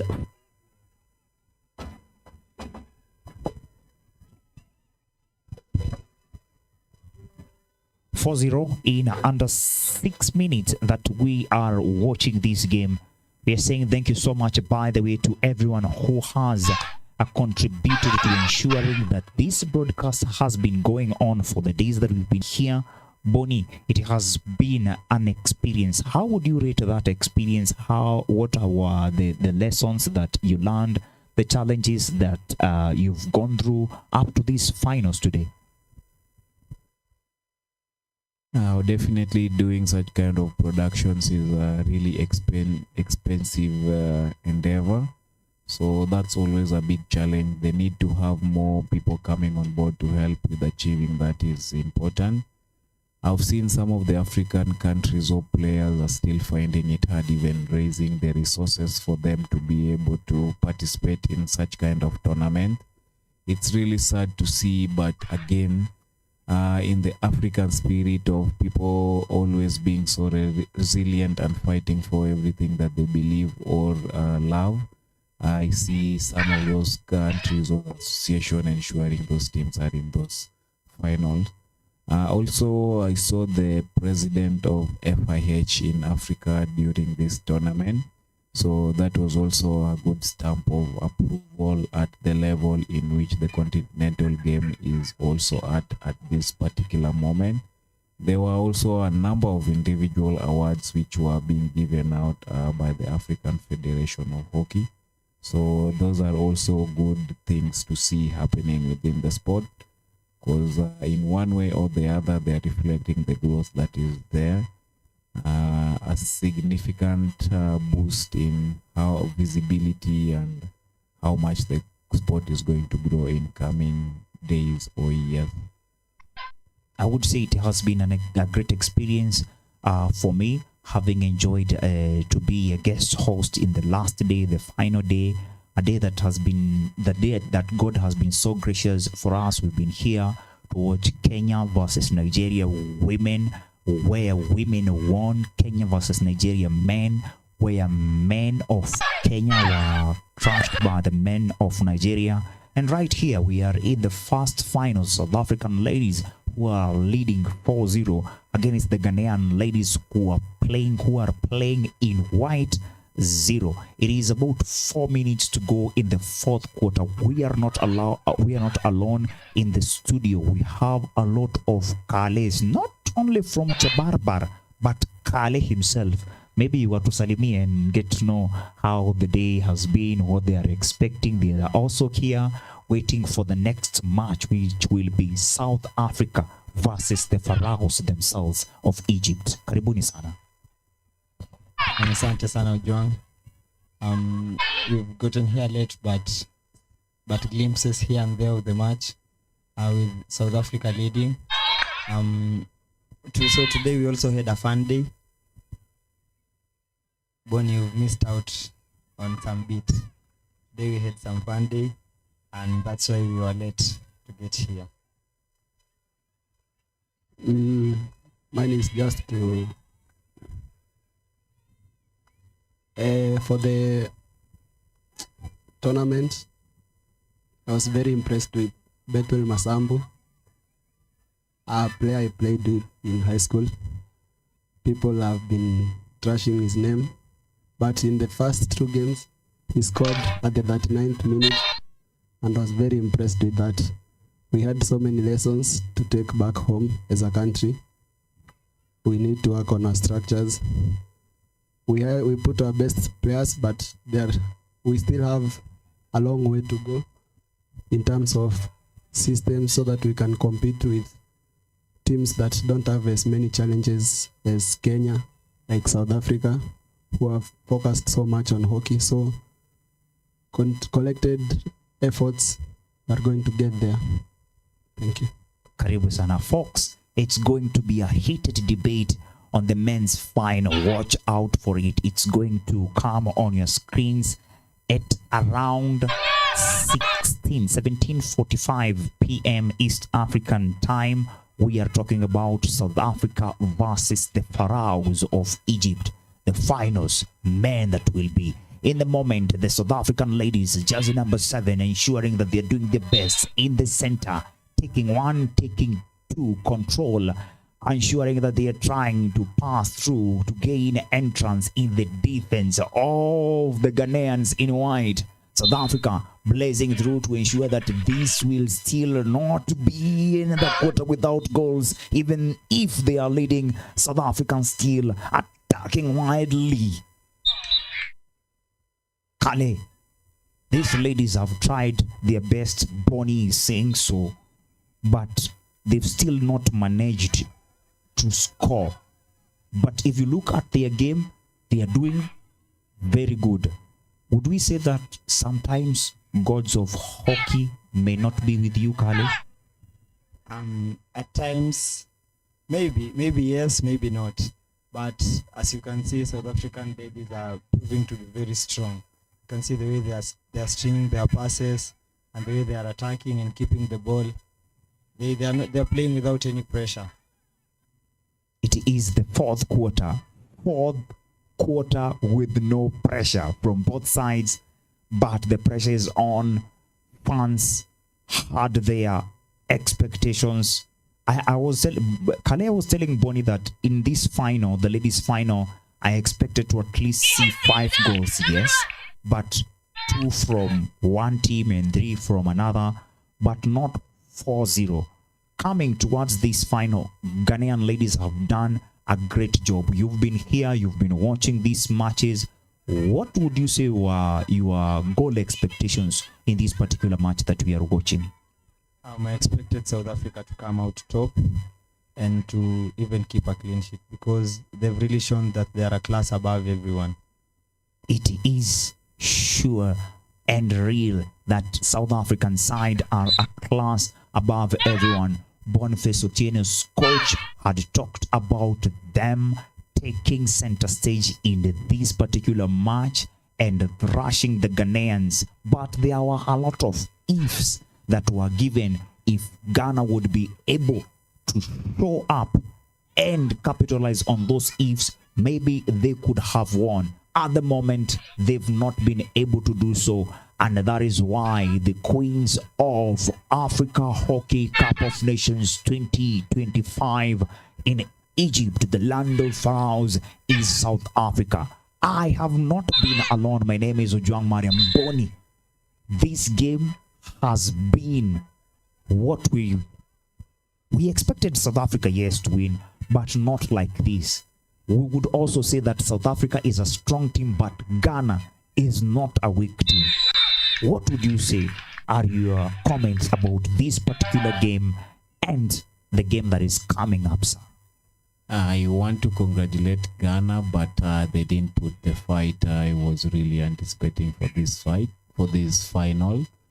4 goals, not such a bad, but equally such a bad result as it is. I'm looking at the comments and I'm seeing Nigeria, Ghanaians not really happy. From what I'm picking, it's matter squad selection, the kind of substitution they would want to be taken. Some of these might have also contributed to how the result went out today in favor of Ghana. But that was such a comfortable win for South Africa in the final. Still sad because I would have really loved to see Kenya South Africa final, because if they drew 0-0 in the group stages, that match was going to be more electric in the final, and maybe we could have gotten the 3-2 or 4-2 or 4-3 result as you are anticipating. All in all, it's a big congratulations to. So we are going on a short break now, waiting for the final match. That is will be South Africa versus Egypt at exactly 17:45 p.m. Boni will be taking it over alongside Kale. Anko, na wewe unaitwa nani? Alongside Kale and Eric.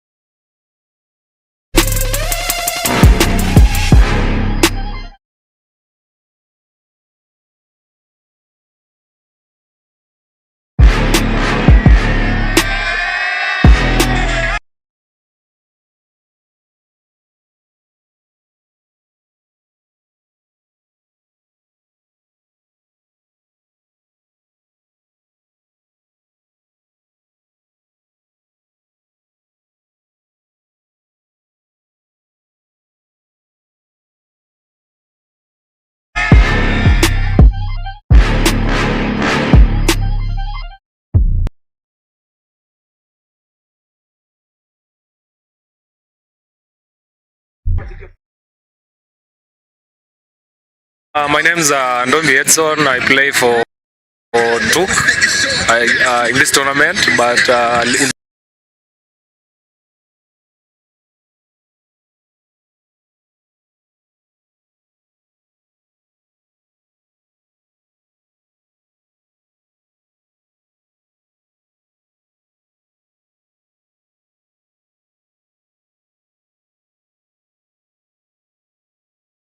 the Premier League, I play for Butali. Yeah, basically I'm a defender. Yeah, the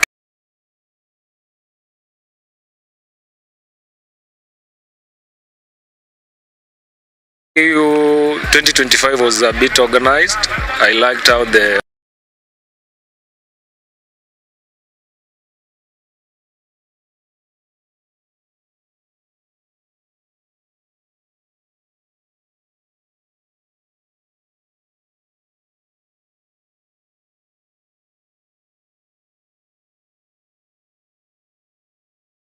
organizers did the planning of the game. Hakukuwa na lapses.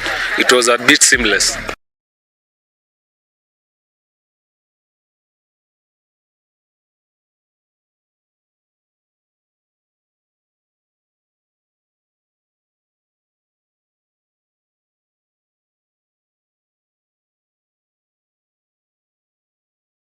For me, this was my first pre-season, I guess. It was very nice. I've opened up. Resuming training actually this week. It is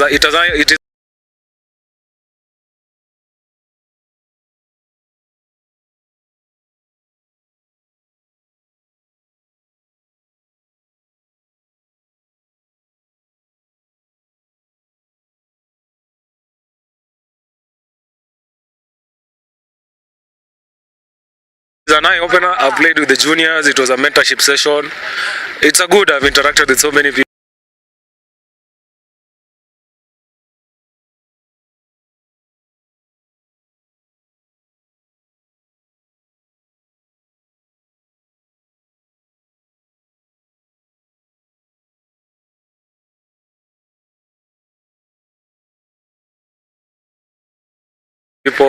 I've got to know some brands and some companies in in the tournament.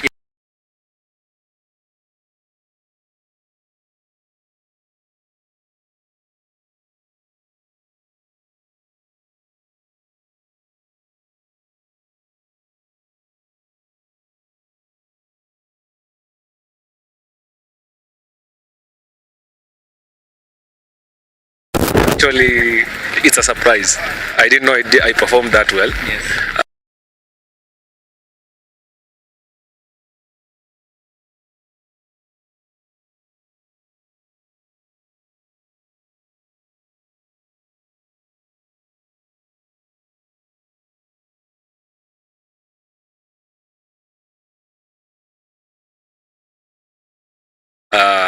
Thank you for my team for making me to be bila support yao singe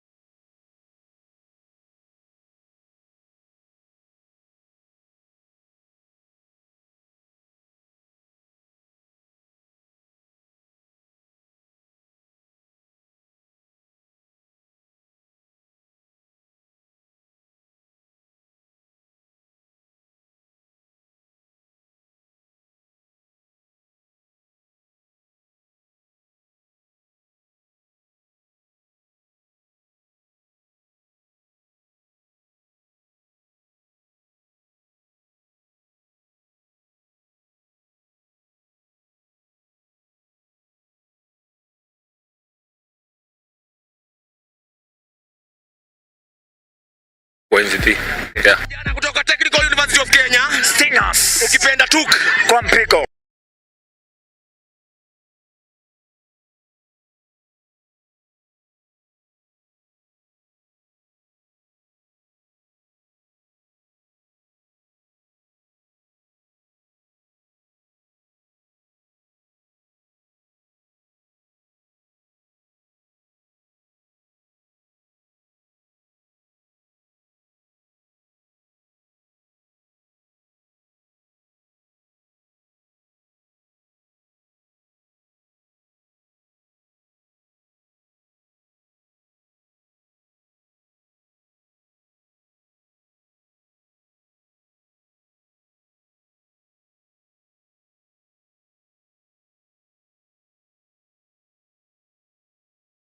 Haya, wanaume sasa tunaingia. It's our first edition of the Kenyatta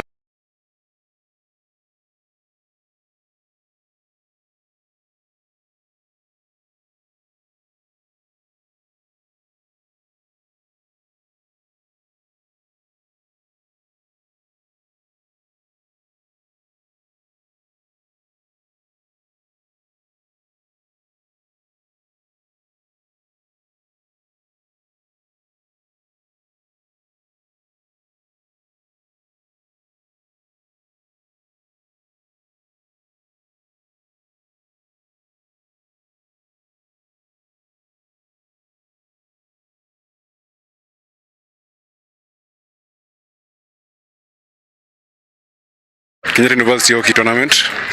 The turn-up was good. The experience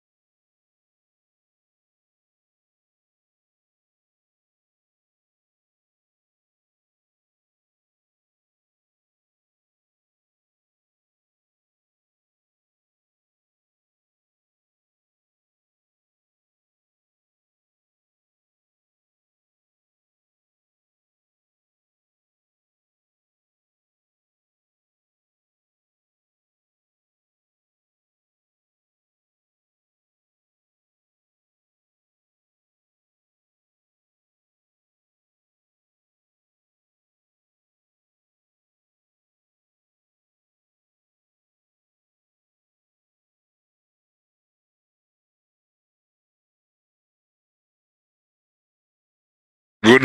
We have had fun. Every skill, every talent.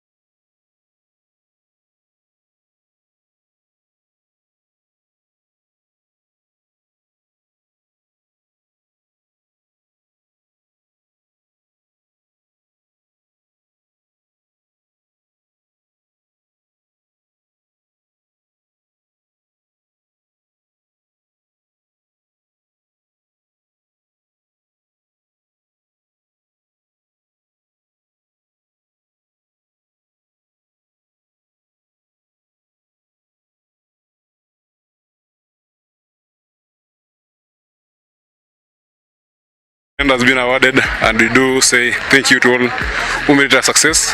Let's meet next year.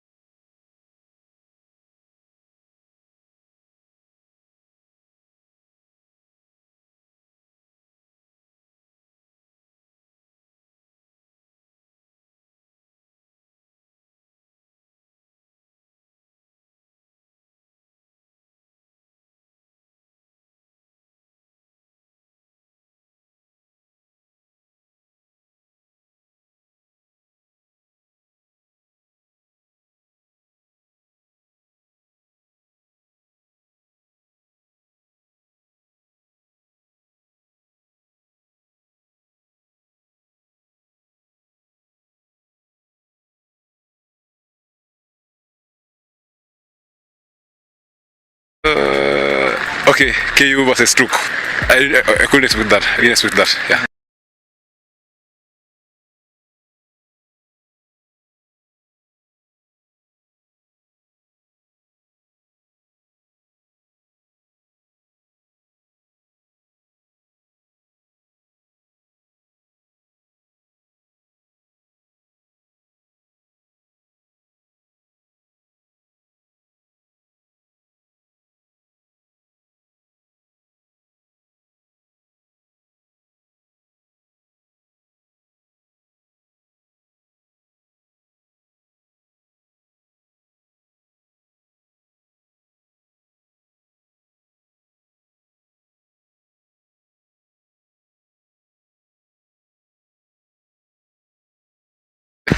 And a good game.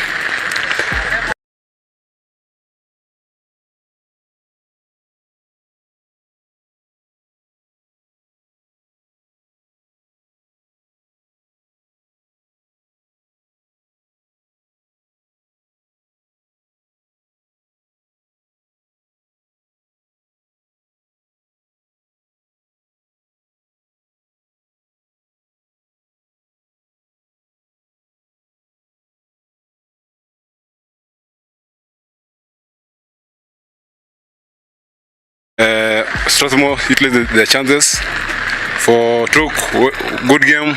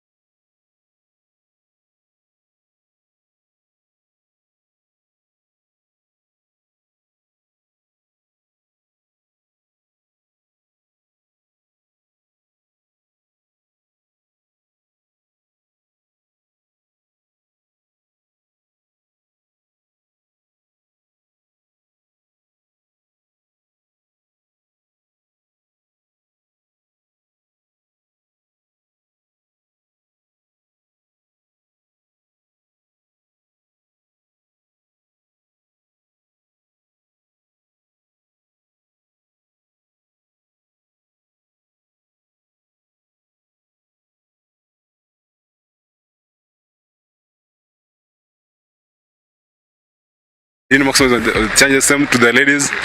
We had a challenge on the shootouts for some of the ladies.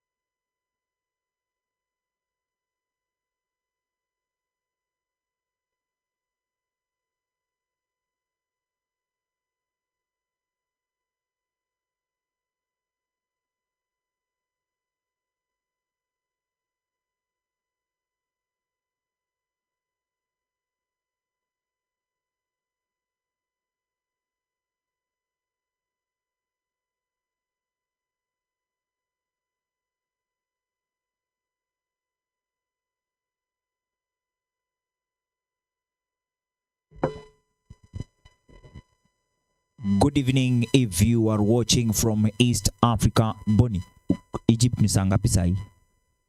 Confirmia hapo hivyo kwa nini yako. If you are watching from Egypt, please tell us the exact time. We are broadcasting from East Africa's studio of Way TV Sauti na Kiu kwa Jamii. Our CBO and the show live is Off Pitch Africa. Ladies and gentlemen, it is exactly 17:44 p.m. Saturday in Egypt and 17:44 in the p.m. Saturday in Kenya. South Africa are taking on the Pharaohs. Their salutations, their introductions, their hugs, and the declaration of a war that will be matched.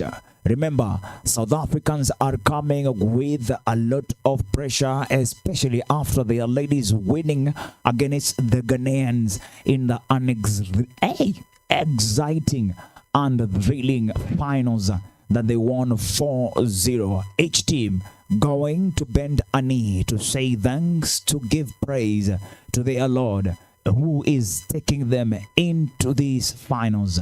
The team in red and white are the Egyptians Pharaohs, all the way from the north of Africa, and the south of Africa represented by the boys of Cyril Ramaphosa. Welcome to this broadcast. My name is Ojwang Mtoto wa Mariam, Senior Warrant Officer 1, Lieutenant Kanali, and if you are coming from Kenya's East Africa, me ni Mkenya, Kenya naye, lakini Kenya wake usiukenye Kenye. Who are we with? So thank you very much, Ojwang. Just to try match that magnificent tempo that you set us off. It's exactly the same fire we should expect this evening as South Africa are willing to go head to head with Egypt. This is not to say Egypt are going to shy off any moment in this particular match. Number one on the table, Ojwang, we have to give Egypt the home advantage, which they hope to take full advantage of this particular evening. Considering the earlier stage 3-3 draw, Egypt sure to come out fighting and show South Africa that someone else is coming to the party in the African continent to try give them a run for their money. Things such as Egypt participating in the Euro League or African or in the Pro League are signs of the kind of development the men Egypt hockey team have just had in recent time, and we are here for an exciting final just to cap off what an amazing week we've had of African hockey. Good evening from the north of Africa and East Africa. This is 15 minutes or quarter to 6 p.m. The sun is surely setting and the game has started. The boys are on. In green are the boys of Cyril, and in red are the Pharaoh princes. 15 minutes to go for each quarter. It is the first quarter. Bonnie, what are your expectations in terms of goal difference in this final? So as it was already, we felt the energy and the tempo that is expected of this final. Everyone is aware of the other. Everyone knows what they need to do beforehand to ensure they get the success. Egypt are already looking like they want to take the fight to South Africa. However, the experience that South Africa hold is going to be what's going to make a big difference. My scoreline, it's going to be a close one.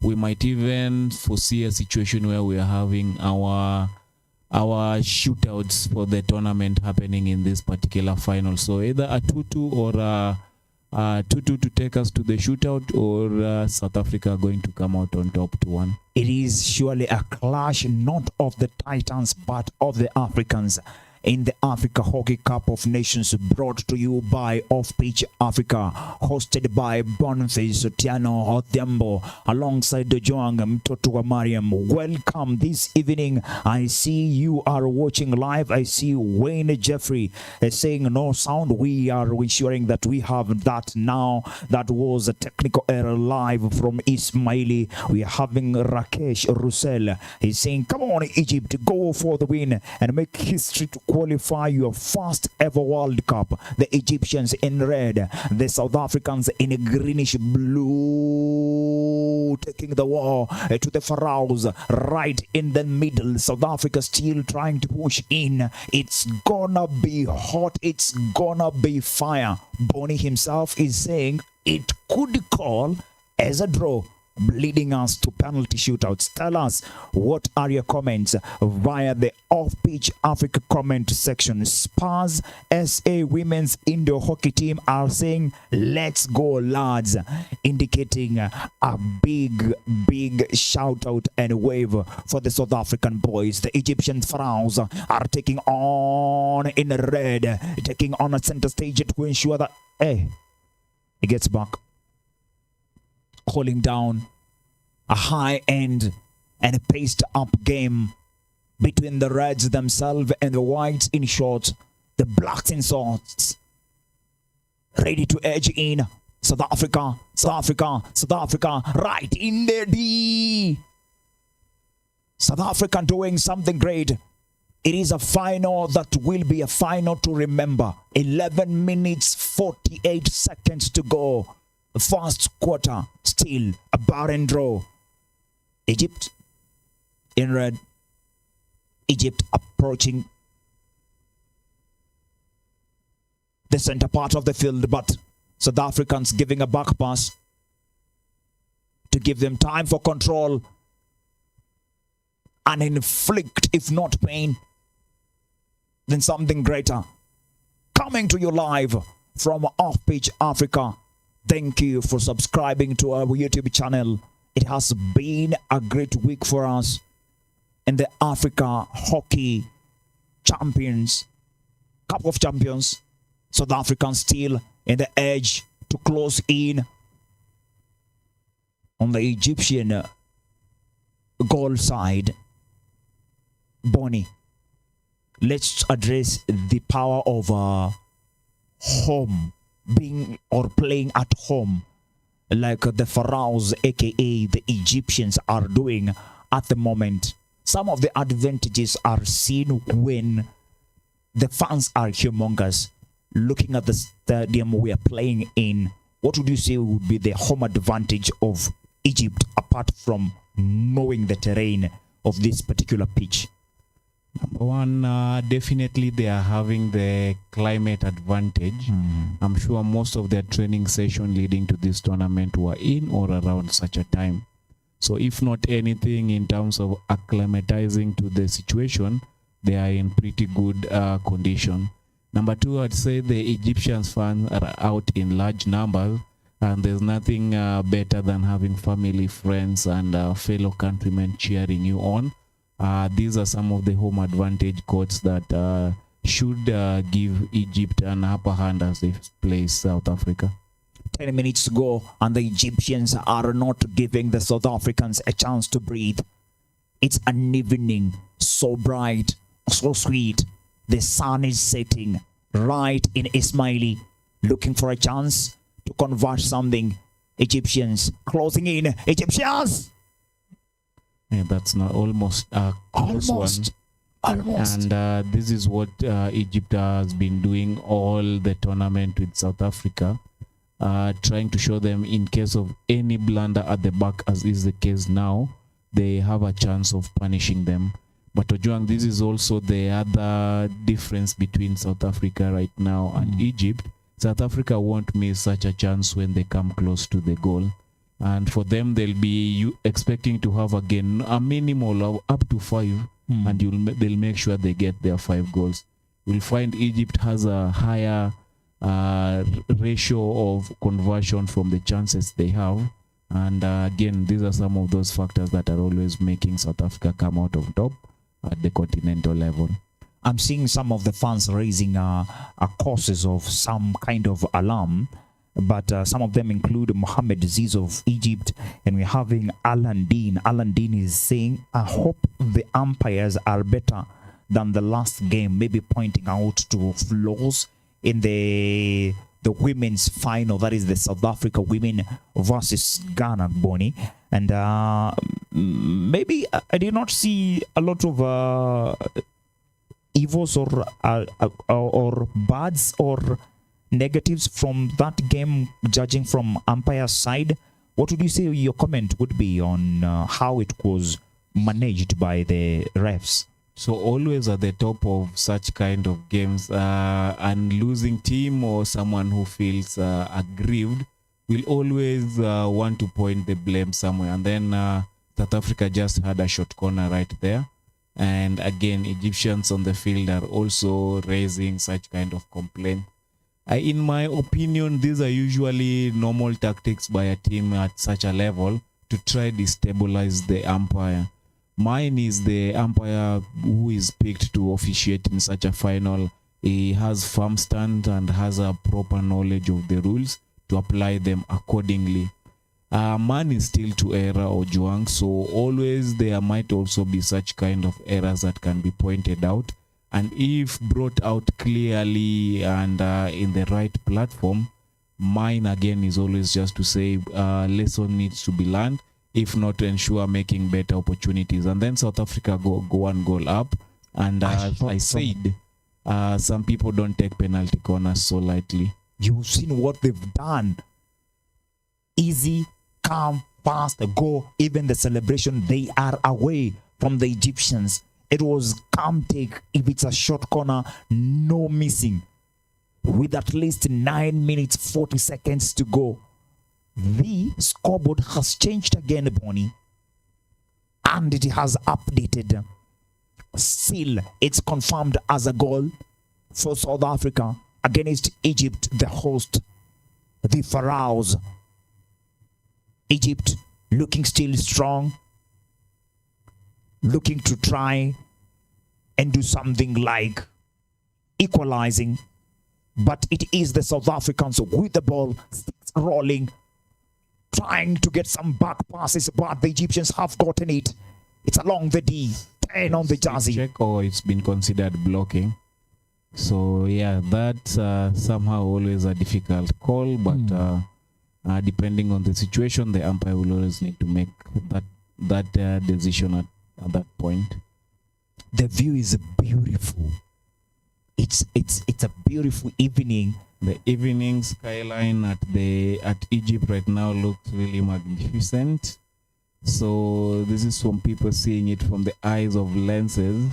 I don't know those who are seeing it in person. How's that feeling? Please share with us on Off Pitch Africa. Please do so. It is 4 minutes to 6 p.m. East African time, and also the time that it's being used in Egypt. I can see people like Su Huba saying no sound, and we've directed them to a place that we're having sound. We're having this same broadcast in other platforms, and they are complaining that in those other platforms they are not getting even sound. That is why we are telling them, don't worry, come to Off Pitch Africa and you will get that same sound. You will get commentary in English Kenya version sound. Thank you so much, Mariam Sadala. She's saying let's go SA. We also having Cleon Hendricks, who's saying great finish from Mustafa, playing for South Africa. South Africa still with the ball at the center of the game. South Africa looking to pass back, but getting in to go past the middle. South Africa still controlling the ball. Back pass. South Africa ahead, moving on forward.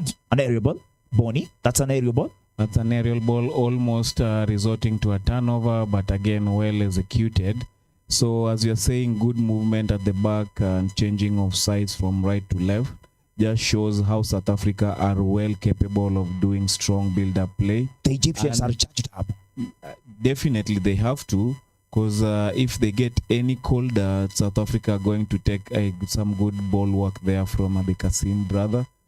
Yes, as I was saying, South Africa are really good on the build-up play, and this is something that they are using effectively in breaking down opponent defenses. So Egypt are not any better, and this has also been done to Ghana, Nigeria, and Kenya as they've been playing leading into the final. So Ojwang, still some game to play. Both teams are looking strong enough to match each other skill for skill, physicality for physicality. It's only South Africa who is enjoying a 1-goal caution right now. But again, the home advantage still lies with Egypt, and they are sure in the fight to try and win it.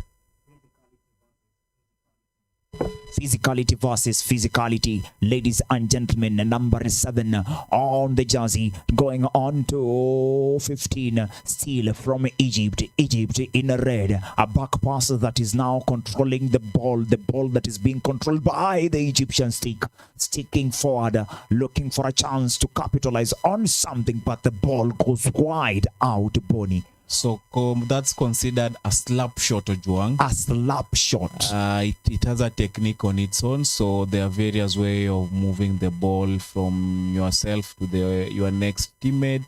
So it can be hard, it can be soft, depending on the situation you are in. And a slap shot is usually employed for when you want to do harder balls from the back all the way to the opponent's defense, as we've just seen right there. As I was saying, South Africa's ability to maneuver or build up from the back to the front, always trying to break defenses, has just been clear from that move right now. Egypt are remaining strong at the moment, but again, South Africa's ability to move through those ranks is just a marvel to watch. The intentionality and speed at which they do it, a good masterclass of play whenever we are in these finals. So yes, South Africa and Egypt playing the men's final at the African Cup of Nations hockey finals, and we are having South Africa 1 goal up against Egypt. We are still in the first quarter with under 3 minutes to go. Yes, South Africa just being patient with the ball, holding it at the back, trying to invite Egypt to come forward, because they are holding a bit tight at the back. Finally having to move it up front and then intercepted by the Egyptian. 2 minutes. Go on, Ojuang. I'm just seeing the quick reaction from the Egyptian or South African teams whenever there's a turnover. A clear intention not to give an advantage to the other opponent once they lose the ball. 2 minutes to go, under 2 minutes to go now in this high-paced game.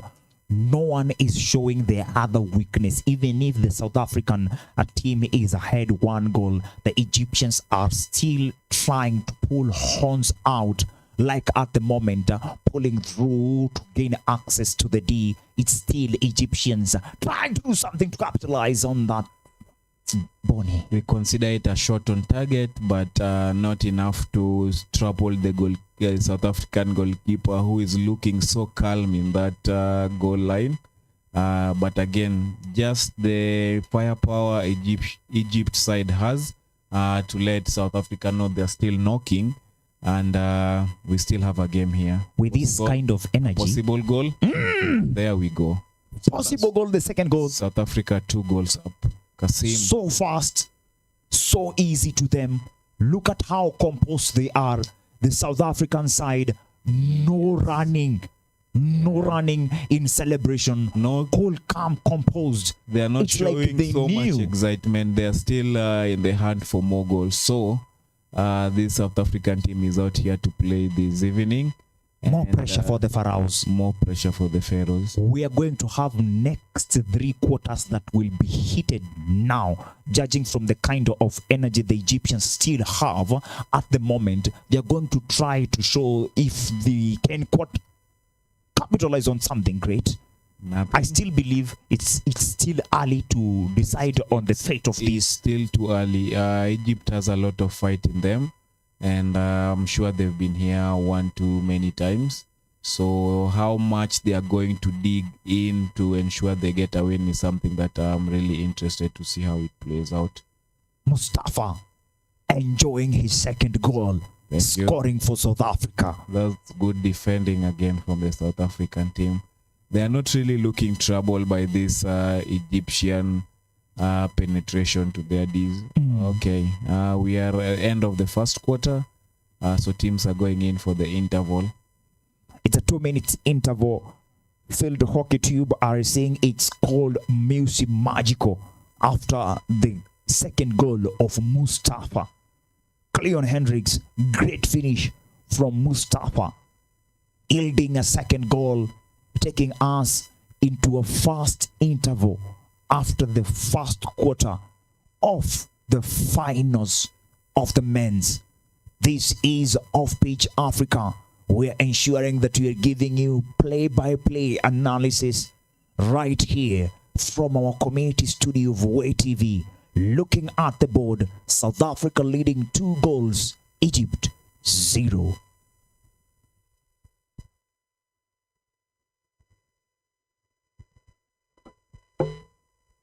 Scoreline is looking really not so good in Egypt's favor, but I would still want to insist there's still more play in this match.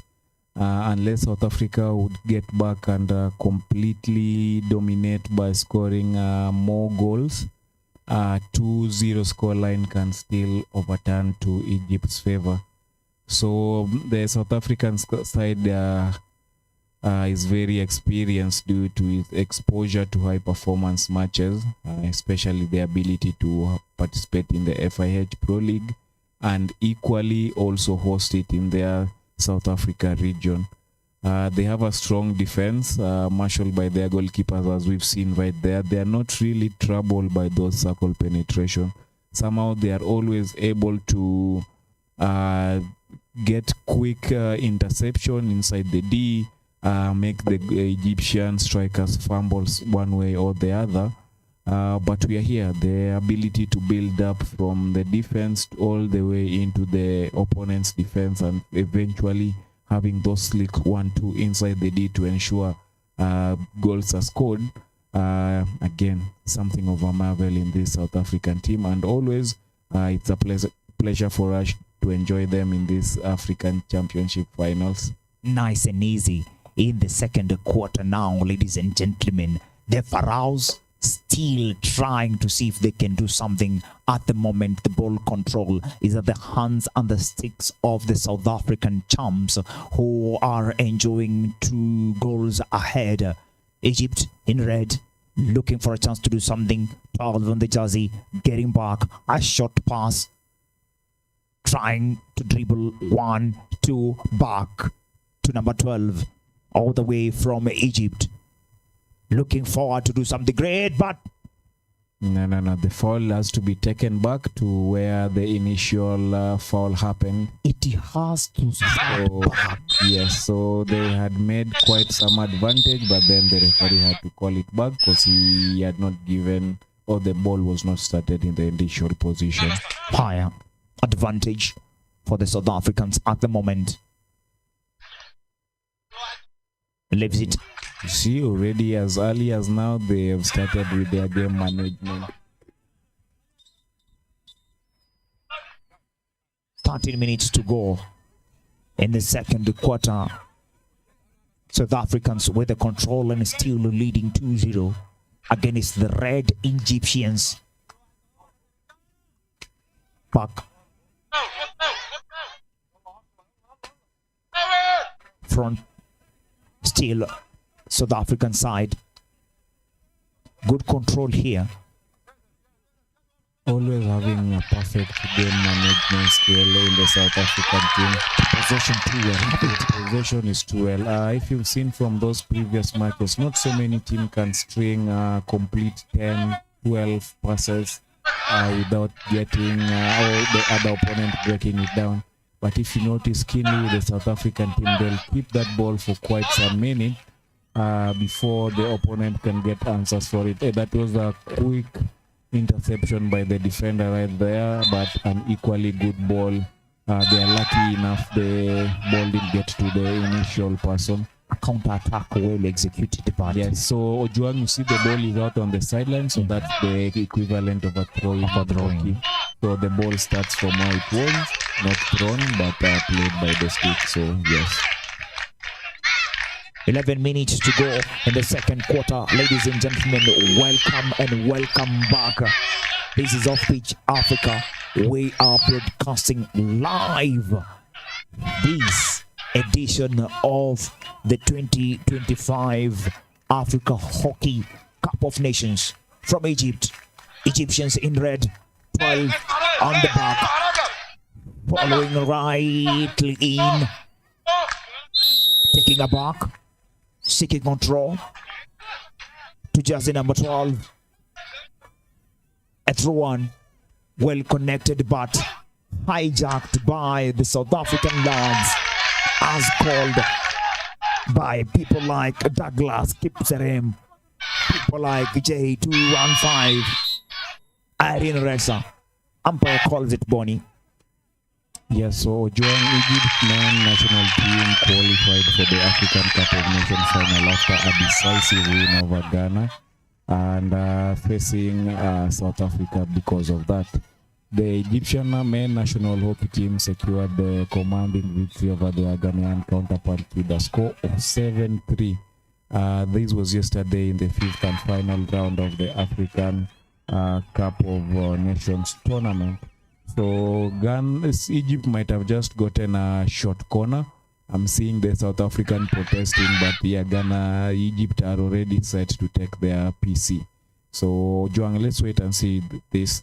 Fingers crossed. Yes, with the win over Ghana, Egypt still completed the group stage at the top of the standing with 13 points. So they are also known as the Pharaoh. So their journey is still continuing. This is after they beat Zambia 8-1, they beat Kenya 2-1, and they beat Nigeria 6-3. In addition, there was a positive draw against South Africa 3-3, something that should motivate them as they are going into the second quarter with the 2-goal deficit. So let's see. There, it's a goal. It's a goal!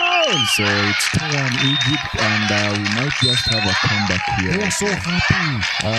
The tournament standing ended with Egypt actually finishing 13 with a point, and South Africa was second with also 13 points. They came in looking hopeful in this particular quarter, the second quarter, and when the game had gone over 6 minutes, with 9 minutes to go, they did something. The Egyptians, it is now score 2-1 in still favor of South Africa, who are leading with 2. Egypt have just scored, and it has been a brilliant moment. The mood of the game seems to have changed. Even if you listen to the chants of the fans background, in the background, you can tell that the mood has changed. There's some kind of frenzy and happiness that has come in the game. What does this mean for South Africa, who are 2 goals up now, Bonnie? It's usually the 4th or the 5th man or jog. Now we will be having that in Egypt's advantage, and with the ability to ensure that they've already scored 1 goal, the confidence they have in also scoring more goals just went even higher. The conditions are perfect for them. They are playing at home in an evening. I'm sure they've had several training sessions in the evening. So having Stop for a second. Are you looking for a fire detection system that is safer, smarter, faster and suitable? Nisikia sasa, nakwambia uache na ukome kusumbua umeza watu.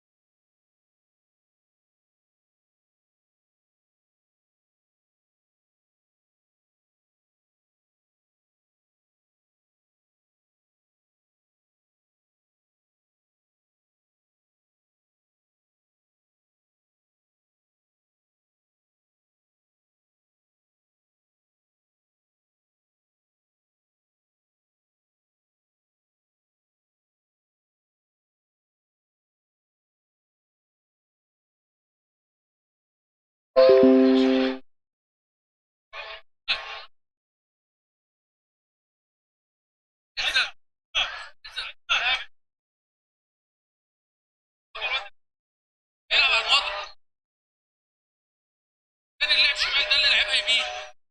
الواد الاسود اللي لعبها يمين.